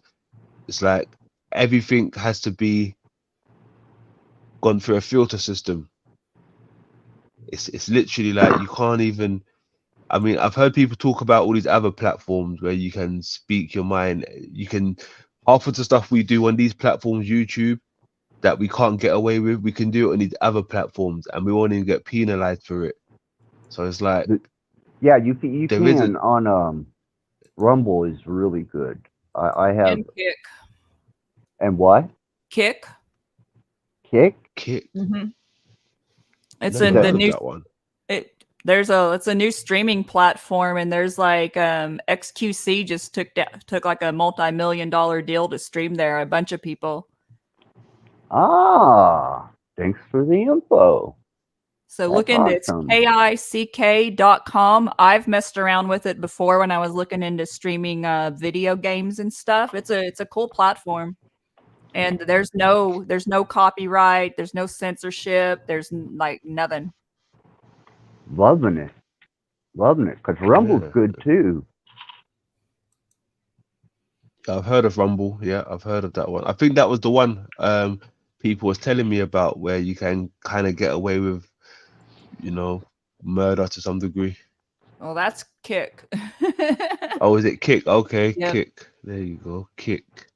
There's a lot of famous streamers that went over to Kick. The controversy with Kick is it's owned by a gambling company called Stake. And so Called what? What's the name? Stake. I've heard of Steak. Yeah, they Yeah. own it's a basically Kick has a lot of like slot streams, and they have like the hot tub streams. And then they have like a bunch of other type of streams. Like there's a lot of gamers. Like there was a famous WoW streamer, Amarath. She has like a bunch of people. She's exclusively, I think, on Kick now. So there's a lot of people that's jumping over to that platform. So it's an option to stream too, or have certain content on. It could be viable as well as Rumble. Got you. Yeah, thanks. Wow. I didn't even know they existed. Because when I want to get away with something, Rumble's where I go. I mean, even I get hella views on TikTok, and it's nothing for me to get 800 to 1,000 views within the first 3 or 4 days that something's up. And then I released one song on there that the lyrics were kind of sketchy, and I think it's still at 10 views. So I went from 1,000 views down to 10 because of one song. Yeah.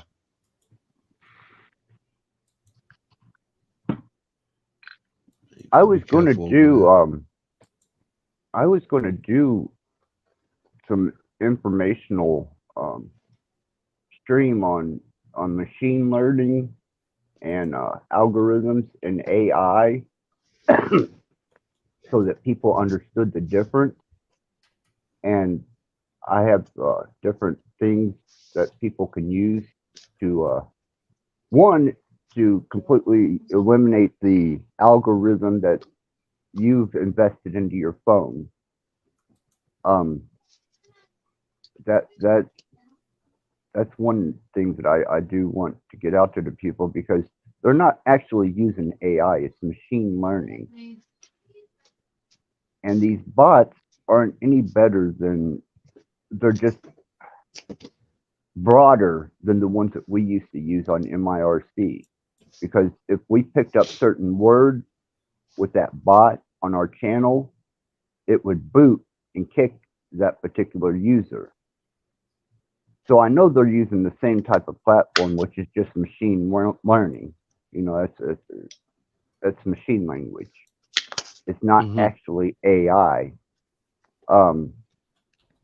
AI is completely different than machine learning, and I'm sure, you know, No has to have a lot of background and understanding in this, so he would probably have a lot of information to contribute.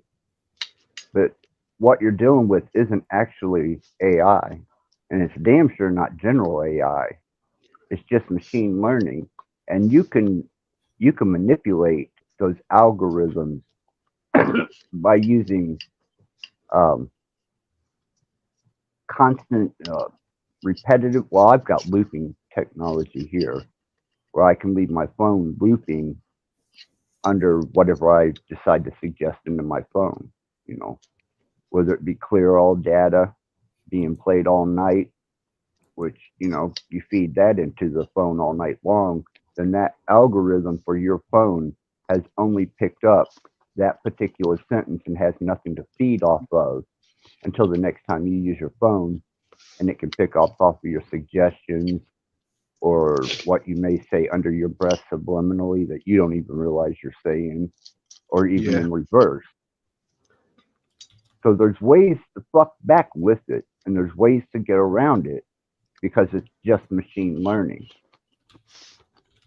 So that there's trigger words, syllables, sentences, sentence structure. These are the things that you programmed with voice recognition into those bots back when we used MIRC.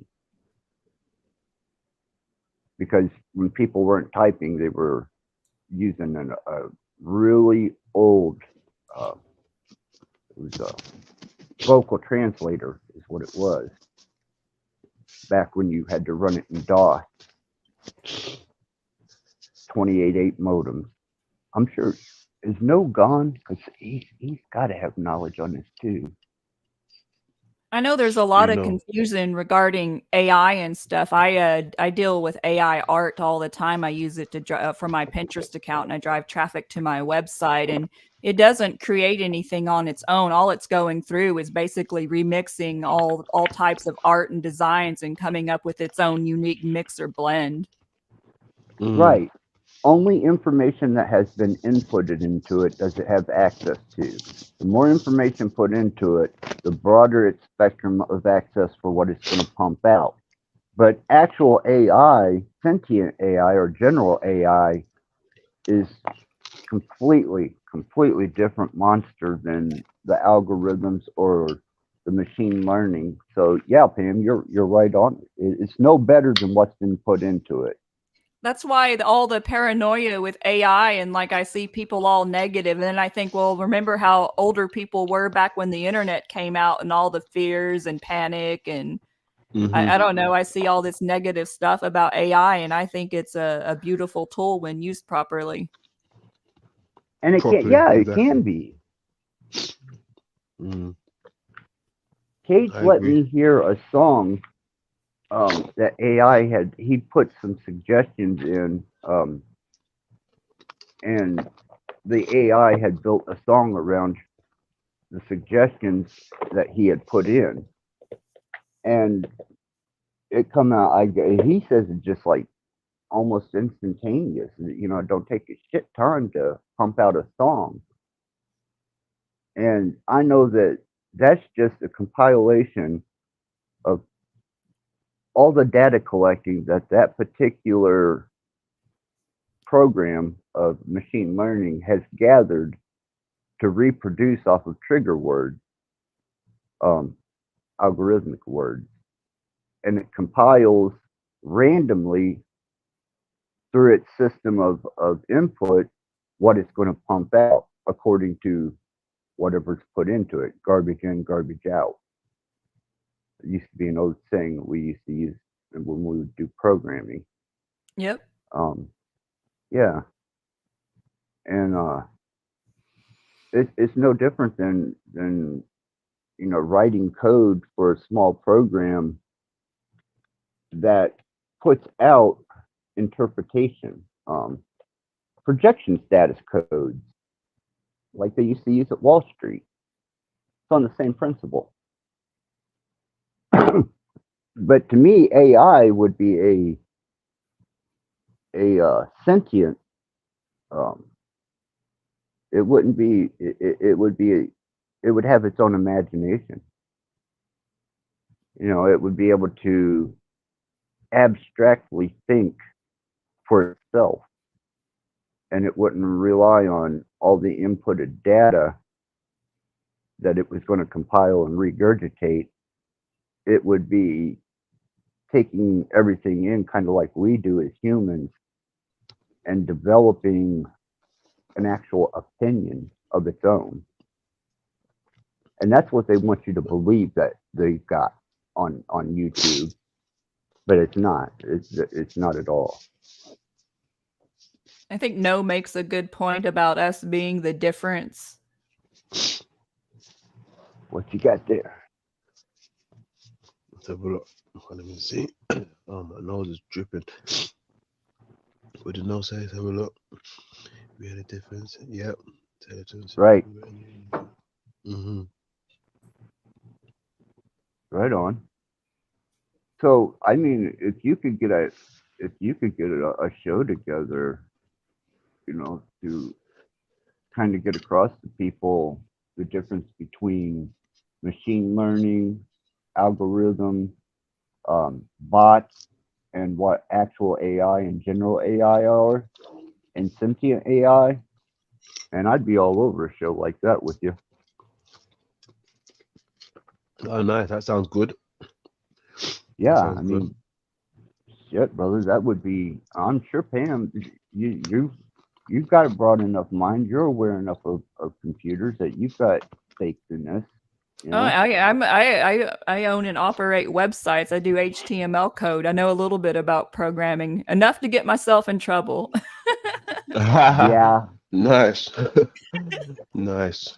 I fell in love with a girl from Canada, and I embedded a little video onto Google so that whenever you typed in her name, my video showed up, which was nothing but pictures of her and Roman random, and they were my favorite pictures of her. And I put I was Woody is the best or something. Anyhow, I just a little comment about her, man, and I wound up having to take that off myself, man. Yeah, why? Because I embedded it. HTML, I put it right into the browser, man. Yeah. I didn't get in trouble, you know. I could have, I guess, but I didn't. But yeah, that was for Woody. I still got a crush on her. I'm really big into SEO, search engine optimization, both on the like Google and Pinterest. And I always joke around with people, so don't fuck with the internet marketer. We know how to put your stuff on the first page. Right? Yeah. Oh yeah. Yeah. You can yeah, if you know any of your your systems for coding that are relevant to the browser, and you're familiar with them, which obviously you are, Pam, that you can have a lot of hell on your hands if you piss them off. Oh man, I've been having problems with my intellectual property. I do AI art for these really pretty home interiors, and I use it to drive traffic to my website about wall art. And I'm Right? having all kinds of fun using my SEO skills to let people know about these said thieves. And they hate me. I've gotten cussed out so many times in the past 2 weeks because I've filed like 200 copyright strikes. When I tell you my stuff is everywhere, I went viral on Pinterest this fall and didn't even realize it. Right? Mm. That's I had one song that took off like that on when I first started playing with YouTube, and I didn't realize it had taken off because when I was posting videos, I really wasn't, I wasn't paying a whole lot of attention to what was actually going on. So we were playing some with the Cult of Axis, doing some influence work and shit. And I've got one video that isn't even my music. It's just a short compilation of images, and it's got like 65,000 views or some shit like that. It's on my YouTube channel. So we got a Nice. whole list. Yeah, It's it's like, crazy. It's crazy how that works because I literally, when I took a break from paneling and stuff, I literally was playing with AI and it's like, let me see if I can generate traffic to my website and this and that. And I went viral. I had like 1.8 million views a month on Pinterest. And when I started, and now I'm at 11 million a month. And so it's like, oh my gosh, I Wow. just like cracked the key to Pinterest. And so I Mm. don't know, I've been having so much fun because you literally go to Pinterest and you type in bedroom or you type in living room and my interiors are all over the place. Wow. that's all right, man. What I worry about anymore, especially with learned skills, is the trouble I can get into now. I've got great defense, and I've got everything shut down except for one transfer port, and I use Black Ice Defender, and then I have a VPN.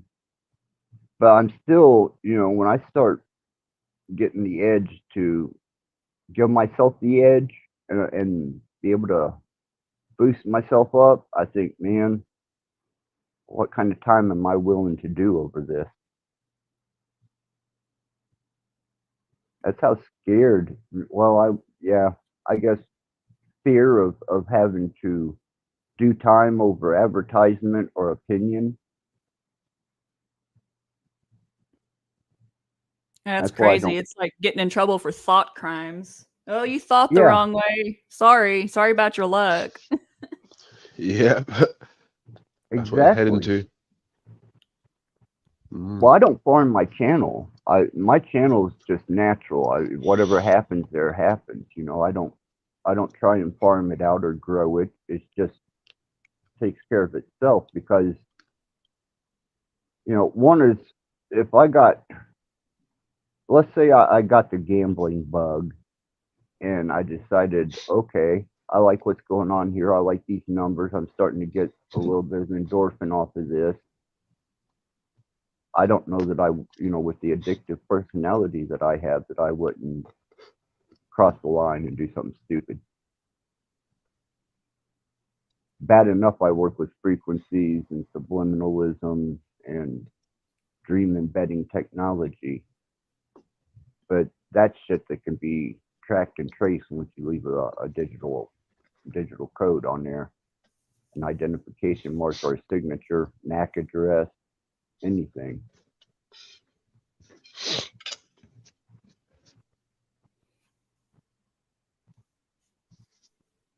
Yeah, How long have technology you? could be our downfall. It could be our downfall and it could be our savior at the same time. We're going Depends how you down the use it. Atlantis path, unfortunately, as it stands.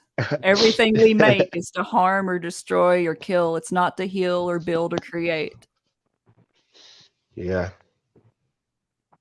I I agree mean, with that. How? even even the invisible damage that it does to nature. These are the things that they don't show us. You know, the invisible damage it does to nature, or quote unquote nature. This thing called nature, The construct. Yeah. the How long have construct. you Yeah. been? How long you been messing with computers, London? What's your So background? one more time. Well, How long? I'm. Listen, I'm not even into computers like that, but I know a thing or two about, what's good for you, what's good for the human body, and what's not good for the human body. And as it's almost like the escalator. I remember we was talk. Well, not we, but when me and my friends talk about technology and how it could, help humanity, go a bit further. It's almost like with the escalator. They say escalators help you get to one destination to another destination, like up and down. Instead of you using your legs to walk up these stairs, now you can now stand on the escalator and go up. But then a lot of people forget how to use their legs over time because they're so used of going up an escalator, or everything's assisted now. Once you've been assisted, right, you start to lose your way around, your natural way around things. You lose touch of what's meant to be good for you to some degree, because you're being assisted. So you're being babied for your whole life now. And I see that's like with technology and humans. Now we've kind of walking side by side with AI. We're gonna lose some of our God-given senses because we're dependent on technology to do it for us. If No that makes any kidding. sense. Can you remember the phone number of anyone these days? Nope. Nope. What about you, Axis? Can you remember anybody's phone number? Like, I barely remember my own because it's in my phone, Yeah, You're facts. right. Yeah. Like, if I lost my phone and I needed to call my partner, like, I would have to struggle to even think of his number. You know what I mean? And that's sad. Yeah. I could say, well, it's because I smoke a lot of weed, but it's because, I'm like everyone else and dependent on my little device with all my little numbers inside of it. I don't have to remember them like I used to. And the same with Yeah. math and everything else. Yeah. I relate, Yeah. especially when I think that's a good principle that you got, man. Being reserved about it. The tape that I can look at is my mom is addicted to Siri, and she'll talk to her phone and Google things. And she's gotten to the point now where before she'll even try to think of something, she's going to Siri or her phone Googling it verbally. And I was just completely floored by this, watching her these last couple of days do that. And it was almost like, can this woman function without that? And how bad off am I? Because I'm pretty fucking bad with all the technology I have, but I keep it at home. Mm. This woman uses GPS. She talks through her phone through the car, or Bluetooth, I guess. Yeah. Everything she does is verbally spoken into the phone, the car, or her Siri. That's crazy. I guess I'm a Gen Xer. I don't even hardly pick up my cell phone. In fact, most of the time I have it in the other room so it doesn't listen to me. But I sure spend a lot of time on my fancy computer. So I'm addicted too. It's just not the one. I just don't carry it on me all the time. Right. I'm horrible. I mean, really, I'm a techno head, but I keep it at home. I see my mom, and she's shit, man. A GPS, talking back and forth with the GPS. Phone dialing. She's talking through her car. The car speakers are suddenly the phone.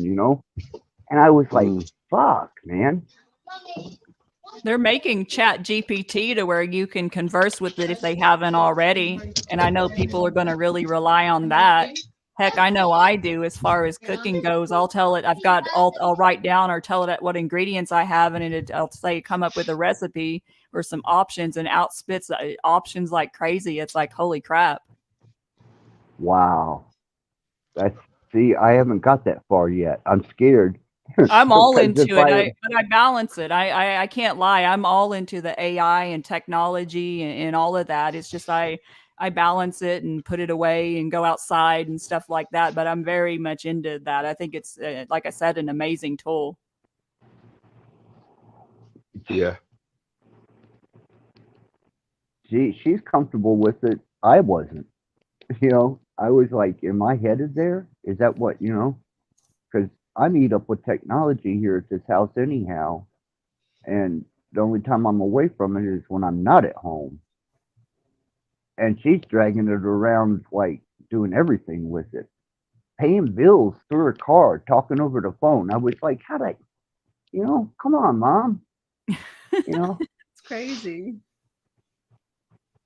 but fuck, man. I mean, I think London's got a point to the fact of, for me, I can respect it because, yeah, I got to bridle myself, or otherwise I'll get addicted and just kind of consider it normal behavior.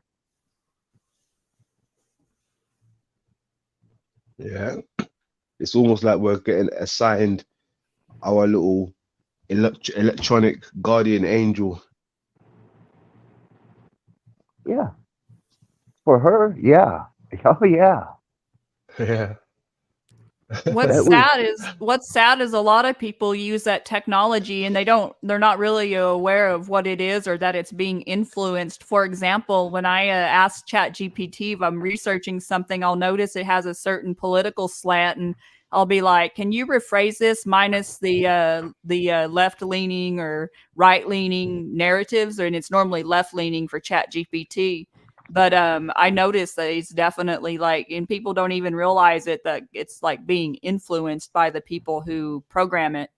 And so people have to be really self-aware, or it could be a huge source of misinformation, especially politically or, civically. real. You have to tell it to take aspect.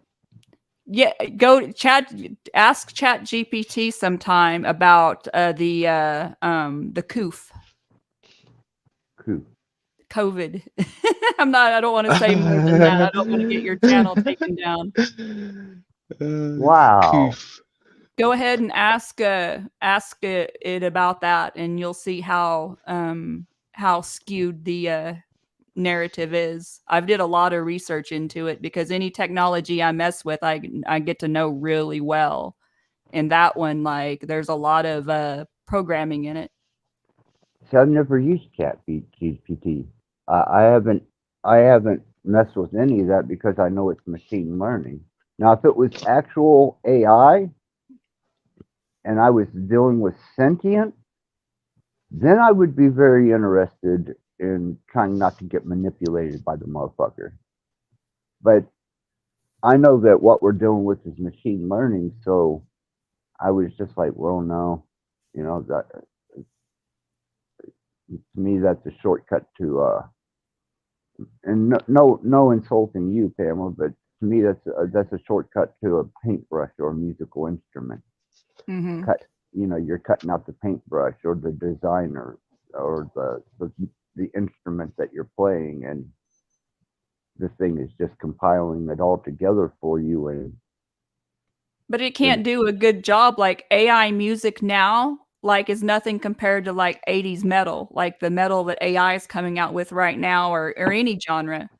You can't like, it's artificial. It's never going to be like the real deal. right. See, I've got a bunch of artwork on one of my videos um, that is actual hand painted or hand drawn and colored, but it's surrealistic, and it almost touches the edge of AI art, but it's not AI art. It's actual, it's actual lithographs that have been enhanced in color. And I did one whole song using those, and I have comments on there asking if that's AI, but it's not. It's actual lithograph. But you know, I guess I guess I need to look at this AI art a little more and look into well, look at what they're actually offering in those arenas because I mean the song that Cage played me sound like an actual composed song with a human.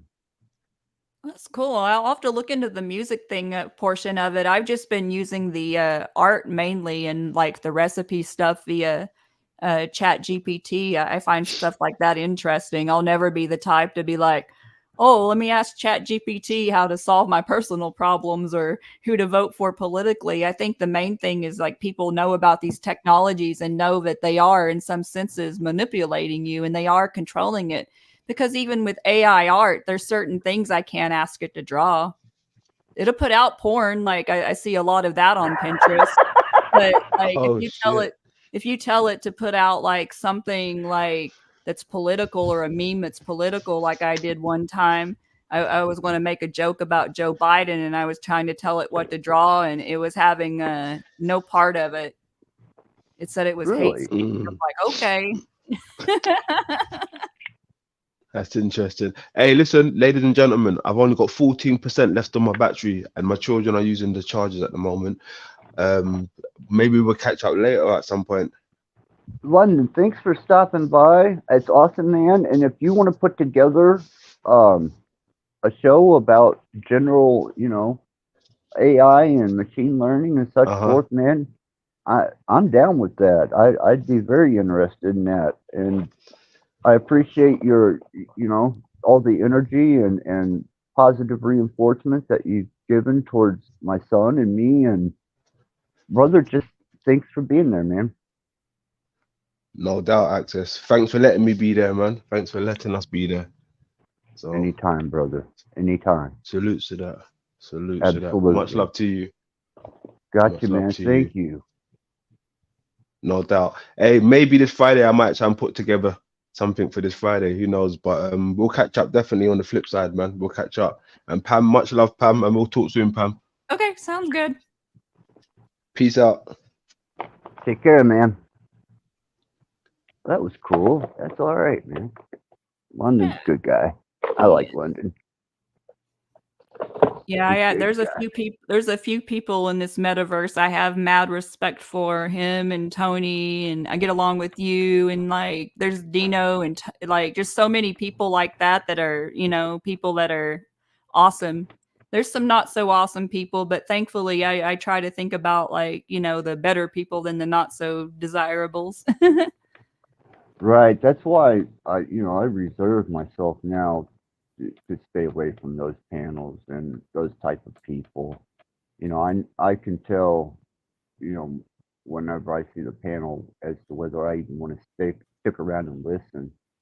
London, when I see you and Bex in London and Tony, I know pretty much who's going to be in the chat room, and I know it's going to be a good show. I can Yeah. sit back and and smoke my cigarette and listen to the show and relax and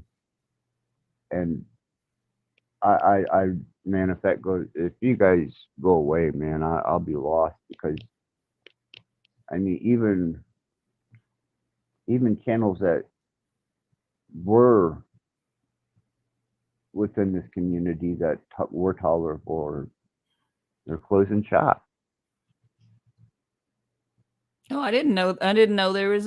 Was there a big channel that it's not doing shows anymore? I've been so far out of the loop because every time I've been to these panels lately, it's just all trashing people, and it's not my thing. And that's what it's turned into. I mean, Z, he went away. Um, Ian, he changed the texture of his platform, and he's waging a war against the Christians now, and that's his big thing. And Jack's just looping the same shit, and occasionally you can catch Cage on a good day, and you might be able to get into Dominique. He's always got something interesting to say. Yeah. Um, but outside of that, no. I mean, even the little channels like Thought Experiment and Shauna Source and such forth. I mean, you might catch them every once in a while, but they're just repeating other people's content. Exactly. That was my thing, is like I've been in the panelverse for a year and it seems like the same panels almost are talking about the same things. And that's why I was saying I like how London talks about different things. And my thing is like it seems like most of the panels it's about like drama and beefs, and I like a little spicy here and there, but when that's all the content is about, color me uninterested. I've got like good wholesome things in my life, and so I feel like when I subject myself to those kind of panels, I feel like I feel dumbed down and I feel like my frequency's lowered. Right, right, and that's what it's become. And I don't want to be a part of that. Looping and critiquing, and there are no amongst that community. There, to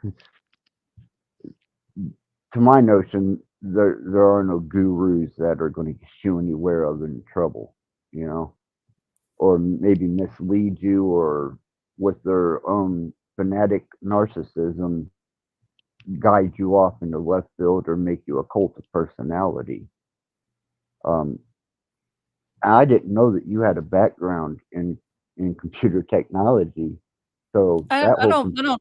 Yeah, I don't really talk. I don't really talk about myself that much. I try not to. I try to hear what other people have to say, but I'm all into computers and tech and all of that. I got into it from a young age. I don't know if you know this, but I'm legally blind. I have some vision, but I've never been able to drive, and so an idle mind is the devil's playground. And so I always am learning something or like something new, or and so technology has been really good for me. And I'll never be able to like create like art on my own because I have like hand-eye coordination problems, but I'm thankful for like software and AI and like all that stuff, because I don't know, it's been a really good path for me, but at the same time I know there's manipulation and fuckery with it too. but it's an outlet for you. That's Yeah. why, that's why I said, I wasn't downing on you using AI at all, because it has its purpose. And if it's aiding you in that way, because I'm half blind, over the past few years, I've lost a lot of my eyesight, and my glasses keep getting thicker. And now there's certain things that I won't engage in, like trying to do texting on my phone. I tried not to engage in that because I can't see. So I got one of those little Bluetooth keyboards, so you can Bluetooth it to your phone and actually see the letters that you're typing. You know, shit like that. That's to me that's awesome. And the when I create music and I use like SoundForge and I use wave loops, or I take shortcuts, and that way I don't have to set and duplicate the sound on my guitar over and over and over. I can sample it once and just cut and paste it. That to me is, it's kind of lazy, but it's still me. It's still my art. It's still who I am. It's still an expression of myself. It's just more of a mechanical way of doing it, which Mhm. industrial music's like that anyhow. So, my appreciation for that is extreme. But like I said, if you get into this, if you the one that Cage done, I've seen some of the AI art, and I keep seeing people put in the same thing. They either put in hell, the devil, or the cabal, or they're always putting something in there to draw that negative picture out. You know, you hardly ever see, other than Beck, put in anything that is artistically appreciative. You know, um, Vex, she takes some. Have you seen some of the AI art that she has posted as her? Huh. I've seen her Yeah, icons. I like some of her icons are kind of cool. Like I like her current one right now. yeah. She posts in her community. I'm subscribed to her too. I'm Mhm. subscribed to you too. Yeah, See, my thumbnails are done with AI art yeah, on the Vex. on my channel. Yeah, Vex is her approach to it is a traditional approach, a classical approach Mhm. to art, which I like some of the masters only because they painted in geometry, and their paintings were uh, basically spoken word if you know how to read the canvas. Mhm. And instead of Beck's taking that I don't know kind of flashy um, AI thing, it almost looks traditional.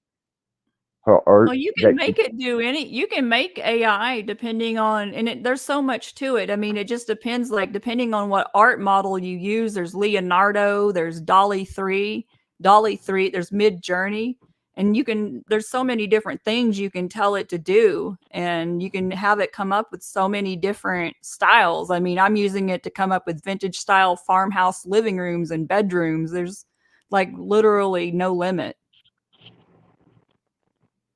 that is so cool. So, I mean, using it in a traditional sense because Beck's is the only one that I've seen do it. And as far as original music, that was Cage. Now I'm gonna check your stuff out and see because now that I know a little bit more what's behind what you got as a presentation, that's and I know a bit more about why you do it the way that you do it. That's that's almost like Beck's with her style of art. You got your own style, but you're able to get it across with the same recognition that Bex does. Because I would Mhm. know, Bex's AI art. I'd be like, yeah, that's Bex, just because it's that distinctive. I think I would gather the same familiarity possibly with what you're doing, and you're doing custom design work as far as just interior, or are you doing exterior? At what Interiors. I'm gonna put my link in the backstage to my Pinterest, and all those interiors are made with AI. Okay, yeah, I'm very interested in looking at that. So, And that there's links to my website through there, and those are also AI. so which program? I mean, if you don't mind, what are you using? Which program are you using? Is there a designer AI designer Well, I'm program? using I'm using two right now. ChatGPT, when you pay for the premium, you get access for $20 a month to Dolly 3. And then there's one called Leonardo.ai, and those produce really well quality stuff for what I need it for. Okay, so it's got more of a, like I was talking about, the traditional feel to more of a realistic traditional feel to it than the I suggest for that for like you know how like like if you're gonna use it for art, I would start with the one Dolly 3 through Chat GPT because it'll make a drawing or a rendition and you can say, no, I don't like this. And it'll go through and redo it and come up with another image and it kind of listens to your feedback a little better than Leonardo.ai. Okay, yeah. So you can kind of in a rough way, you can kind of persuade it into a direction or style of art. Yeah. Yeah, you can guide it. Well, that makes it a little more functional. Like Yeah. if I designed a bedroom and I didn't like the way it designed, say that it put too much stuff on the floor, I could say, "Can you design a room that's cleaner?" And I could say, "Make the fabrics or make the bedding more lavish." And it'll go through its data bank of lavish bedrooms and kind of remix something like that together, and it'll come up with something more along the guidelines that I want. And it's not perfect, but it's definitely definitely interesting and amazing when it works. What now? What is the what like? Let's say you were doing lithographs of AI, and you put this information in. AI pops this picture out. You take that picture. Do you own or can you acquire the right to that picture I for believe you do. duplication? I know you own it for copyright purposes, because when people have stolen my interiors, they've taken them down. And when they ask for proof that it's mine, I can show them the receipts or the process proofs or whatever that I created it. That's what I thought you were talking about, but I wasn't. I wasn't too sure because I wasn't thinking in the same criteria of design that you were. When I was Mm-hmm. thinking design, I was thinking abstract design, Mm-hmm. but you're talking practical design, Mm-hmm. marketable design. And Yeah. when you started talking marketable designs and advertising, I was like, hold on, now, hold on. She knows what she's doing a little something more than just suggestions I here. know. I'm more than Tits McGee, y'all. That's what I everyone calls me these days, but I know a little bit about something, you know? right, right. I think that you should flex that muscle a lot more. I mean, really, you know, that's if you've got that much, you know, which you obviously do. I mean, I'm learning. You're teaching me right now, and I've been at computers since back in 1992. You know, my got my first computer was an old IBM 8088. You know, Dang. and oh yeah, yeah, I had 8 megabytes of RAM and 20 a 28.8 modem. I was rolling, right? That's crazy. I couldn't play basketball because of my vision problem in school, and so they put me in computer and typing classes. And so I've been Interesting. in yeah, I've been into the computer thing for a long time. Technology, I think when it's used right, it's your ally. But I balance it. I know how to grow food. I know how to can. I know how to prep. And so I just try to be balanced with it. I don't ever want to depend on technology, but and yet to some degree, I know I depend on it because when the internet goes out, I get antsy. Right? Oh yes, I feel you on that. To me, because it's like I've said, my whole social existence is multimedia. I don't have physical relationships Me outside of either. my mom, my son, and my daughter. And right now it's just my mom. That's the only person in my life, and everybody that I consider friend or acquaintance or other is multimedia. They're either on one Facebook, or they're on YouTube, or they're on Rumble, or I've got my Discord. That's my whole social life. That's the people that I know and consider friends and family. Outside of Yeah, that, I'm like you. I have, like, of course I have a partner, but like I have a daughter that's grown and she's doing her own thing. And seeing as I don't drive, I don't really socialize with a lot of people outside of like my house. And so I definitely go online to like hang out and talk to people. But truth be told, I'm a bit of a hermit, and I'm glad I finally decided to start like paneling and stuff about a year ago. But I know what you mean about kind of keeping your friends, like not really having a big friend circle outside of the metaverse. and I don't. Yeah, so I can appreciate that very much. I don't. I don't have anybody to.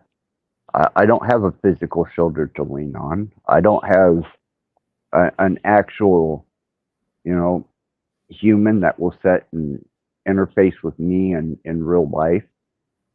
So if the internet goes down, well, there goes my music, There goes my social life. There goes any type of recreational activity, you know, other than the music I create or the animals that I keep.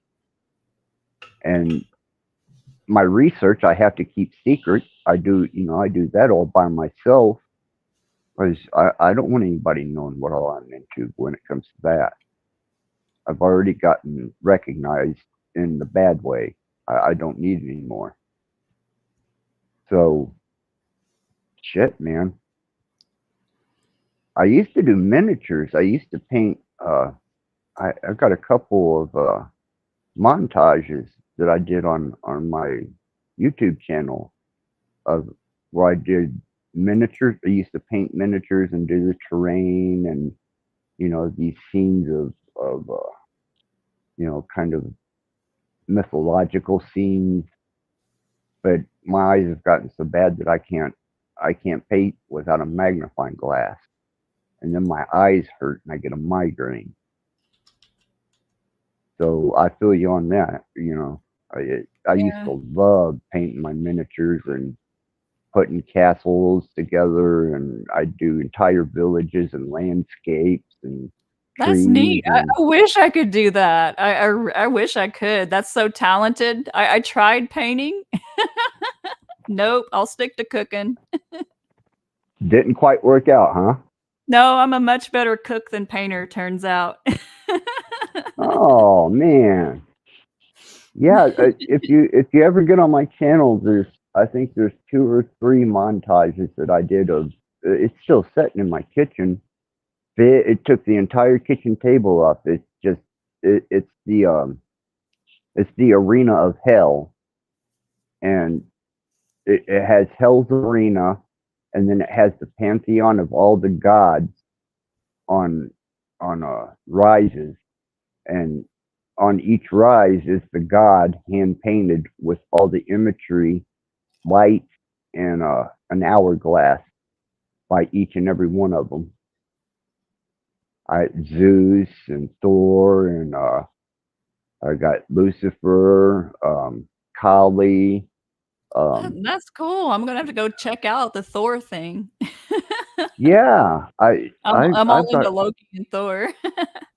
Okay, yeah, I did a whole kind of Asgard type thing for him, with the throne and him sitting on, kind of like in that judgmental state of contemplation. And it's got a couple really neat pillars that I hand designed and painted. But yeah, it's all in montage, man, on my channel. I want to check it out now. I love all things mythology and all. Wow, that's cool as shit, man. I get good views on those when I put those up. People people view them, and I love watching Jenny D. She does Dungeons and Dragon miniatures and Oh, painting, that's cool. and she does she hosts tournaments in character. And then there's Nerd Forge, and she is a full on terrain specialist. I mean, oh my God, her work is, you can't distinguish it from real. I mean, she takes pictures close up, it looks as real as just as if it were real. And her work, I've been keeping up on it for quite a while. And then I belong to a couple of groups that paint miniatures and do terrain and fantasy castle work, and dragons and bridges, and all the gods and the pantheons of the gods. And yeah, up until I wasn't able to see to paint anymore without using a magnifying glass. And then my life took a different turn whenever my son, in that whole situation. So I walk by it every day when I go to my kitchen. I'm looking, I'm like, man, I really need to start building onto this because I want to build. I've got enough styrofoam to build an entire cavernous mountain, and on each level of the cavernous mountain, the further you go down, the more denison it gets, and the further you go up, the closer to the arena of hell that I already have built. Until you have a bridge that leads you from the top of the mountain over into the arena of hell. But once you see the montage, you'll understand. You'll be like, "Oh, okay, I can see how it applies." But yeah, I've saved up styrofoam and bought styrofoam till my entire walkway into my house is just nothing but sheets of styrofoam. Oh wow. Yeah, you go into my kids. I don't have a kitchen. I have my sewing machine where I design clothing and all my art supplies. Just massive paint brushes, terrain gravel, terrain grass, um, man, sculpting clay, hardening clay, everything that you would use for miniatures and miniature dioramas is that's what my kitchen consists of. Do you create the art on your thumbnails? They're Sometimes, really, yeah, yeah, they're really cool some of looking. them, I'm looking at your thumbnails, your channel right now. yeah, some of those I plucked, and some of them I've enhanced, and then a few of them are actual pictures from things in the house here. Oh, that's cool.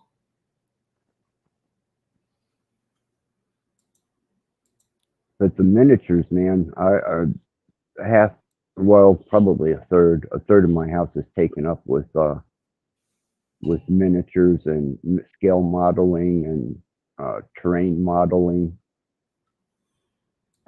Across from me, where my stake is surrounded by a giant castle and a kind of a medieval, uh, mythological landscape of it's got ancient trees with faces on them, and it's got a bunch of troll ogre looking creatures that are pulling a catapult towards the castle. And then the castle's completely stocked. Even I've got pigs and goats and horses, and I got a little farm scene that's outside of the castle. And then there's a small community outside of the castle. I think I got pictures of that on there too.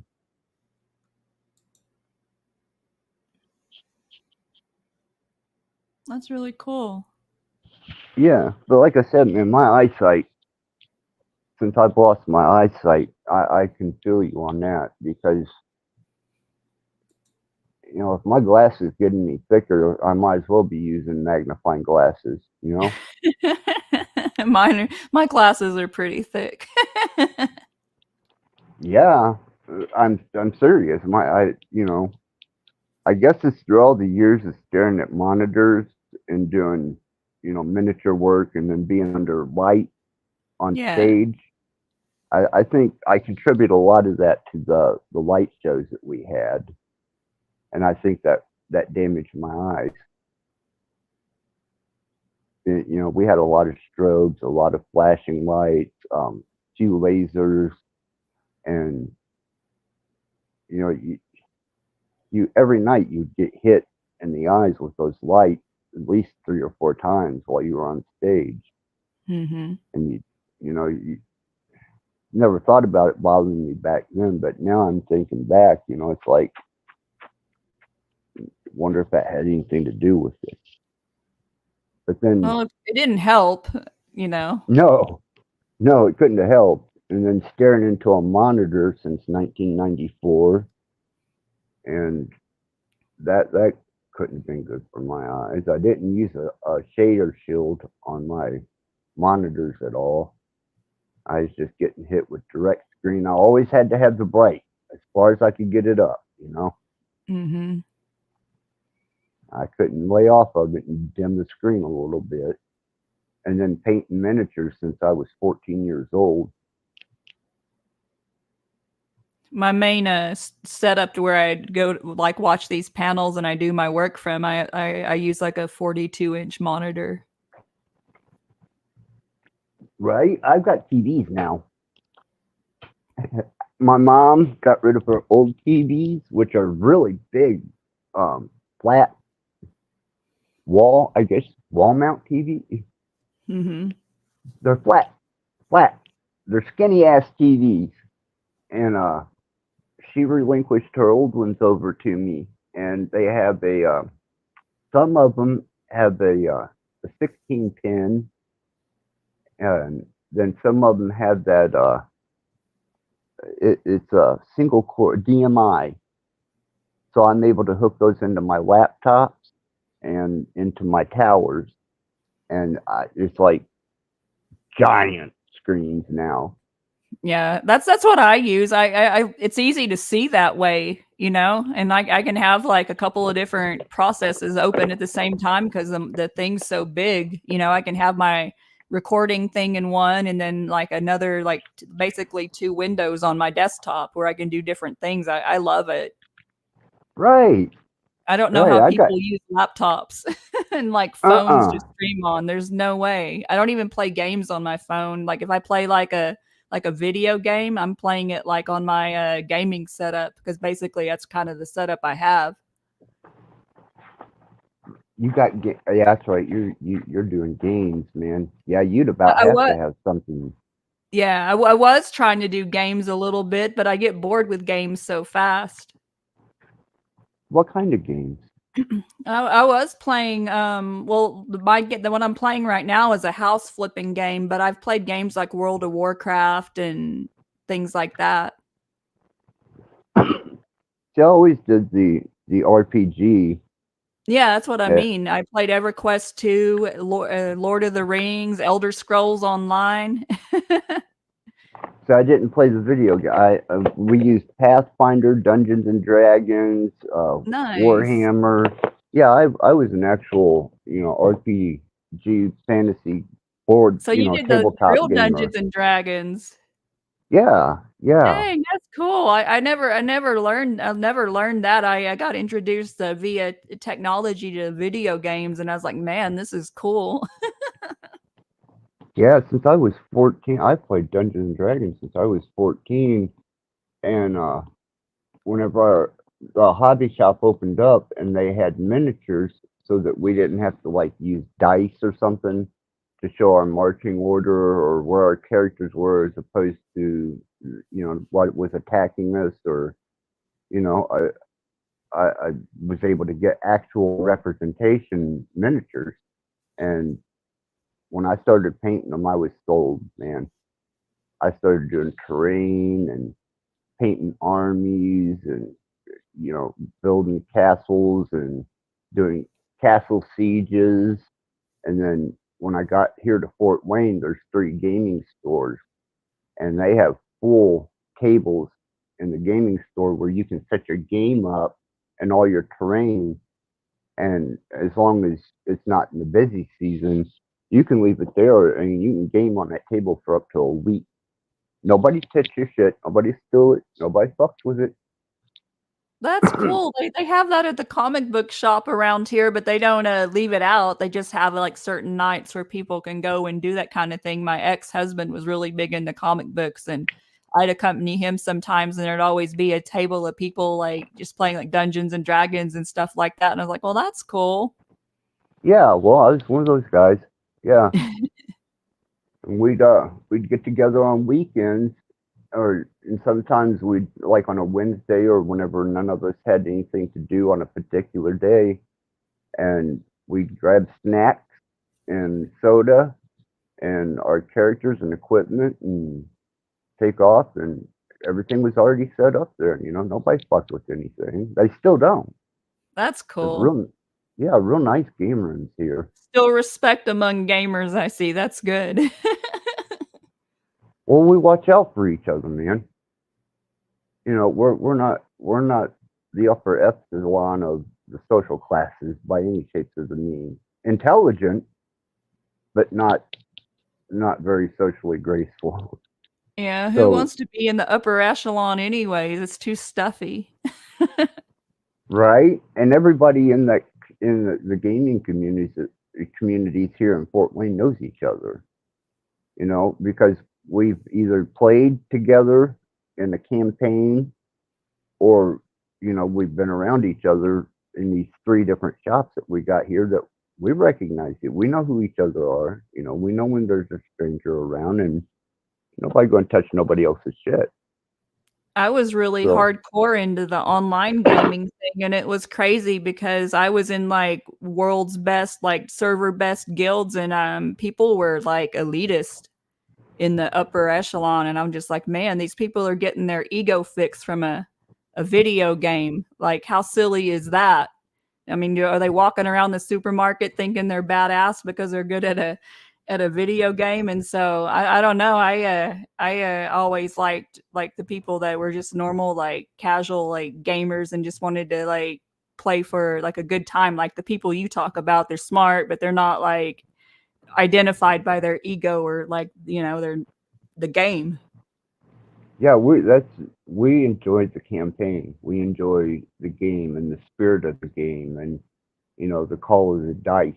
And you do have some rule sticklers, you know, but that's in every community, and every game table has one person that's a rule stickler. So, other than that, there's no real argument. There's no real conflict. Everybody's getting along for the spirit of the game. And man, that's just been a part of common everyday life in Fort Wayne for me since I've been in and out of Fort Wayne as a That's gamer. cool. Yeah. Yeah, and it's healthy, man. I mean, it's educational. Um, you not only do you learn mythology, not only do you have books like Walden's and such forth that you can go that are fantasy novels that help enhance whatever it is you're designing as a scenario. And if you're not using a store bought scenario and you're using one that a game designer or a game master put together, those are the fun ones because there's unexpected surprises, and it's not like a prefab bought in a package book. It is a game scenario that come out of the game master's mind, and it's almost like having the author of the book writing the book while you're sitting there playing it, and lots of math. Nice. Yeah, lots of math. So but I always loved my miniature gaming. I think it's Yeah, cool because y'all are actually getting together to do it. To play a board game, I have to go to a website, like really. just a normal like board game. Because people don't do that anymore. They'd rather be like left to their devices, literally. So if I want to play dominoes or like whatever game I want to play, then I have to go like on a website and go find other people who want to play. Because people don't do that face-to-face thing like you were talking about. And I think that's something that's been like lost on society, especially the past few years since Now they did shut us down, during COVID, but when you walk in, there's always either the tables. It'll have the name of whoever's running the game for that table, and if if you weren't at the start of the game, but you want to spend a couple hours gaming, or you want to do a gaming session, they'll play you in. But generally, as long as the game master has that table, then the people involved in that particular game and that campaign, that's their table until that game is done. And then if you come in and you've got, you know, a character that you've had and you've developed, and it, you know, it's not just some exaggerated monster that you've created over the fly. Yeah, they'll generally just play you in and play for a few hours, you know, throw the dice, gain some level, some skill, and some couple laughs here or there, and then, you know, maybe next weekend or a couple weeks later, you decide to do it again. But I don't go to bars. I won't go outside the house if I can help it. But I Right. no bars, no malls, no stores, um, no, none of that shit. No. I like being at home. I don't even go out to get groceries. It all gets delivered. I I got Meals on Wheels, so they bring me every Thursday I get a box that lasts me for a week, 3 meals a day for the week, and then that next Thursday they have my box of food back out for me, and I have Oh, that's in-home service. cool. Yeah, my health isn't the greatest. I have a I have a my case manager that works through my mental health services. They keep an eye on me, and he takes care of my bills when I have to pay bills or do anything. And then I have in-home services that come in and they help me out with certain health conditions that I have, and they show up 3 times a week. So, you know, the only one that's consistent as the same person is my case manager from mental health services.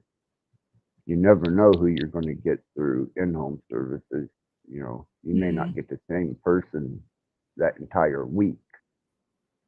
And then the meals, they just deliver them and they set them outside your porch. And that's how I got all that styrofoam. So, you know, I'm pretty efficient there. But if shit went south and like the grid went down or something, you know, I don't have a lot of reserve other than my survival, a week's worth of survival, and my bug out kit. Mhm. But you know, I'd have to, I'd really have to regain a lot of my physical health back to go on a survival spree. Nomading, I can do. That's not a problem. But actual survival with like grid down situation, Mhm. yeah, that would put a hurting on me. We've managed to avoid it so far, thankfully. I don't know how long that's going to be, but you know, hopefully we can continue to go with an interrupted grid. But it seems like things across the world are becoming more and more unstable, and not just like with the war and politically, but I'm talking about like the moving of the earth. There was earthquakes in New York and Washington D.C. this morning. There was a Japan. 7.5 earthquake in Japan yesterday or the day before, I forget. But Yeah, there's it was a the day before I saw that. yeah, it was crazy. Did you see like everything like shaking and like the shoreline and like the buildings and stuff? That was insane. I don't watch the news very often, but I pulled up some footage on that, and Yeah, I was they shocked. were they were evacuating parts of the island there.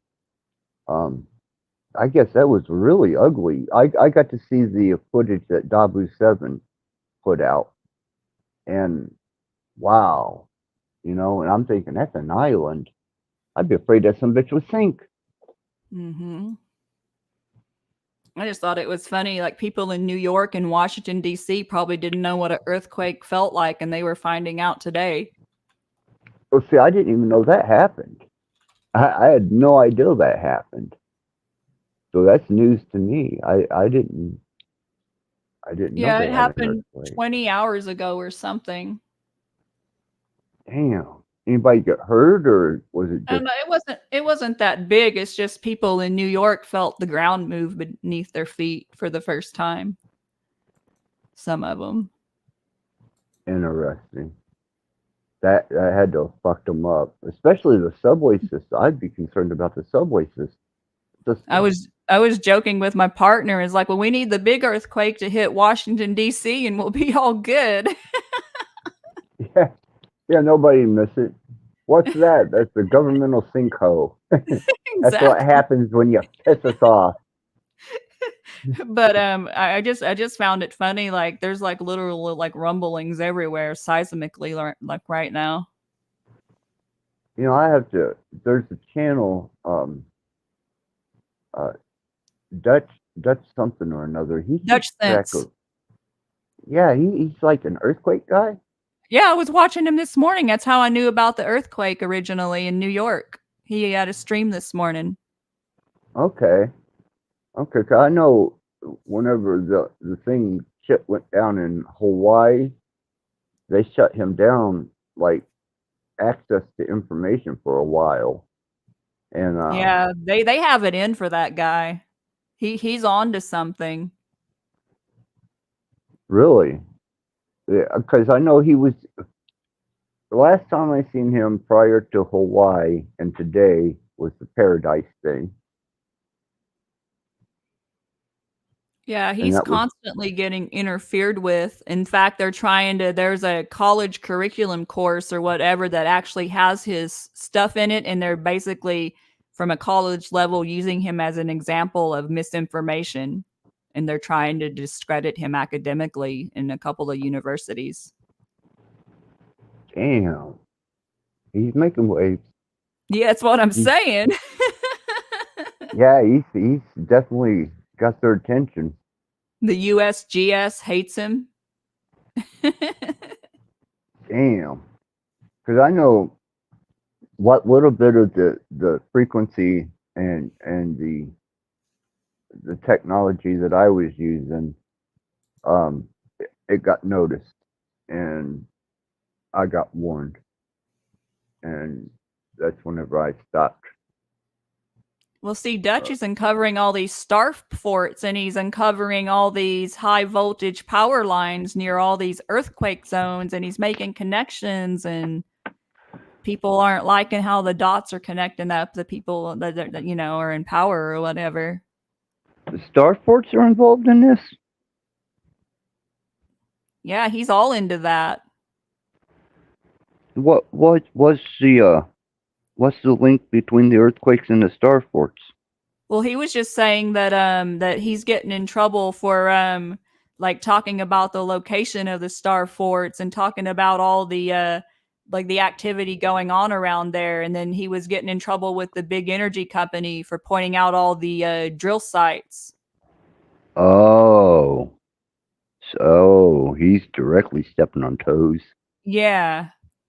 Yeah, I've been following him for a few years now. I listen to his stuff and I've been following the little problems he's been having. And I know like when you're like on something, like you're onto some information, they try to suppress it. And so these days I look and see what information is trying to be suppressed. And I find that a lot of that is like right.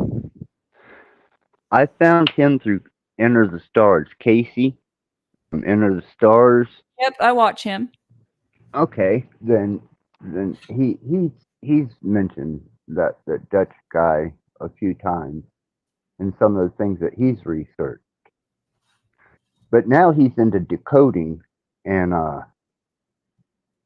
it's really interesting. Have you seen the breakdowns that he's done on these shows? The I've predictive I've seen programming and stuff. I've seen some of them. It's really crazy how he breaks down some of the shows. I think is the last one I heard was The Blacklist. I kind of put him on pause for a little bit because the Christian stuff was getting a bit much. Right, I right. can't stand when people try to force their ideology or their indoctrination on me. I don't want to hear indoctrination from Christians. I don't want to hear it from anybody. Yeah, he's bad about that. I've went as Yeah. far as to hear him say that, you know, if your intent here isn't anything but to promote, you know, the Christian ideal, and the, you know, he didn't really want you at his channel, and that you needed to recognize. And I'm like, I just kind of overlooked that because his breakdowns are pretty impressive. I do like those, but I agree with you. The whole, yeah, and he pushes the Christian issue really, really hard. Hey, hey, Machine Lies. Hope things are going well for you. Is he here? Yeah. Wow, I need to refresh this.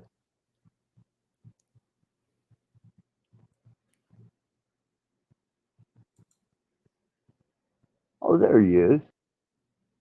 I caught a Okay. little bit of him on London the other day, but being the holiday season, I was pretty busy with family and stuff. But if what I heard, they were having a really good discussion.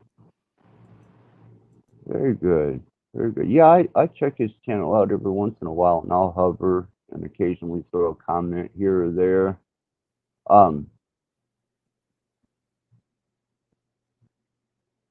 He's usually on in the obscure times is when he comes on, but I can't keep up with the. I mean, he goes into a stream and it could last, quite a while, and I get lost in it. I, you know, Subject matter is here recently. He's been doing a lot of subject matter on religion, Yeah, I've been and trying to avoid those panels because people tend to want to like trash each other for how they believe. I and mean, the other day, like when we were on London's panel, look at how Smith was trying to beat you over with the Bible. right, right, So it's like situations like that. I try to like if they're pushing like some like all these people are really passionate about their religion and they get on these panels and like they're not very respectful. So I can't take their religion seriously if that's the way they're presenting themselves. And so I try to avoid those because no one's going to come to an answer. and they won't. I mean, how many thousands of years are they going to argue? And they got Tommy all stirred up now at because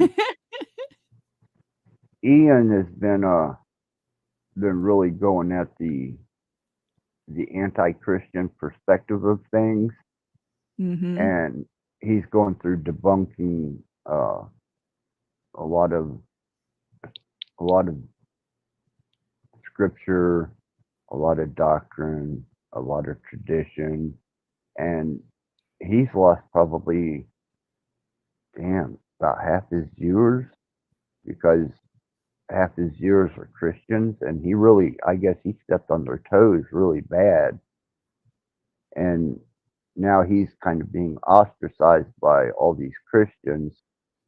And then I go over and I watch some of the Machine Lies, and I see them debating it, and then somehow that voice of Tommy's comes up through the crack, I haven't and had to hear that guy's voice in so long.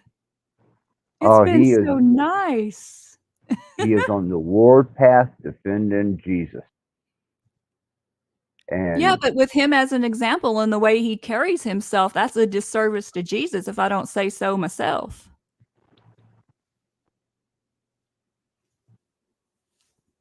yeah, I definitely say Machine Lies triggers the religion. Yeah, and so did Ian, and then Tommy is just he he's wanting to debate Ian about proving Christianity and Jesus to be in fact and truth and set in stone. I don't know if he's been coming to the Machine Lies, and I haven't seen him there, Well, but I apparently he have. unsubbed according to what he just said in chat, Oh Tommy. yeah. Wait. Oh yeah. Yeah, I could see that because I really don't think Tommy could hold his ground on the Machine Lies platform because you No. some those people are even the Machine Lies educated. in that arena. And I think to the degree that I don't think Tommy can keep up. He might be able to stand and defend himself and his ideal, but he would be washed away by the undertow of how much information his panelists and him himself actually have and they're coming across with. Like I said, sometimes it becomes more than I can, an intake, and I'm like, okay, I'm going to go watch something funny now. Yeah, I've been kind of I avoid the channels that panel Tommy. There's a lot of amazing creators out there that I'd love to hang out with, but like if they're like, I don't, I've got too many things going on to roll around with trash. I don't want fleas. I don't know. He's really disrespectful, and he doesn't like, all he does is tear people down, and he has more problems with people than he has people that support him. So, and he's got to do some work on himself, but I just won't I won't lower myself down to be in that person's presence. Well, I don't know if he knows that he's being kind of a spectacle, and he's not really giving people food for growth, but he's more of a kind of like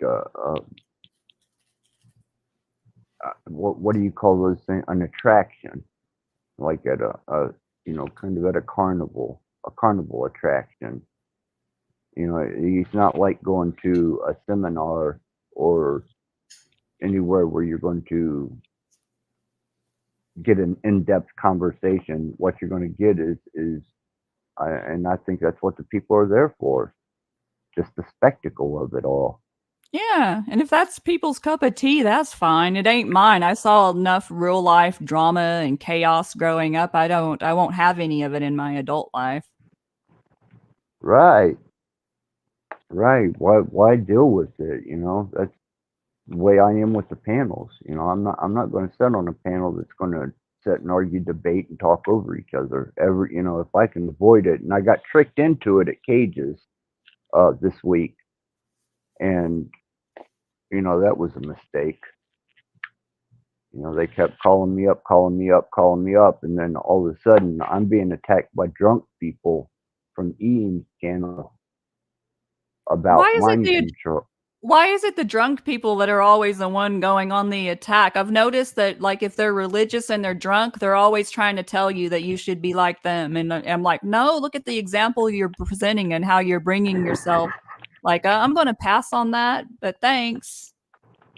Yeah, I got attacked by Jeebus Chris. Oh, wow. Yeah, at Cages. I was at Cages, and I was listening to Dominique, because me and Dominique, we get into some pretty good conversations, and we make actual intellectual growth happen between us. And I was in the chat, and suddenly, this Jeebus guy come out of nowhere, man. And we wound up on the panel, and that's when he admitted he was whiskey drunk, and he wasn't going to surrender himself at all, but he was admitting that he was stupid drunk. And I'm like, wow, what the fuck, man? And you're attacking me about something that isn't even your concern or your business. So that was New Year's Eve, maybe it was New Year's Day, somewhere around in there. But I didn't stick around long. I managed to politely exit the situation, and then they started attacking each other, and I was like, I'm out. Yeah, when that shit goes on, I quietly sneak out the back, and they don't even know I left. It's like, I don't want to get around that. I noticed you got that talent.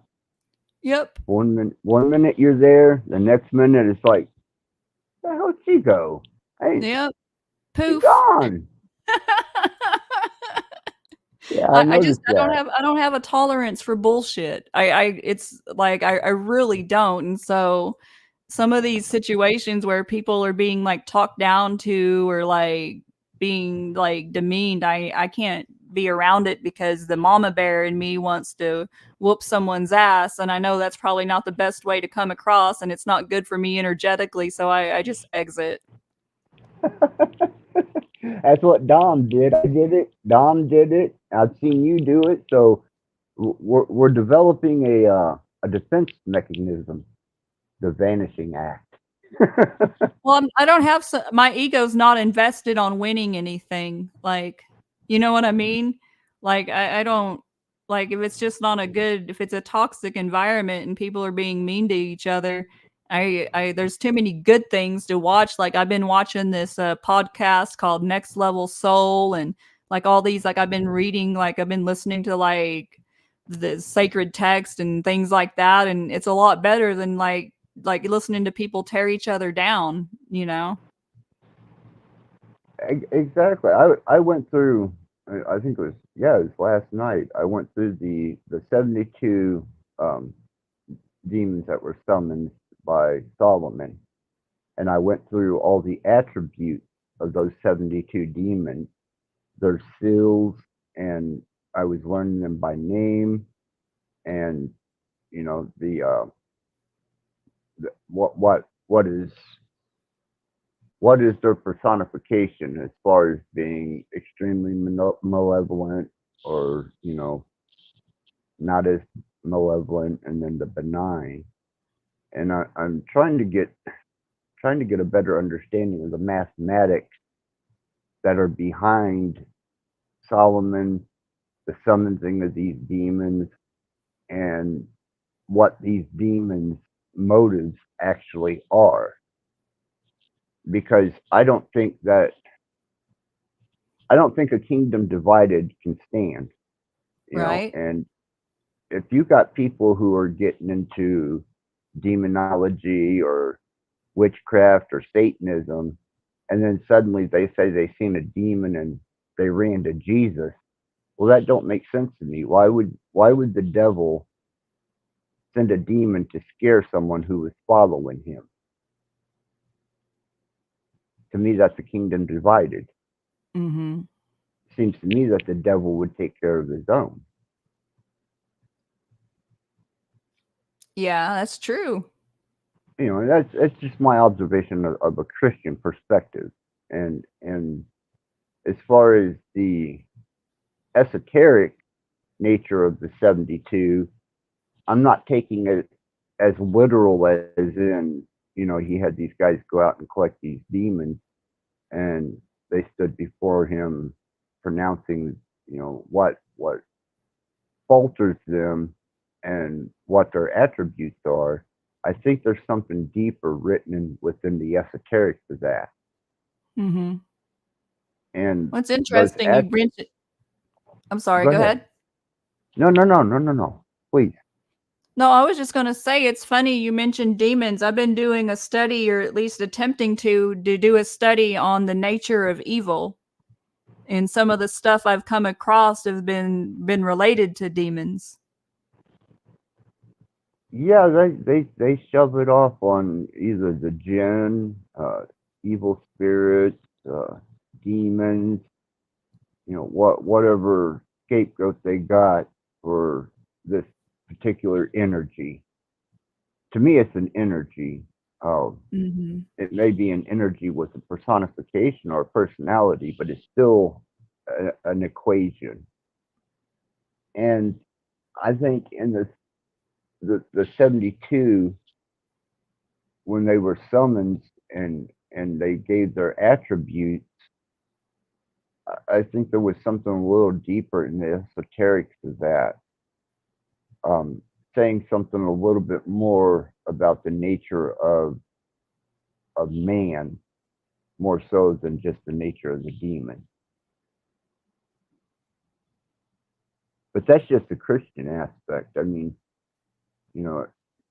It's funny you say Christian aspect. I've been trying to do a study on the nature of evil, and it's so hard to do that without having to like read about like Christianity or some kind of religious context. right. the Christians say, "Oh, the devil," and then the Gnostics, the demiurge, and then it's like, yeah, everybody's got to, everybody's got to put it in a box or put it in a book or, put a little bow tie around it and say, this is what it is. And to me, it's just an energy. And sometimes that energy, like an earth elemental, comes across with a particular personification. But with these 72, there was a message that was being relayed that is mathematically esoteric and reflective of the nature of man, well, or at least 7 my and 2, opinion, 9's a completion number, so right? Right. So I don't know. It's just something I got on last night and really, just took it all in to try and understand a little bit more than just the fact that people find demons scary and these are supposed to be the denizens of hell and the hierarchy and there's a more profound message there once you get past the fear and the stigmata of demons. I find the demon subject interesting. I grew up in a house with a lot of chaos and negativity, and as a result, there was a lot of paranormal activity. And I always wondered, like, if some of my people were possessed by demons, given the type of home I grew up in. And so Okay. I've been like highly interested into it. My mom, I was a Christian growing up, but my mom was into witchcraft and all that kind of thing. And so there was definitely some things I saw. And so I've been interested in the nature of good and evil and demons and angels for that matter, all that kind of phenomena for a long time. But I don't know. I just wish I could get something without all the indoctrination because it's hard to escape all the religious stuff when I'm wanting something more philosophical, I guess. Right. And if they're using Satan or the demons to scare you into Christianity, that's the worst. Yeah. That is, to me, a bottom feeding soul burner. Is they're going to scare your soul to Jesus. No, you're not. Yeah, but That what's in that your heart if you have to be feared into being a righteous, good person? If you're truly of God, of source, you would be that already. You shouldn't have to have an indoctrination or like someone fear you into being that way. That says a lot about the person, and their inherent tendencies. exactly, exactly. Which, to my notion, I find it to be not only a system of social control, but a financial gain. The whole religion, whether it be Catholicism, Southern Baptist, you know, yeah, I'm sure there's some convicted individuals there that are truly convicted by what's being taught.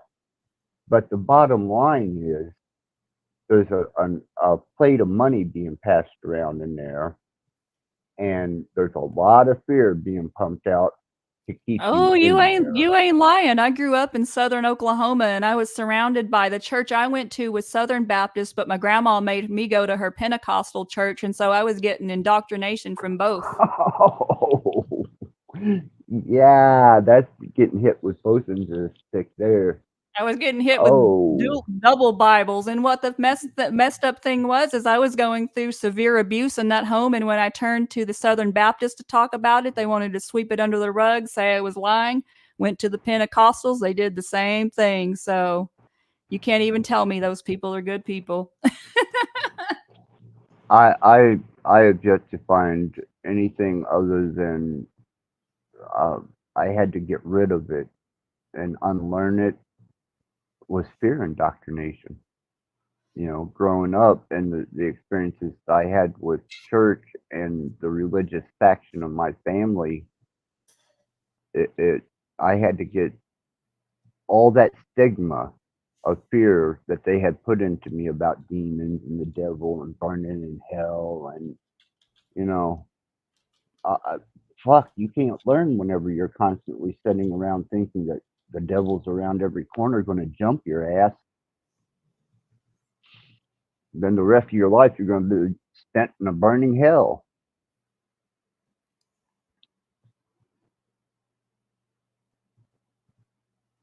Yeah, I'll never understand it. I mean, what parent would do that to their kid?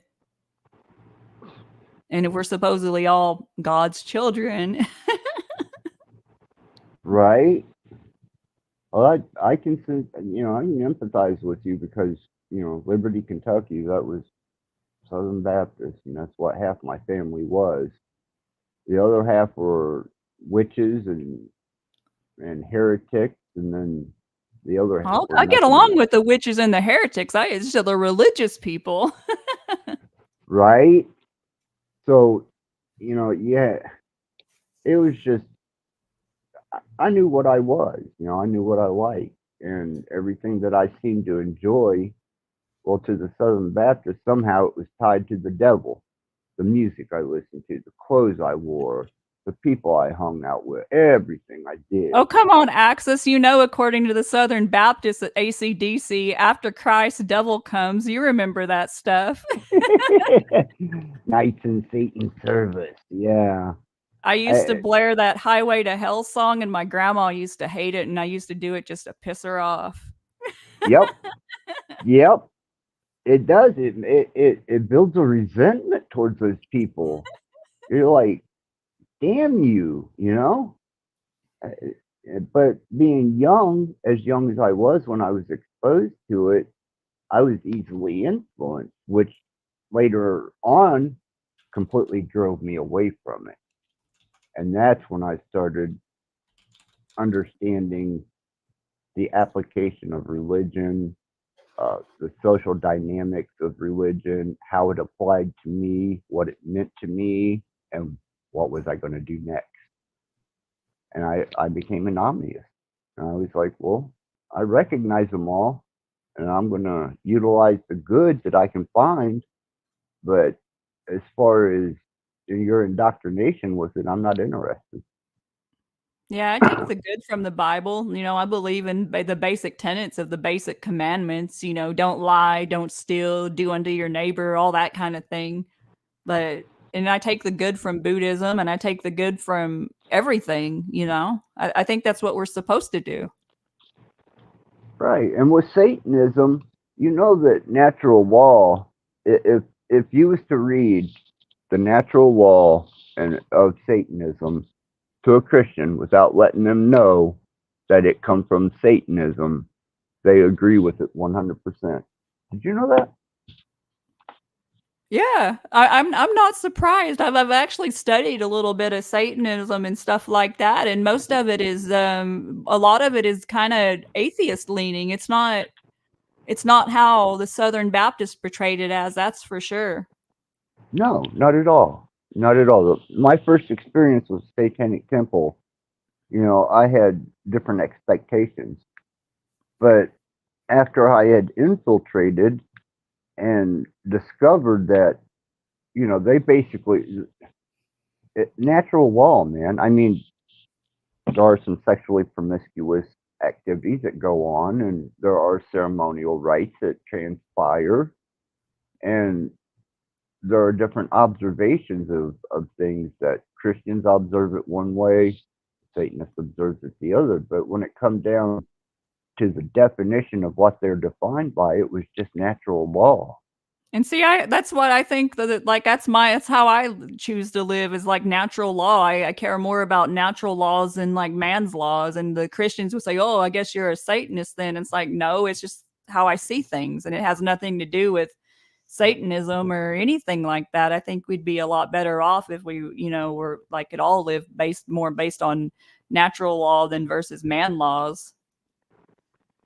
Yeah. And like I said, if you read those laws, the tenets of Satanism, and you didn't know that you were being read the tenets of Satanism, every Christian would be like, well, I agree with that. And you're like, really? But then when you tell them what it is, that's when the argument starts. They've got you deceived. Okay, they had you convinced here just a couple minutes ago.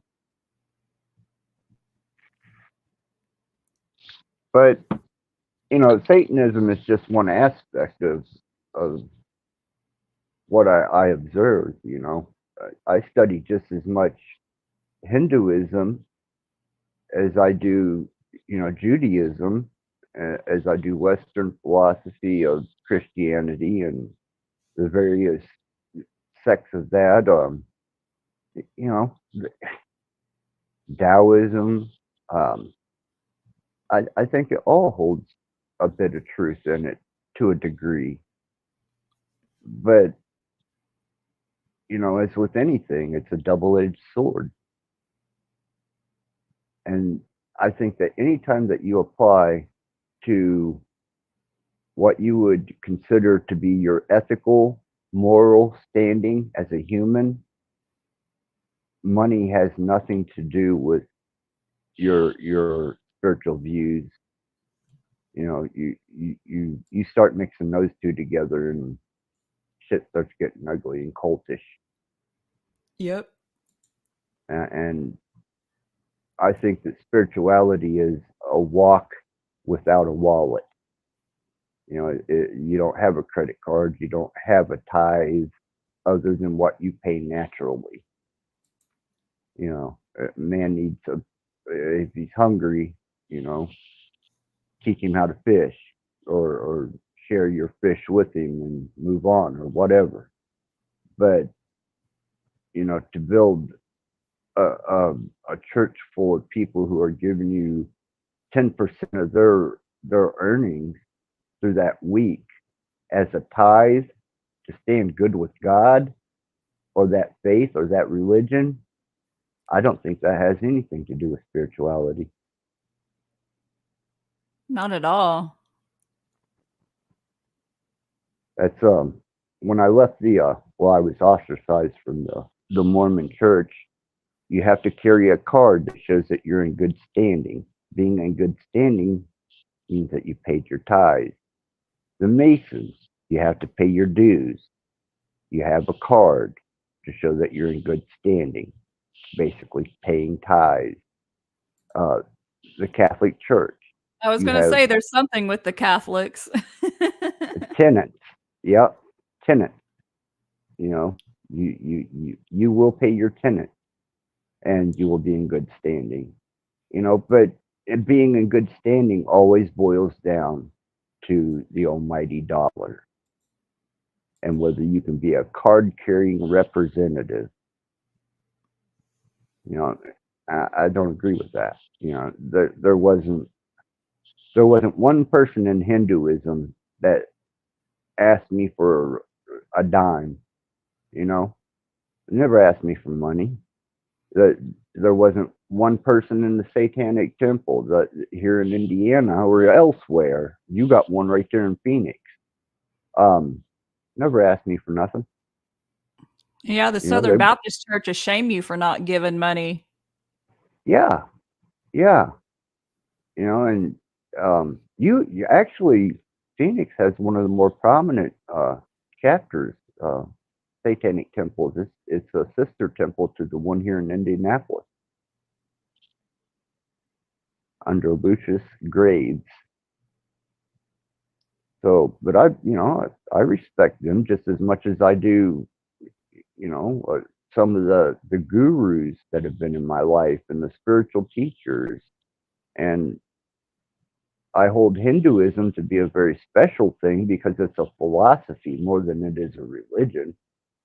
It's just a philosophy with a lot of gods. Yeah, I've never cared about like a person's religion. A person could say, "Hey, I'm a Satanist." I'm gonna be like, "Do you care about people? Are you good to your family? Do you good to pets? Like, you treat the earth well? Then you're all right in my book." And I really wish I could look at it with such ease, but man, even when I was playing music, we had protesters that would protest our shows. And if I had $1 for every time that I was told I was serving Satan and going to hell, that, I'm still to this day, I occasionally find myself battling with that forced indoctrination that Satan is somehow attached to this, or Satan is deceiving you, or you're of the devil, you know? Well, And that just speaks to the depth of indoctrination that you've been under and that we've all been under. I mean, I'm not a Christian anymore. I still think there's a lot of good in Christianity and I love Jesus or whatever, but like, like there's so much like we're indoctrinated with this from birth. And it's like I'm 45 and I'm still working through indoctrination I received as a child. So I believe it when you say that you're working through it. yeah, and it, what talk about stifling spiritual growth. I mean, karmatically, if they have to answer for that as a whole, being a church community, I don't want no part of that, because wonder how many suicides have been provoked by that whole "you're going to burn in hell and what you're doing is a sin." Yeah, I can't I imagine. wonder how many people that were like had a different sexuality and they didn't want to tell their Christian parents about it and I don't know. I just feel like that all religions like they divide people and I feel like this realm is set up to divide people into boxes. I mean, even like the religious boxes, and then you come to YouTube and then you're put in boxes here and it's all set up to be for us to be divided and go against each other. Yeah, and the social engineering that they're doing with political, religious, and racial uh, division now is amped up to the what is that old Spinal Tap thing? Turn it up to 11, Yep. and that's what I feel like they're doing. Is they anything, whether it be the fast food restaurant you go to. Well, people are ready to throw down in the gas station parking lot over whether it's Burger King or Wendy's. Yeah, You people know, are getting in fights over Popeye's chicken sandwiches. what's that about? Did somebody get in an altercation that became a headline or something with some Popeye Yeah. chicken? Oh my goodness. Yeah. Apparently, there was a couple of places when Popeyes released their spicy chicken sandwich, people were like getting in battles over a sandwich. Now, it's a good Really? sandwich. I like spicy chicken. I like that sandwich, but people were like getting in fights over that. And here recently, someone pulled out their gun at a McDonald's because their order wasn't right. Now, I'm a gun Oh, person, but I would never, ever, ever even consider like doing something like that. I noticed the hostilities and people, and I have my own beliefs.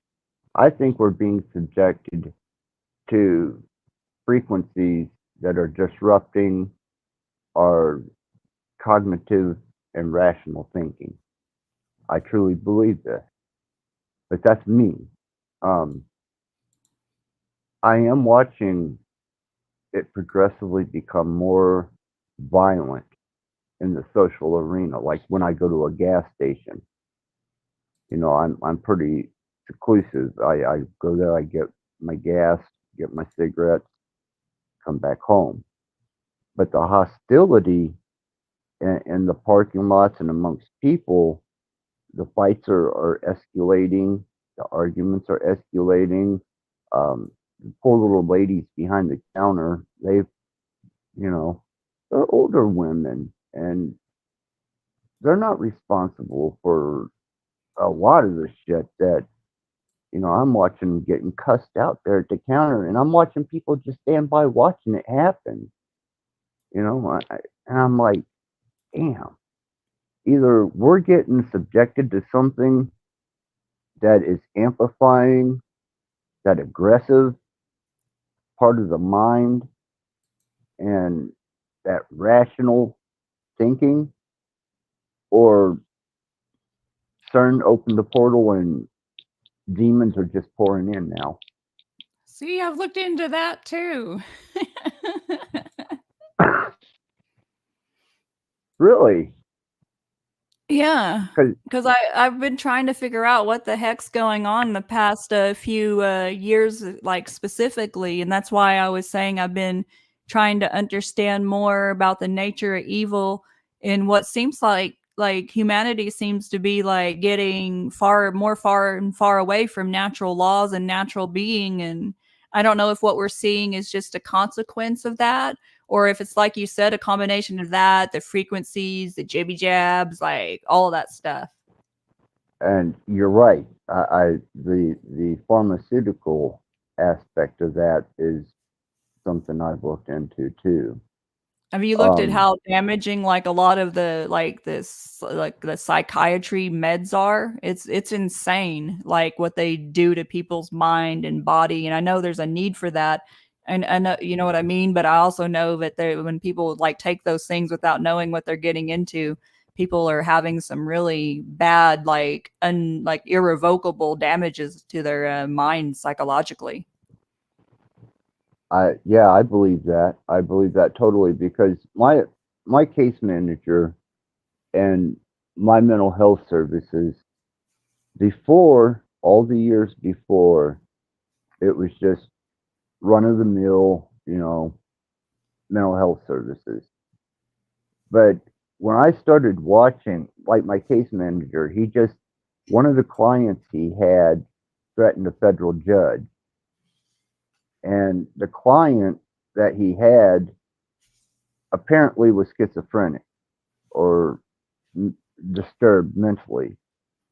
So my case manager had to go in for defense in the federal arena because this mentally ill guy threatened a federal judge. Well, he got 52 months out of it.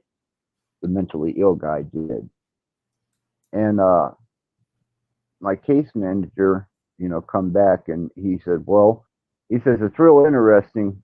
He says because they're giving us courses on being aware of volatile and dangerous situations. Now, my home is not inviting at all. It's actually it's kind of intimidating, um,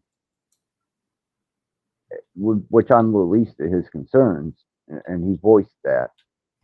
But I guess in the mental health community, instead of them just walking around licking their pennies, now they're,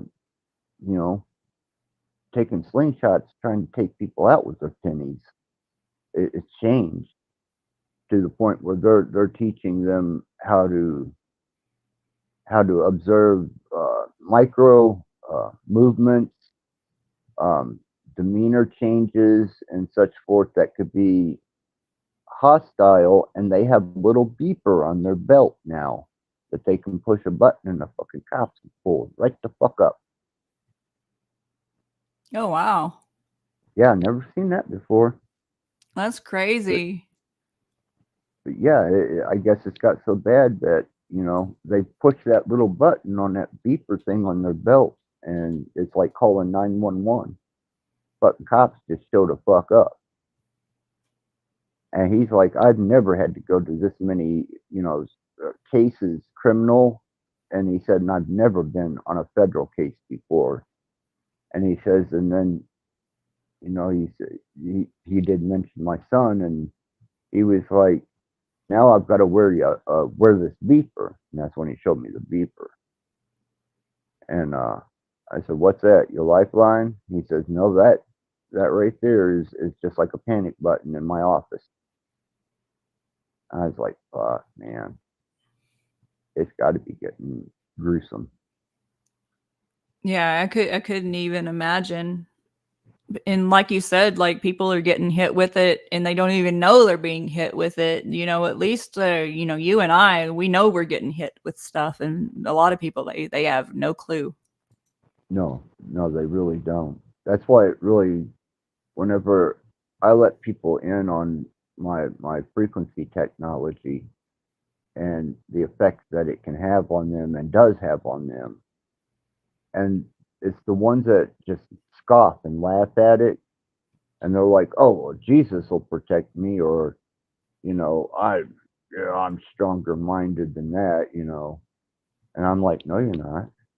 And no, Jesus is not protecting you I'm glad because you're Jesus being protecting someone. Jesus never protected me from shit. right, right, And I'm like, these are deniers. And to me, it's those people. Those people are probably going to be the first ones to probably bite the bullet when shit comes down to it, because if you believe that you're not able to be affected by frequencies and microwaves, and you're not being influenced, um, and that your God is going to put you above that, or that somehow you're so mentally strong that it has no effect on you, you're wrong. It does, you know.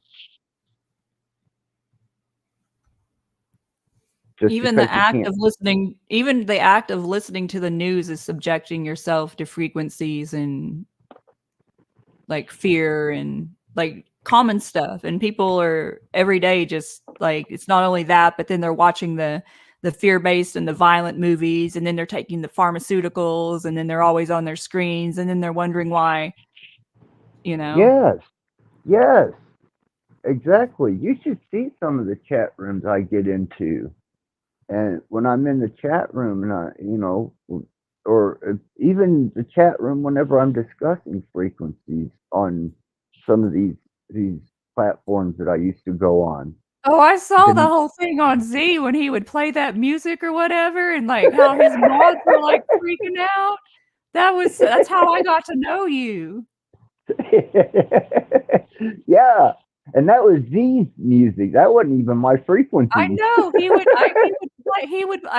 play it like you had to be like pay attention to catch it, but I knew it wasn't you, and I know like when you presented yourself all calm and you weren't being affected, like this is a good guy.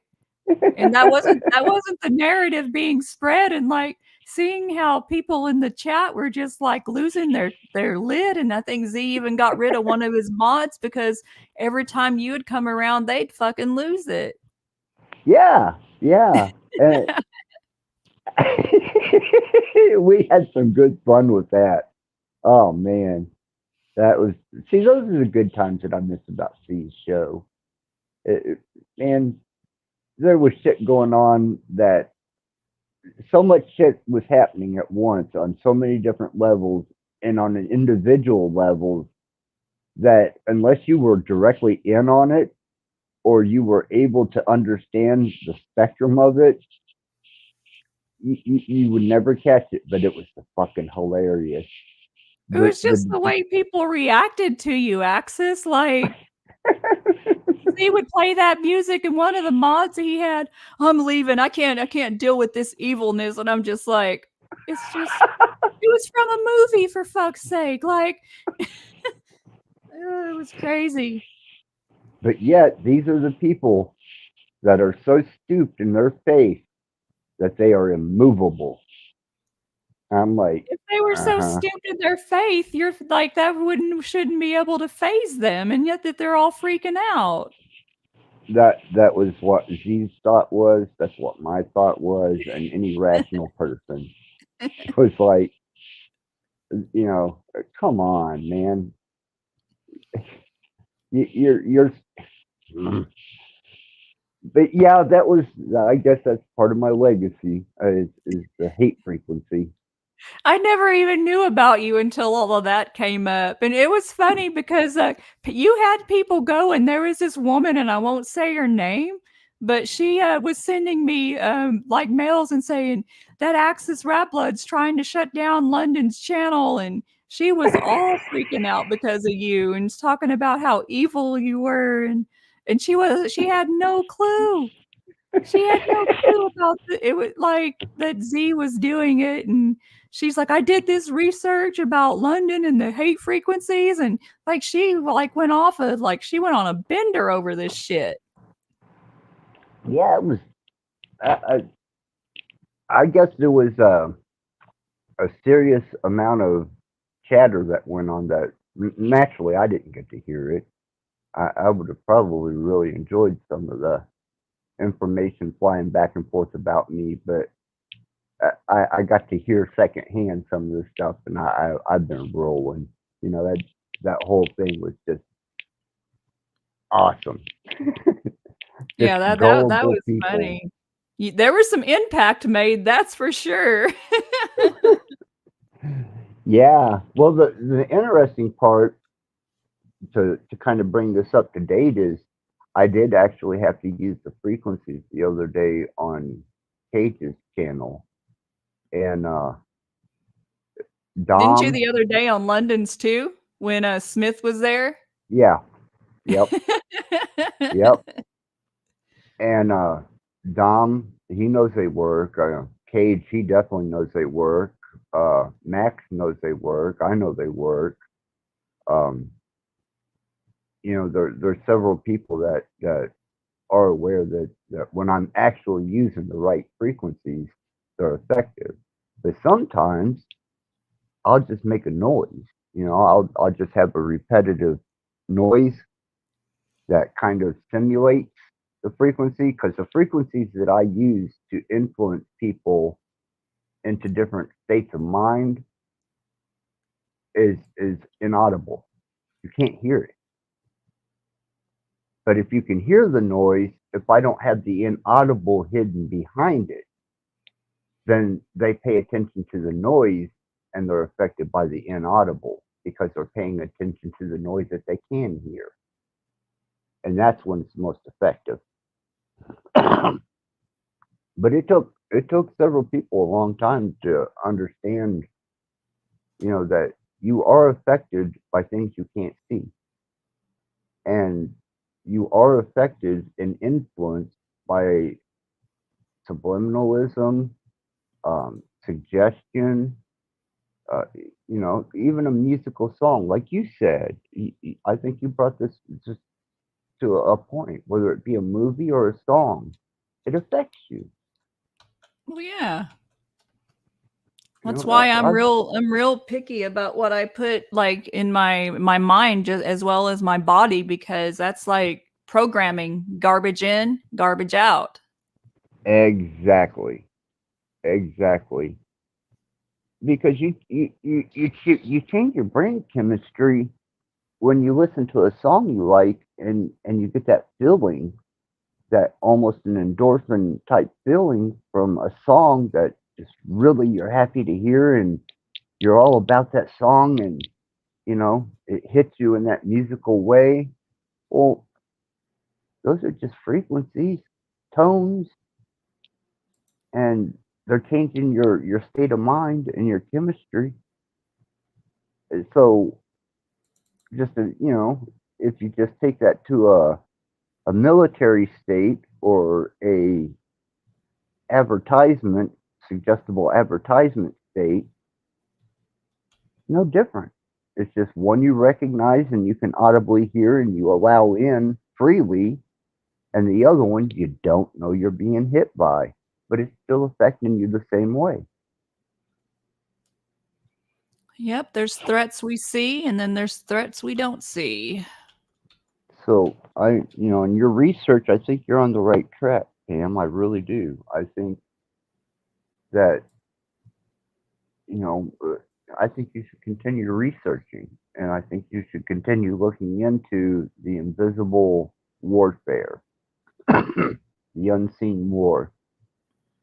I think that once you start digging into that, even But with the once you start spiritual digging into aspect, that axis, it's like you can't not see it anymore. And then you realize, I don't know, how everything is almost like an act of warfare or whatever. I mean, like you see the programming on the TV, the normalization of certain things, getting away from natural, or talking about lab engineered like meats and like foods and just all kinds of yuckiness. And that's it, Pam. Yeah, you're on the right track. I think I think that course of study and research is very valuable. I think that the fact that you're studying it to me is very impressive and shows a state of high awareness of environmental awareness and stimulus. And yeah, please, please continue because you and everyone else, including myself, are being subjected to it. Well, it's so many different things. I mean, just get like most people are slaves to their own body, let alone like everything else, Like I've been really deep diving into like our consciousness and like how a lot of people they are ran by their body and then there's other people who are ran by their consciousness. I didn't want to get up at 2:30 and go to the elliptical before I had my caffeine this morning, but I did. It's because my consciousness runs me. Right, principle, drive, and I can relate to that. But if there's anything, anything at all that I can offer up as far as information, resources, my own research, or even a platform, I'm at your disposal completely. Oh, I appreciate that. I appreciate getting a chance to finally get to sit down and talk to you. And I'm so happy for the good news axis. Like, I literally heard a story the other day on YouTube, and I'm like, man, I wonder how he's doing with his son, And then I find out this what you said today, and I don't know that truly brought me joy to see that things have turned around for you. Like I said, I attribute prayer and positive projection and everybody who offered that up, and I know that you did. I know that you did wholeheartedly, and that means the world to me because to me that helped induce a quick change for the better. The positive part of it came out where it was being hidden and kind of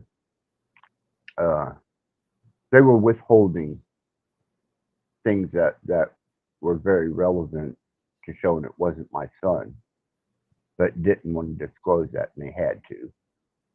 And their hand was forced, and I think that was because of all the people that stood behind my son and the belief they had in him and me and the prayers, and that's what it's all about. Change with the influence, that projection of something that everybody agreed upon. And I wholeheartedly believe that. I do, Pam, and I always will. I think that influence has more to do with things than what people are willing to accept. Facts. With So, that being said, I do need to get out of here and start my day, but I wanted to at least come on and show support. I hadn't got to come to one of your live streams yet, and when I saw you live, it's like, well, today's the day. I'm gonna at least come in and say hi and stuff. well, now you know what it's all about. You know what I'm all about, Pam. I got nothing but respect for you, absolutely. And maybe one day when I'm passing through Arizona, I might sneak into Maricopa County and say hi. That'd be cool. We get a cup of coffee or something. Yeah. Just, That'd be cool. Just exchange of human frequency, and that's about enough for Maricopa County, and I'm on my way then. Yeah, we're looking forward to getting out of Maricopa County ourselves. We're thinking, I guess it's Ajos and Pima or something. It's way down there, but it's where we're looking to go in the next couple of years. His kid graduates school, and we're waiting for that to happen, and then we're making our move out of the city. Well, Pam, you have my best wishes for that. You have my prayers and all positive energy. And thank you. It's been an absolute pleasure. I've really enjoyed conversation tonight. I've enjoyed the people that have been here. I enjoy your company, and anything that I have to offer in way of resources are at your disposal. Thank you. Much love, Axis. Have a good day. You too. All right, bye. Take care.